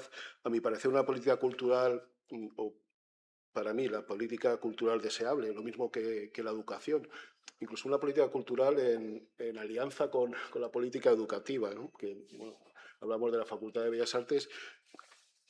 ¿Qué función más importante tienen los centros de arte? ¿Qué función más importante tiene el CEGAC en la formación de artistas y de gente vinculada? Cuando yo me formé hace ya, bueno, yo ya soy un señor mayor, me formé hace mucho, y siempre recuerdo en Madrid, en los años 70, en los años 80, como la función que tuvo una institución como la Fundación Juan March en mi formación. Y bueno, me parece importante también tenerlo en cuenta, ¿no?, la educación, ¿no? Y yo creo que una política cultural que de verdad pretenda ser eficaz, es decir, que busque la formación, el enriquecimiento, en un sentido más profundo de la vida de los ciudadanos, de la ciudadanía, tiene que mirar a largo plazo. O sea, incluso dejar que las cosas ocurran, ¿no? Y yo diría que a largo plazo y hacia adentro, sin pretender ni resultados inmediatos, porque enseguida miden cuántas visitas ha tenido una exposición, ¿no?, ni a corto plazo, ¿no?, sin pretender rendimiento ni beneficio. Yo siempre me gusta citar a Picabia cuando decía que, bueno, luego lo tomó, tú lo sabrás bien, lo tomó algún filósofo después, ¿no?, que solamente lo inútil es imprescindible, o sea, no hay que sacarle, lo verdaderamente importante no vale para nada, ¿no? Por eso cuando aludía la nueva directora del CEGAC a que tiene que trabajar, digo, hostia, no sé, a mí el trabajo me da un poco de miedo, ¿no? Mejor que no haga mucho, ¿no? O dedícate a otras cosas, ¿no? Es decir, yo creo que una buena política cultural, una política cultural adecuada, una política cultural que pretenda el bienestar en todos los sentidos de la ciudadanía, es precisamente lo contrario de lo que estamos viendo, que yo lo llamo la sacobeización de la cultura, ¿no?, que, bueno, es una desgracia que nos ha caído, ¿no? Por eso digo que, bueno, abramos el foco, ¿no?, un poco como los ecologistas decían en los años 70, de piensa en global, pero actúa local. Bueno, a lo mejor tenemos que actuar en global, pero intentar ver globalmente qué es lo que está pasando, qué es lo que se pretende y qué es lo que se está conformando, ¿no? Y bueno, volviendo un poco a lo que comentábamos antes sobre las élites, yo creo que es importante esta iniciativa del Consejo de Cultura Galega, porque le da como un arropamiento, no sé cómo decirlo, institucional y, entre comillas, serio, algo que si no se puede ver, eso, como decíamos antes, una especie de pataleta de niños y niñas mimados que se dedican a hacer cosas raras que no entiende nadie, ¿no?, y que encima nos piden dinero, ¿no? Es un poco... Entonces, a mí me parece que que tenemos que trabajar, como decía antes, un poco para prever eso que yo llamaba fascismo, populismo, que decía que está a las puertas y que puede pretender desactivarnos precisamente, tildarnos de esa élite que pretende aprovecharse, ¿no? Igual que siempre a la gente del cine les dicen que son unos subvencionados y con eso se los quitan del medio, ¿no? Y bueno, nada más. Sí. Nada más. Logo, habrá igual nos ocasión, queda tempo sí. para unha ronda. Sí, en este caso, a Mónica, aludindo a algúns dos fins da Academia, a Academia ten entre os seus fins a promoción das artes como órgano consultivo da Administración. Que medidas estructurais pensades que son necesarias para mellorar a xestión dos espazos expositivos en Galicia? Dende a Academia estivemos elaborando estes días unha liña de propostas de actuación que queremos compartir a modo tamén de concentrar. Como primeira, definir unha planificación estratégica da rede de espazos expositivos, que se elabore unha planificación a medio e longo plazo que coordine os distintos equipamentos culturais de Galicia. No caso de Galicia, esta planificación estratégica debe partir do recoñecemento pleno da existencia dunha cultura propia, que late dun xeito profundo no territorio que habitamos e no que somos. Así, os museos poden actuar como nexos dunha rede cultural que integre artistas, asociacións, universidades, centros educativos, concellos e outras institucións contribuindo ao desenvolvemento do ecosistema cultural galego. Isto supón apoiar a investigación, a creación contemporánea e o tecido profesional, ao tempo que se fortalece o vínculo co patrimonio e coa identidade cultural do país. Promover a elaboración de estrategias compartidas para a conservación, documentación, investigación e difusión do patrimonio artístico contemporáneo, algo moi importante, o patrimonio artístico contemporáneo, evitando duplicidades e favorecendo a complementariedade entre institucións. Reforzar a gobernanza e a coordinación institucional. A xestión dos espazos expositivos debe fundamentarse nun modelo de gobernanza baseado na cooperación entre administracións, institucións culturais e axentes do sector, favorecendo a planificación compartida, a optimización dos recursos e a continuidade das políticas culturais.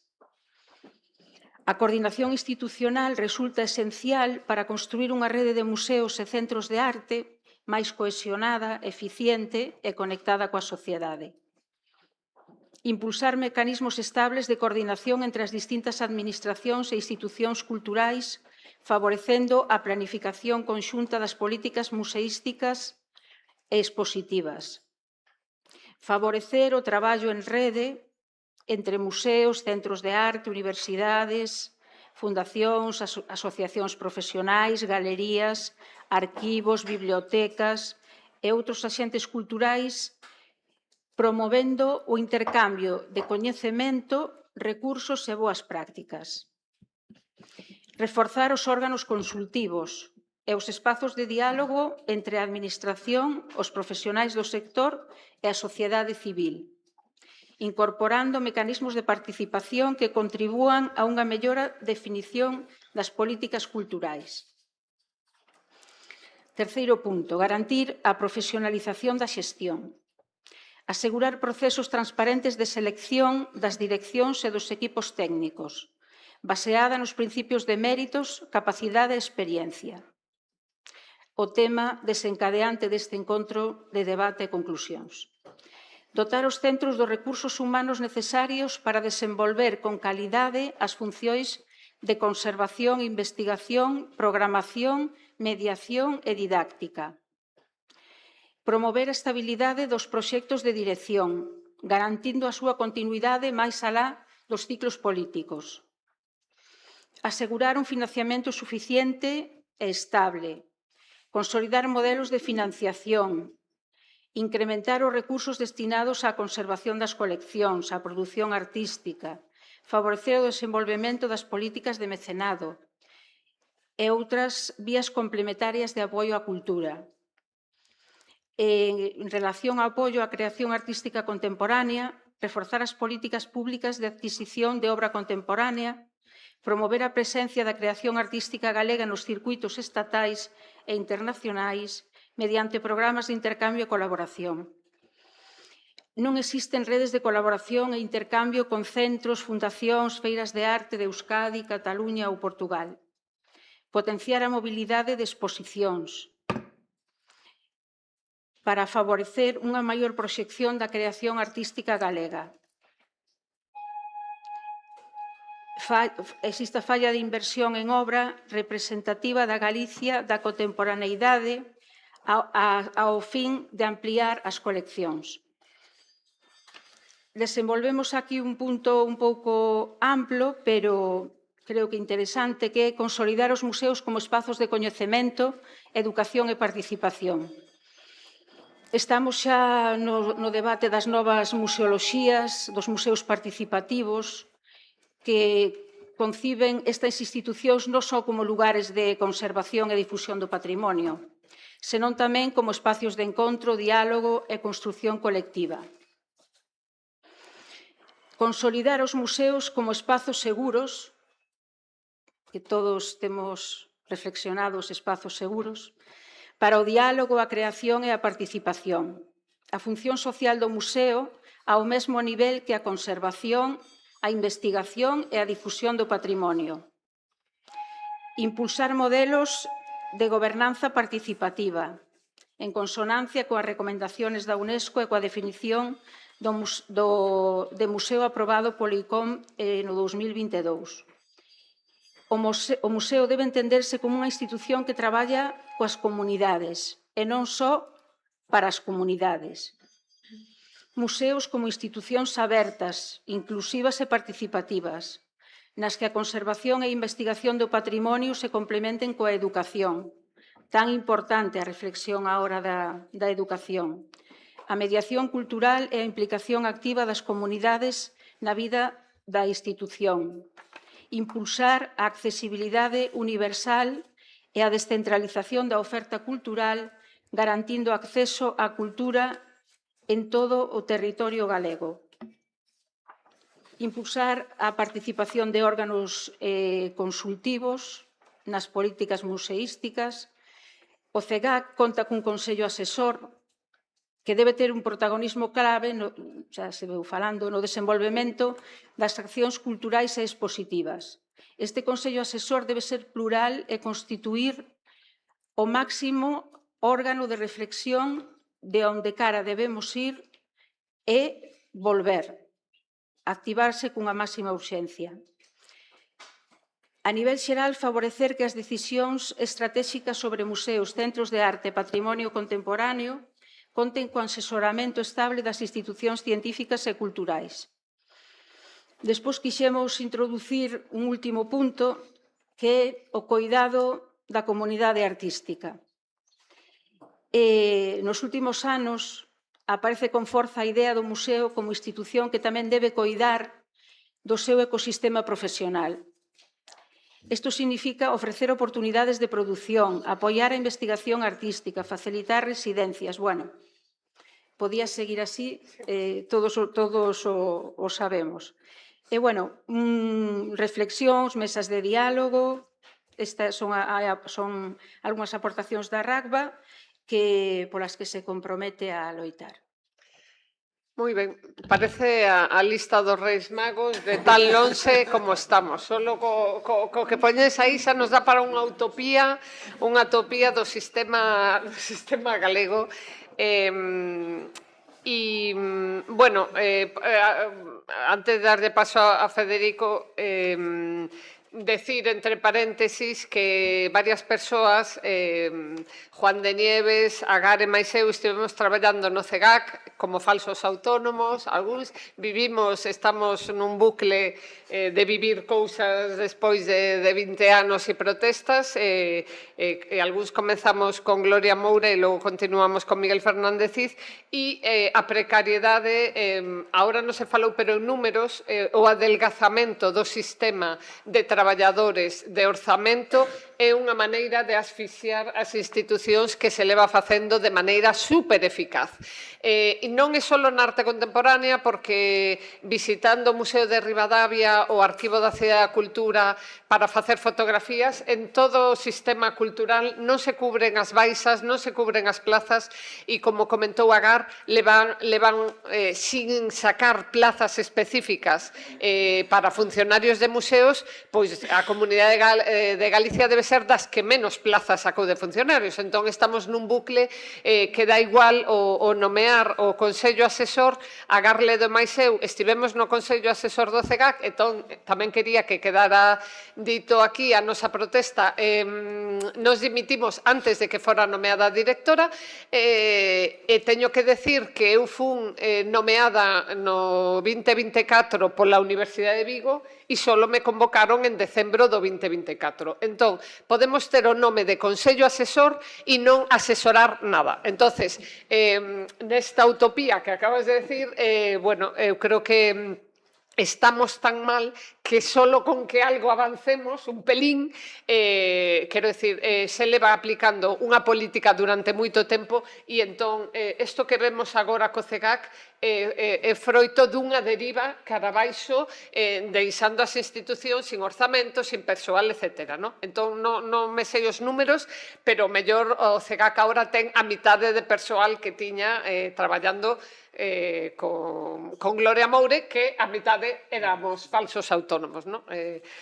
Bueno, isto para decir que realmente, si chegáramos ao 10% do que propós, xa veríamos un artellamento. A RACBA ten que ser ambiciosa. Bueno, apoyamos esa ambición. Pero nos máis. Vale, damos paso a Federico, que lle quería facer a pregunta do Departamento de Historia e Arte da USC, da Facultade de Historia, cales credes que son as prioridades nun sistema de centros de arte e de cultura? De que maneira esas prioridades aparecen ou non reflectidas no sistema galego agora, neste momento? Claro, a ver, dende as declaracións, os comunicados do Departamento, incidimos, ten que ver cos estudos do Departamento, claramente, pero incidimos nese aspecto que en principio en termos legais podía ser un pouco máis difuso, pero que está aí dende o comenzo, que é o aspecto da natureza museística e de depositaria de colección pública do Centro Galego de Arte Contemporáneo como primeiro exemplo. É para empezar a explicar a situación na que penso que estamos. Efectivamente, non é esa cosa do CEGAC, é cosa da Xunta de Galicia, un deber da Xunta de Galicia coidar do seu patrimonio, da súa cultura e das súas artes. Ese deber ten que ver coa idea de coidado da que falaba Mónica, que me parece que é moi importante, a idea de cura, que a su vez está enlazada coa idea de curadoría. Todo eso ten que ver con coidar certas cousas que se consideran especialmente valiosas. O que pasa é que esa idea de museo tradicional, eu mesmo traballei nesa dirección, está a día de hoxe, non está tan de moda. Pero está aí, forma parte da idea do sistema de cultura e dos deberes do goberno da Xunta de Galicia neste caso. Outro día un amigo me decía que había estado pensando en donar a súa colección ao CEGAC, pero que dada a súa situación non o tiña tan claro. Isto enlaza co que se falou xa da natureza ou non de fundación que podería facilitar esas cousas. O sistema non está ben engrasado. Cal é o gran problema dese sistema de centros de arte e de cultura de Galicia, especialmente pensando no público? Obviamente, Cal é o gran problema dese sistema? O problema é dobre. Agora Silvia falaba do obvio, do que todos vemos desde vai anos, que é o desmantelamento pola vía dos orzamentos. Eu me lembro de cando estaba Miguel Bonafe, que foi o gran hachazo, as arcas do CEGAC foi nese momento, falamos de que había unha financiación de 3 millóns de euros e de repente recortouse o 70%. Entón, o pobre Miguel estaba desesperado porque decía, eu tiña un proxecto anual de 3 millóns e agora teño que traballar cun millón de euros. A día de hoxe o CEGAC traballa con 800.000 euros. Entón, ese é o primeiro problema, a desactivación pola vía dos orzamentos, e sabemos a resposta porque nós na universidade tamén a sufrimos. A resposta de Anxo Lorenzo, digámoslo con todas as letras, a resposta foi que eso ten que ir a Cidade da Cultura. Aquela baixa moitos anos. Esos cartos teñen que ir para o que queremos facer coa Cidade da Cultura. Agora ben, cal é o gran problema agora? E a diagnose, por usar a verba de Nacho, que temos que facer agora.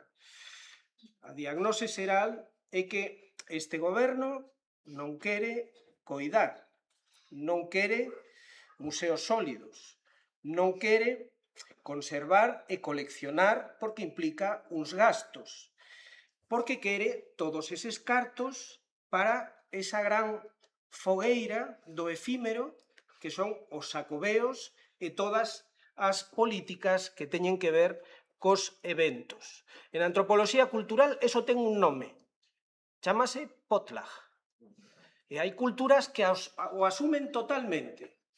Cada X tempo quemamos todo nunha gran fogueira e facemos unha gran festa e volvemos a empezar de novo. Pero nesas culturas engaden outro asunto, que na fogueira tamén acaban ardendo os xefes anteriores da tribu.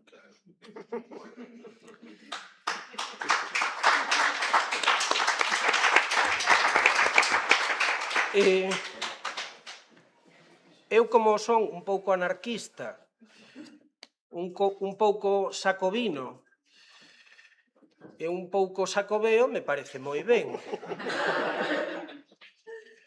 Me parece moi ben que todo acabe así na gran fogueira, na gran festa do Xacobeo. Se cumplimos, por suposto, con todo o asunto. Isto é unha butaz. A cuestión, volvendo á pregunta que facía Silvia, a pregunta por as prioridades do entramado de centros de arte e de cultura, é que a día de hoxe, despois de 20 anos tentándolo, todos os recursos van nunha soa dirección. A eventos como a exposición que temos agora mesmo, traída do British, na Cidade da Cultura.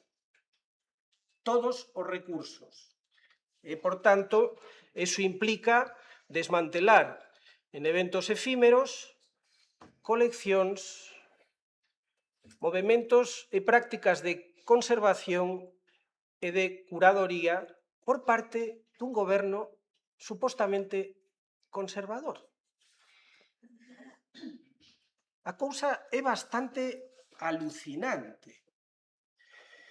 Nos anos 90, polo menos, tanto no tripartito como con Fraga, tiñamos o pacto de convivencia. É dicir, imos poñer en marcha o Xacobeo, os eventos para o turismo de masas, pero en paralelo imos invertir ben en cousas como o CEGAC. E por eso o CEGAC se puso no mapa a nivel internacional. Pero agora parece que ese mesmo partido ten adoptado outro modelo, e o modelo hai que chamalo polo seu nome porque a entrevista de Anxo Lorenzo do 25 de maio non mente. O modelo é o monocultivo. É o monocultivo exactamente igual que os eucaliptos no caso da natureza, co o empobrecemento do ecosistema, neste caso cultural, absoluto, co fin da imaginación crítica. Isto ten que ver, primeiro, con crear e segundo con conservar o creado. Pero agora non se está a facer nada de todo eso.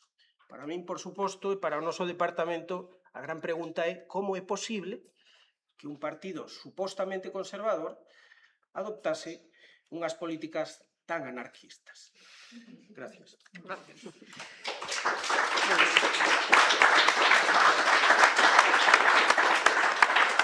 Bueno, Chus, entón, dentro do ámbito das galerías, que medidas pensades que se poden promover para mellorar as oportunidades para os artistas e comisarios do contexto galego? Sí, pois, bueno, como dis, dende as galerías que supón sempre todo o que nos incumbe e afecta vai directamente relacionado cos artistas, porque senón non existiríamos, non? E non só cos artistas, senón como intermediarias fundamentais, penso eu, dentro do sector, cos comisarios, cos críticos, coa universidade.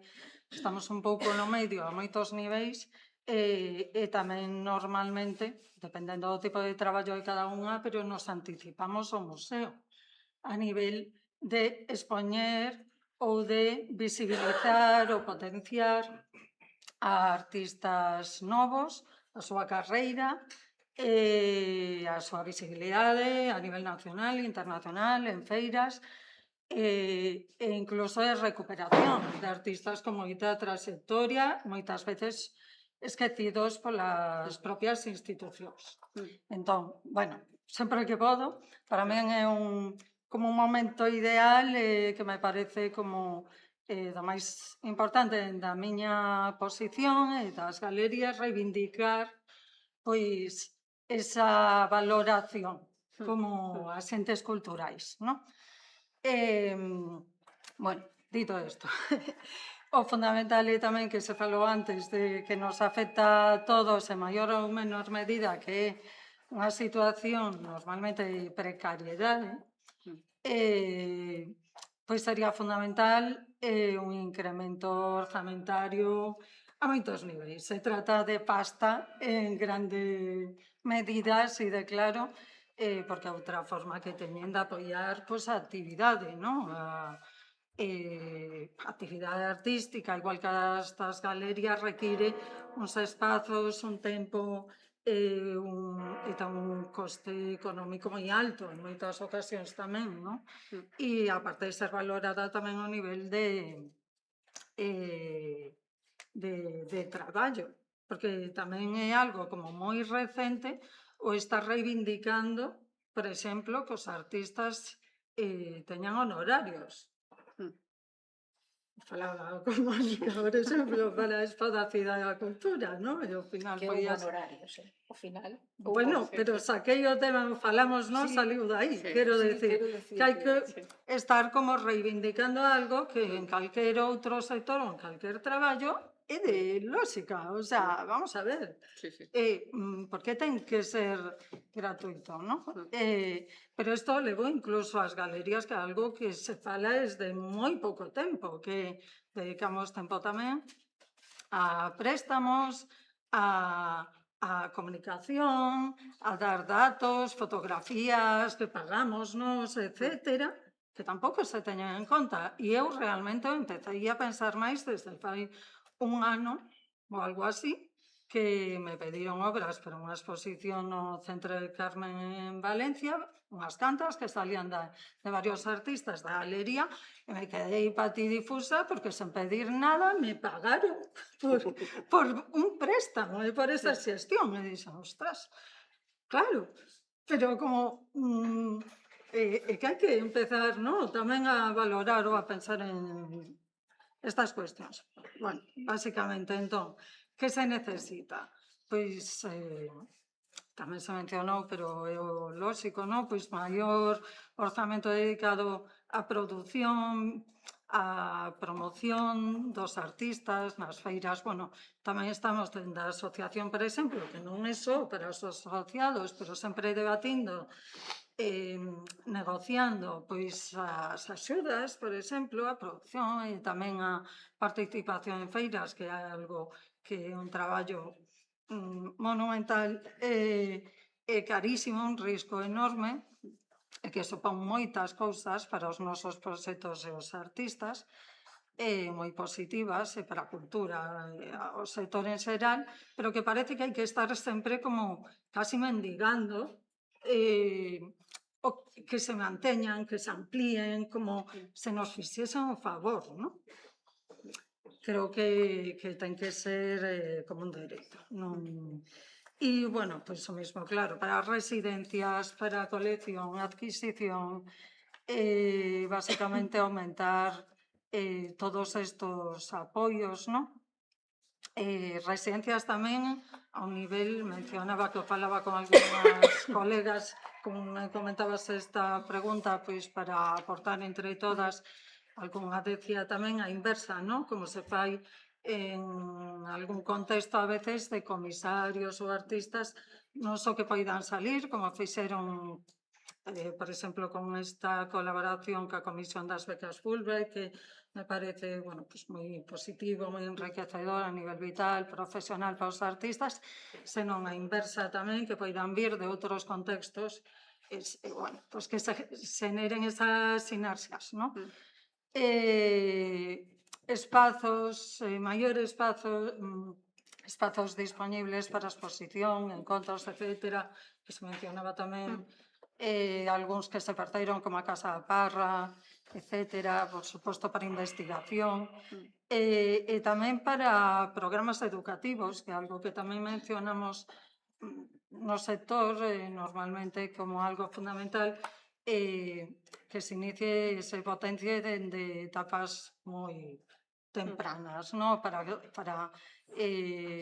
bueno, invertir nesa infancia, non? En programas educativos para crianzas que entren en contacto ca arte contemporánea dende o antes posible e todo eso, pois, bueno, a repercusión que ten positiva para a sociedade, para o pensamento crítico, que supoño que en resume o que non interesa, que é así, non? Polo que estamos a falar. Moi ben, sí. A verdade é iso que como estábamos centrados nos museos e nos centros, non nos damos conta do que se perdeu dos espacios intermedios. Cando falamos da Casa da Parra, que se perdeu realmente, agora falaremos da Facultade de Belas Artes, os artistas que salen dunha carreira universitaria para facer unha media carreira xa non quedan espacios en Galicia, digamos que pasamos da autoxestión a un museo centro de arte, pero perdimos todos os espacios intermedios. Entón, realmente, as galerías están quedando como espacios de resistencia para media carreira, despois non alguén que sae da carreira, pero lle dades visibilidade a artistas que non terían outra maneira de expoñer, por ese adelgazamento que falamos en xeral de todo o ecosistema, porque non nos dá tempo a falar como están as salas expositivas de concellos, etcétera, pero sabedes eso, que se un conserxe colle a baixa dun centro sociocultural, pois quedarse sin exposicións a nivel local ou a nivel concellos medianos ou grandes en cidades, que espacios expositivos hai en cidades como Ourense, Lugo ou Vigo, non? Digamos que temos un problema tan xeralizado de adelgazamento que non existe todos eses espacios intermedios dende alguén que sae da carreira. Claro, sabemos que existen outros modelos en outras comunidades onde se fai, no plan estratégico, se fai un concurso de proxectos entre artistas que saíron hai un tempo da facultade e xóvenes comisarios para expoñer en galerías, como proxectos pilotos, bueno, fora deso do que decimos, do que se refería a Chus, de que tamén se entende que son un mercado que se vende e se non vende, bueno, pois no caso de Ana Turbau, por exemplo, a visibilización de un artista que estaba esquecida como traballo de visibilización dunha galería, pois eso, digamos que hai moito formades parte dese ecosistema desde moitos puntos de vista, non só ir a ferias e vender, que tamén... Sí, pero ir a feiras, perdón, ahora que mencionas a Ana Turbau, por exemplo, que foi a primeira vez que estivo no pasado e este, tanto en Arco como París Foto, e, por exemplo, pois, en todo o equipo do Iván, por poñer un exemplo que ten a colección inmensa, pero dentro de fotografía impresionante tamén, non a coñecían. Comisarios, etc. Entón, bueno, todo eso, que cando se fala solo de mercado e de eso é que o necesitamos igual que calquera necesita o seu salario para sobrevivir, pois vender. Moi ben, pois xa vamos mal de tempo, polo visto. Entón agora tocache finalizar, Carmen, e logo daremos un minuto ou dous de preguntas. E de unha entidade de formación de futuros artistas como é a Facultade de Belas Artes, cales credes que son as principais eivas que temos no ámbito galego na xestión dos espazos museísticos e expositivos? Bueno, yo creo que la palabra clave es lo que acabáis de citar ahora, el ecosistema. En el ecosistema hay una interconexión de todos los actores y todos son necesarios, pero ese ecosistema funciona a partir de unas directrices y esas directrices estamos viendo que fallan, ¿no? Las políticas culturales son básicas. Entonces yo empezaría por ahí. Yo creo que el problema está en un nivel antropológico, que luego, digamos, que va permeando en todo lo demás. Yo diría que hay que hacer pedagogía y hay que entender que los derechos culturales, según afirma la UNESCO, forman parte de los derechos humanos. Así tal cual. Y entonces ya entendemos, ya pasamos a otro plano y ya sabemos que no estamos hablando de algo superfluo, estamos hablando de algo necesario.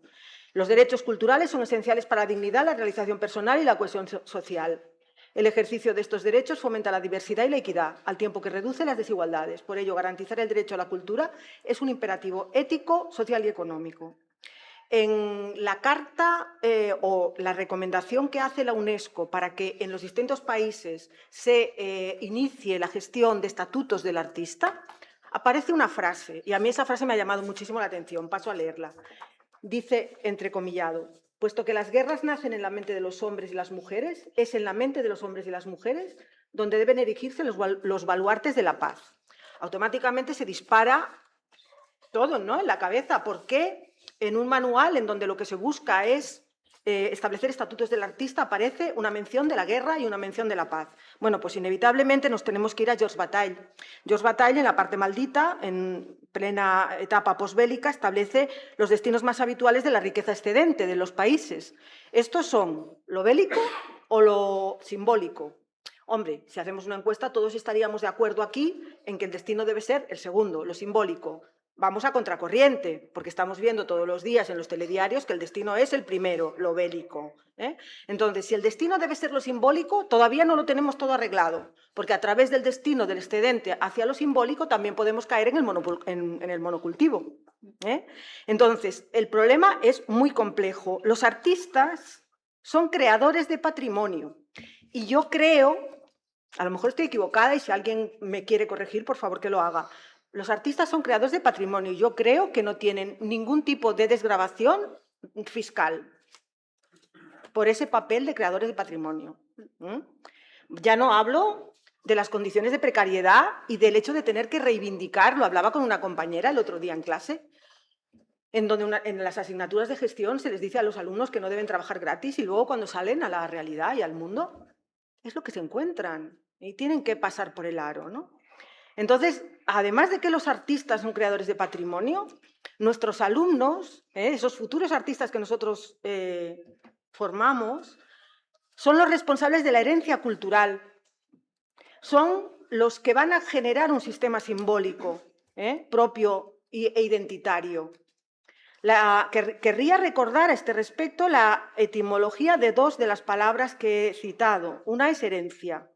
Herencia se refiere a la acción de estar unidos. Simbólico. La etimología de símbolo significa también reunir. Primitivamente un símbolo era un objeto partido en dos y al juntar las piezas servían como contraseña para reconocerse o sellar un acuerdo. Símbolo, herencia. Un campo simbólico bastante distinto del de lo bélico, ¿no? Entonces, ahí estamos, y eso es lo que tenemos que defender como necesario y no como superfluo.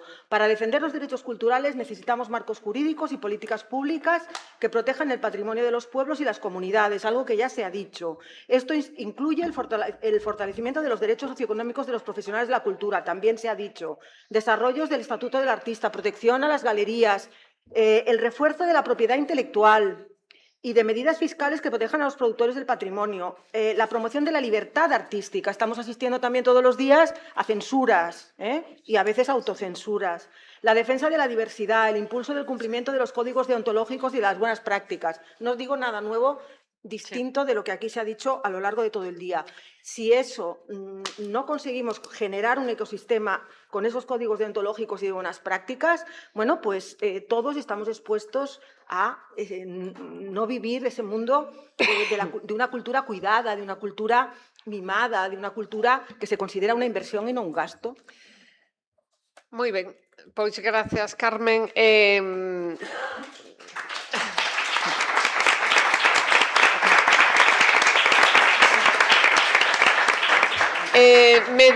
Me din que non temos tempo para as preguntas. Entón, quería aclarar que temos que comer, que ás 4 facemos mesas horizontais de traballo, que vos pedimos a vosa participación e creo que antes non falamos dun formulario en Quisa que vamos a poñer en marcha a finais deste mes, que estará aberto hasta o segundo encontro, porque a idea é que podamos ter realmente da xente que non está aquí presente, que podamos difundir por todos os medios unha enquisa anónima que nos dé datos para o informe que se vai a facer despois do segundo encontro. Entonces, digamos que queremos que esa consulta pública teña a maior difusión posible.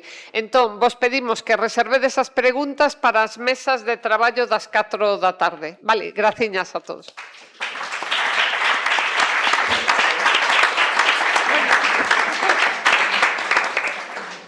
Entre a falta de tempo e tal estaba, pero bueno, para ser 5 tal...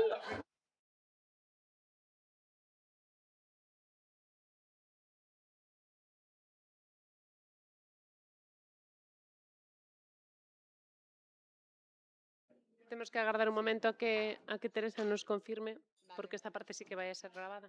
Sí, ahora sí. Tedes algún portavoz, algunha portavocía? Vale, nós temos unha. Vale, pois si quere empezar... Sí? Vale, pois vamos a dar paso ás portavocías dos dous grupos así para facer un pequeno resumo. Sempre quedamos curtos de tempo, pero vamos a intentar cumprir máis ou menos e non pasarnos moito de hora. Pero non sen antes agradecer a participación de todas e todos, porque a verdade é que penso que este encontro era necesario, animarvos tamén a que participedes no segundo e podamos tamén dar pulo a ese cuestionario que tamén vai a aportar moitas outras voces, e o que temos claro é que neste caso o Consello ten que ser a casa tamén que aglutine, que acolla e que sexa un asente activo máis. Damos paso, non sei se vos primeiro. Sí? Hola, pois vou resumir o que se falou na parte de abaixo. Comezamos falando polos dos modelos de gobernanza. Ao final non seguimos cada pregunta por orde, pero se acabaron tocando moitísimos temas. Entón, unha das primeiras cousas que se comentaron foi analizar diferentes modelos presentes no Estado español, como en Cataluña, en Euskadi ou nos museos nacionais.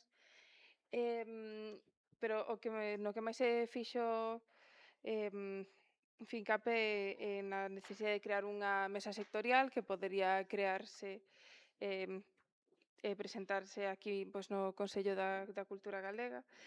E así esa sería unha canle de comunicación estable entre o sector cultural, neste caso das artes plásticas, e a Consellería de Cultura.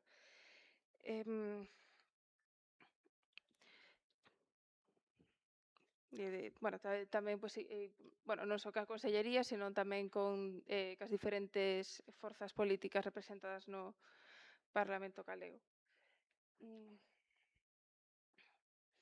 Tamén se falou da ausencia dun plan director do CEGAC, porque neste caso nese momento non existe, e de como a precarización e a falta de financiamento, falta de convocatorias de oposicións para o persoal de museos, todo forma parte dun plan estratéxico para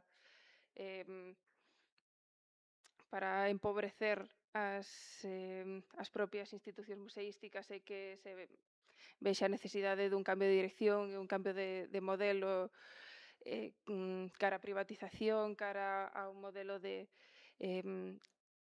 industria cultural en vez de ser o que debería ser uns modelos de creación, o sea, enfocados á creación cultural, á investigación, a crear cultura e, bueno, que pois agora está máis enfocado o sea, que queres enfocar máis cara ao turismo, cara ao espectáculo, un modelo de turismo que aquí en Santiago de Compostela pois ben sabemos que non funciona, que canto máis turismo hai, peor vivimos, e o turismo está ocupando os espacios da cidadanía e agora tamén na cultura, non vemos o sentido de promover eso, pero claro, supoño que o que dá cartos. Tamén salientouse que esta situación non é propia do CEGAC, senón que en todos os museos de Galicia e tamén noutros organismos culturais como bibliotecas, arquivos ou teatros, as direccións son de libre designación, que é unha cosa que non pode ser, non pode ser que as direccións dependan dos ciclos políticos, e que agora mesmo pois hai artistas con bastante recoñecemento que están a recibir chamadas do CEGAC para participar en exposicións, contando artistas e persoas do mundo do comisariado da xestión cultural, contando con que pola precariedade do sector haberá algunha persoa que se doblegue e que acabe aceptando. Entón, falouse de que podería ser unha acción política que pode facer dano, que estas persoas fagan pública a súa negativa, incluso facer un eslogan como eu tamén dixen que non, eu tamén dixen que non, porque así tamén se reforzan as persoas que están nesta situación, que a veces se pode dubidar, esta idea de se eu non acepto, pois a ver se cadra outra persoa que sí, ou se estou dentro igual podo intervir ou ser unha voz crítica dentro do sistema, pero bueno, que xa quedou bastante claro que non se escoita as voces críticas.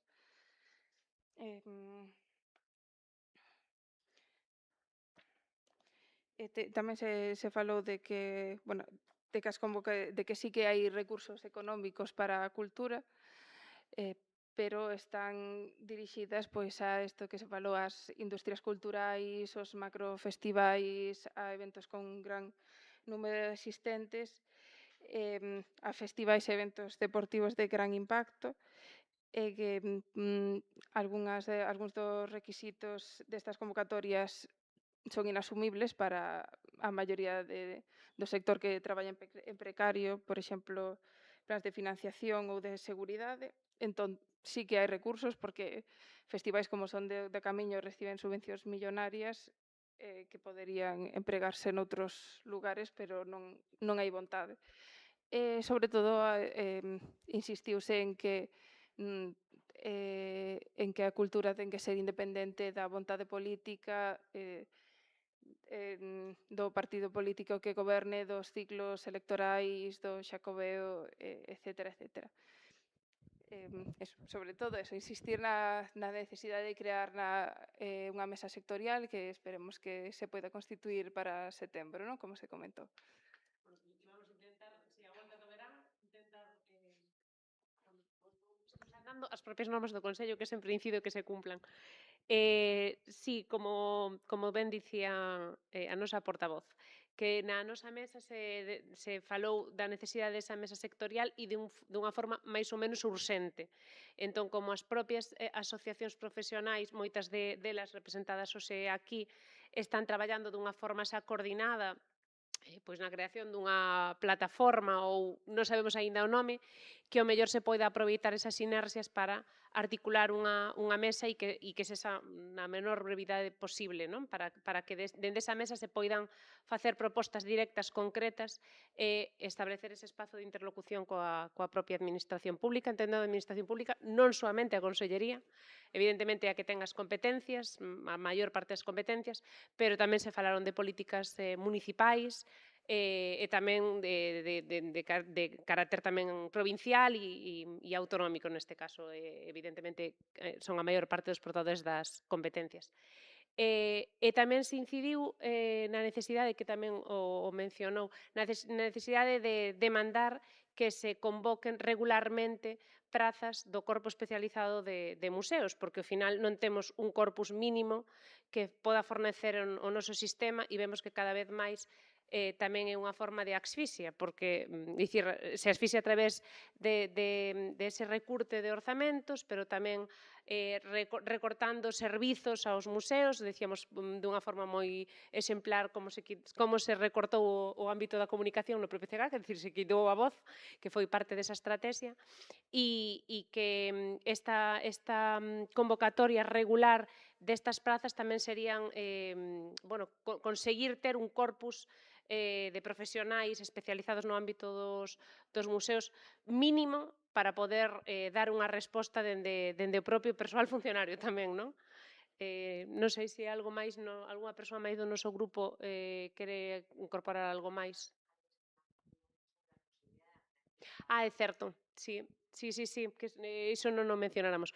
Tamén apuntar a esa investigación para poder facer o que comentaba Carlos esta mañá, a necesidade de repensar o formato, a figura xurídica do CEGAC, esa figura independente a que todos aspiraríamos, con presencia, desa figura que podría ser unha fundación e con presencia dun padroado plural e con representación do propio sector cultural, máis alá das forzas que, das institucións que de alguna forma interveñen na financiación dese padroado, nos parecería fundamental, porque é un mecanismo, unha ferramenta que pode incidir directamente na autonomía dunha institución pública.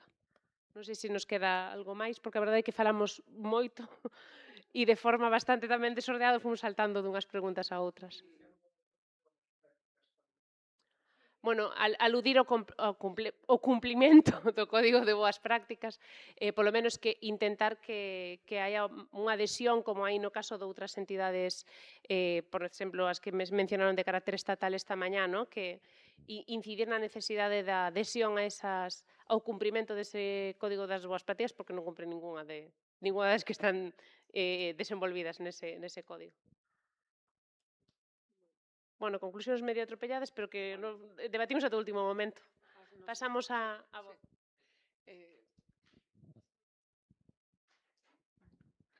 Es que lo tenemos un pouco desordenado.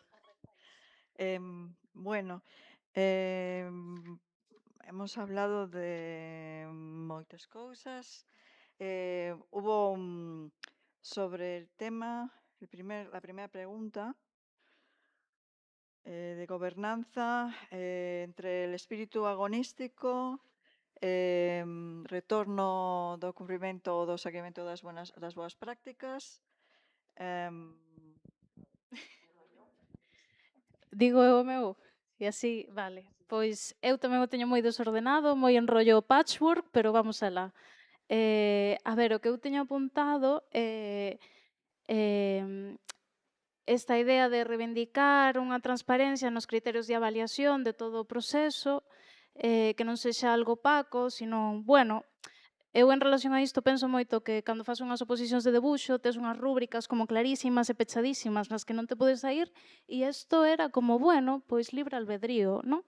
Entón, apuntando iso, tamén outra reflexión que saíu é como nos podemos atopar máis, como podemos facer para que o sector esteamos en máis diálogos, non? Incluso fora desta casa que a min personalmente me impón bastante,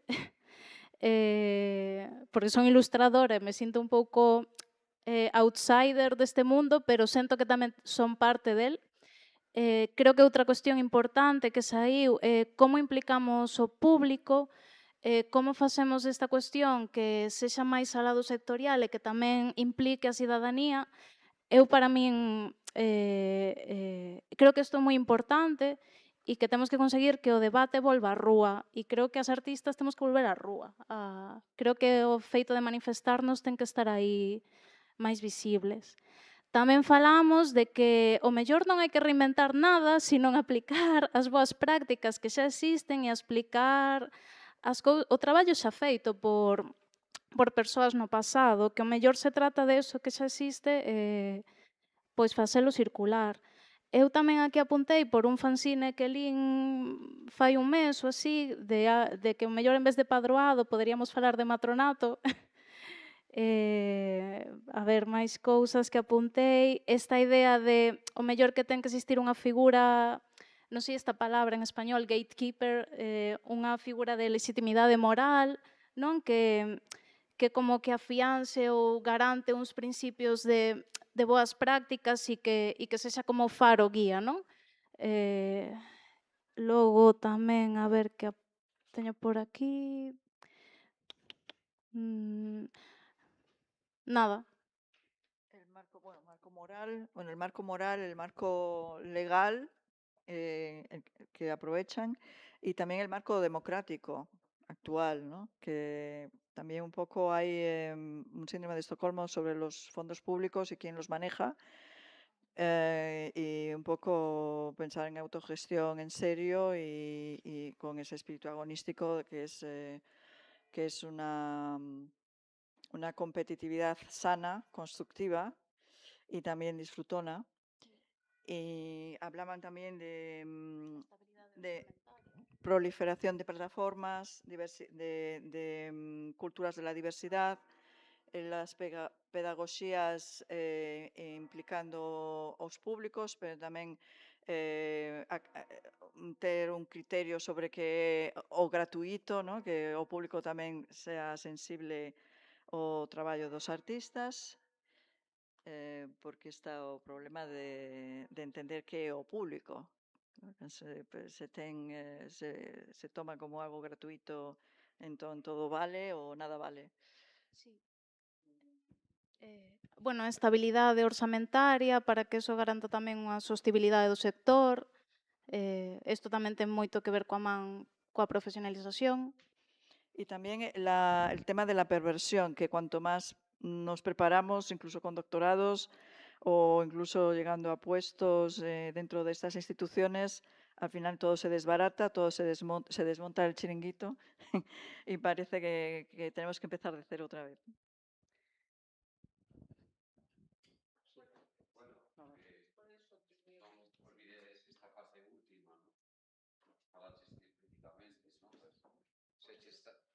Esta cosa, ¿no?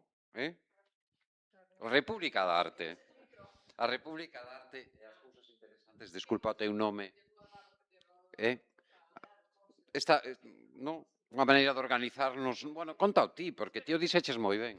Sí, é que non é parte das conclusións, pero agora estaba pensando todo o que aprendemos e puxo un exemplo de como funcionan en Inglaterra os postos nos museos que non é como aquí, que non teñen, que son indistinguibles o que a xestión que che toca facer no museo. E puxo un exemplo que aprendimos todos e que é desas cousas. Entón, non, pero é unha cousa que nos acostumbramos a pensar que os funcionarios en España é así, inamovible de los museos. Entón, das cousas que aprendimos é o que... A ver, eu simplemente compartín que en Inglaterra, en Reino Unido, existe un documento que se actualiza cada certo tempo e nese documento están perfiladas as profesións da cultura, dos museos en particular. Entón, se ti és pois, curator, assistant curator, en función de onde esteas, que responsabilidade teñas, se tes xente ao teu cargo, se tes cargas orzamentarias ou non, pois es tamén unha táboa salarial emparexada con iso.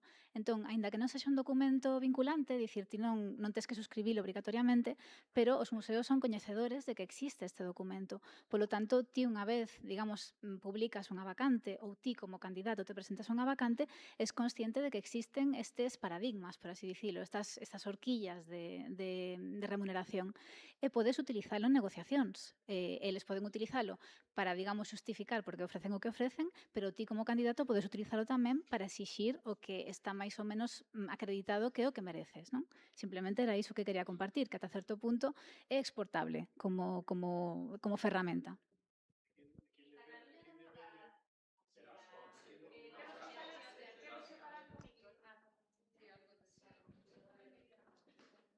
Sí, comentar.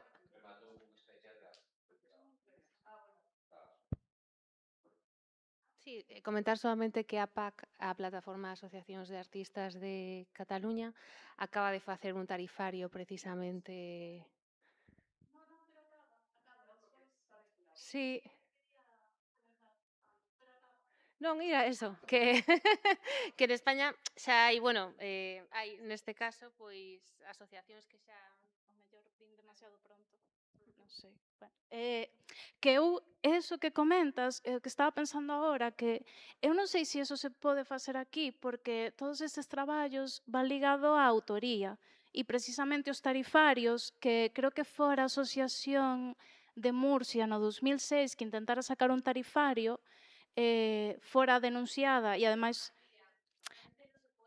Claro, pero si hai cifras é un tarifario e iso é ilegal, o sea, non che permiten pola lei de libre demanda, libre comercio, algo así. Eso aquí non, en Asociación de Ilustradores de Inglaterra, eles sí que teñen tarifarios, pero aquí en España non hai tarifarios e non poden haber, o sea, é ilegal. Non sei.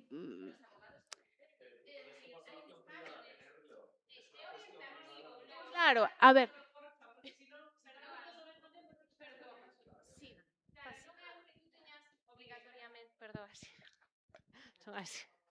Obrigatoriamente que seguir, porque non se pode impoñer, como dis, o precio, uns honorarios específicos, porque cada unha logo, pero sí algo orientativo, non, que sirva de base para que as institucións, que moitas non lo piden, porque non lo piden, mira, e que non sabemos que tarifa ou que honorarios poñerlle aos artistas, que temos que ter en conta, e tamén é a nosa misión ofrecerlles e facilitarles, sobre todo por las artistas que logo, ¿no?, dignificando la labor de las personas que se representan.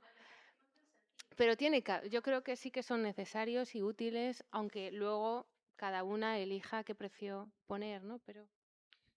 En ese sentido quería ampliar esto porque del mismo modo que tampoco es vinculante los protocolos para la elección de directores de museo, hemos visto que ahora muchas provincias, la mayor parte de los museos de este país lo hacen, es lo mismo. O sea, tú puedes como una asociación plantear una serie de precios mínimos acordados que no sea vinculante, que tengas una idea y un tal. Lo bueno que tiene Inglaterra y tiene también Holanda es que tienen Arts Council. Entonces eso está refrendado como ley y como tarifario dentro. De todos modos, como le he dicho a nuestra compañera Montse, también le he dicho que justamente lo que hace el Arts Council respecto a los museos ingleses, nosotros también lo tenemos. Y todos los planes estratégicos y el plan museográfico de un museo, dentro de la ley de esa comunidad autónoma, tiene que perfilar las plazas con de qué exactamente es ese profesional, cuál es su deber, cuál es su descripción, etcétera, porque cuando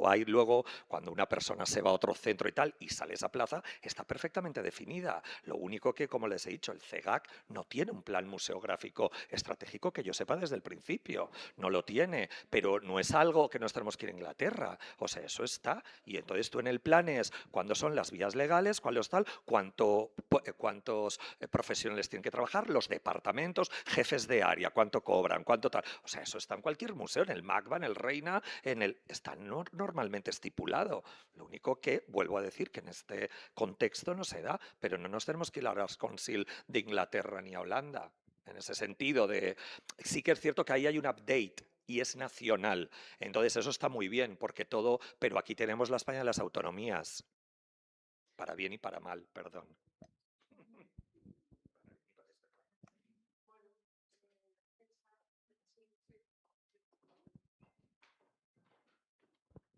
Estaríamos aquí debatindo toda a tarde, porque ahora, claro, vimos dous grupos e vemos que hai moitas cousas. Nós tamén falamos desa ausencia dun plan director e de construir a casa polo tellado. Refiro que agora é como está utilizado o do plan director simplemente como nomenclatura, como salvagarda, é como tirar agora un salvavidas, pero realmente non teñen intención de facer un plan director, e menos con capacidade de escoita e diálogo como se dixo en determinados momentos. Vamos a poñer peche a este primeiro encontro. Nada, repetimos o agradecemento por parte deste grupo coordinador. O 22 de setembro temos o segundo dos encontros, pero faremos vos chegar ese documento, ademais, canto máis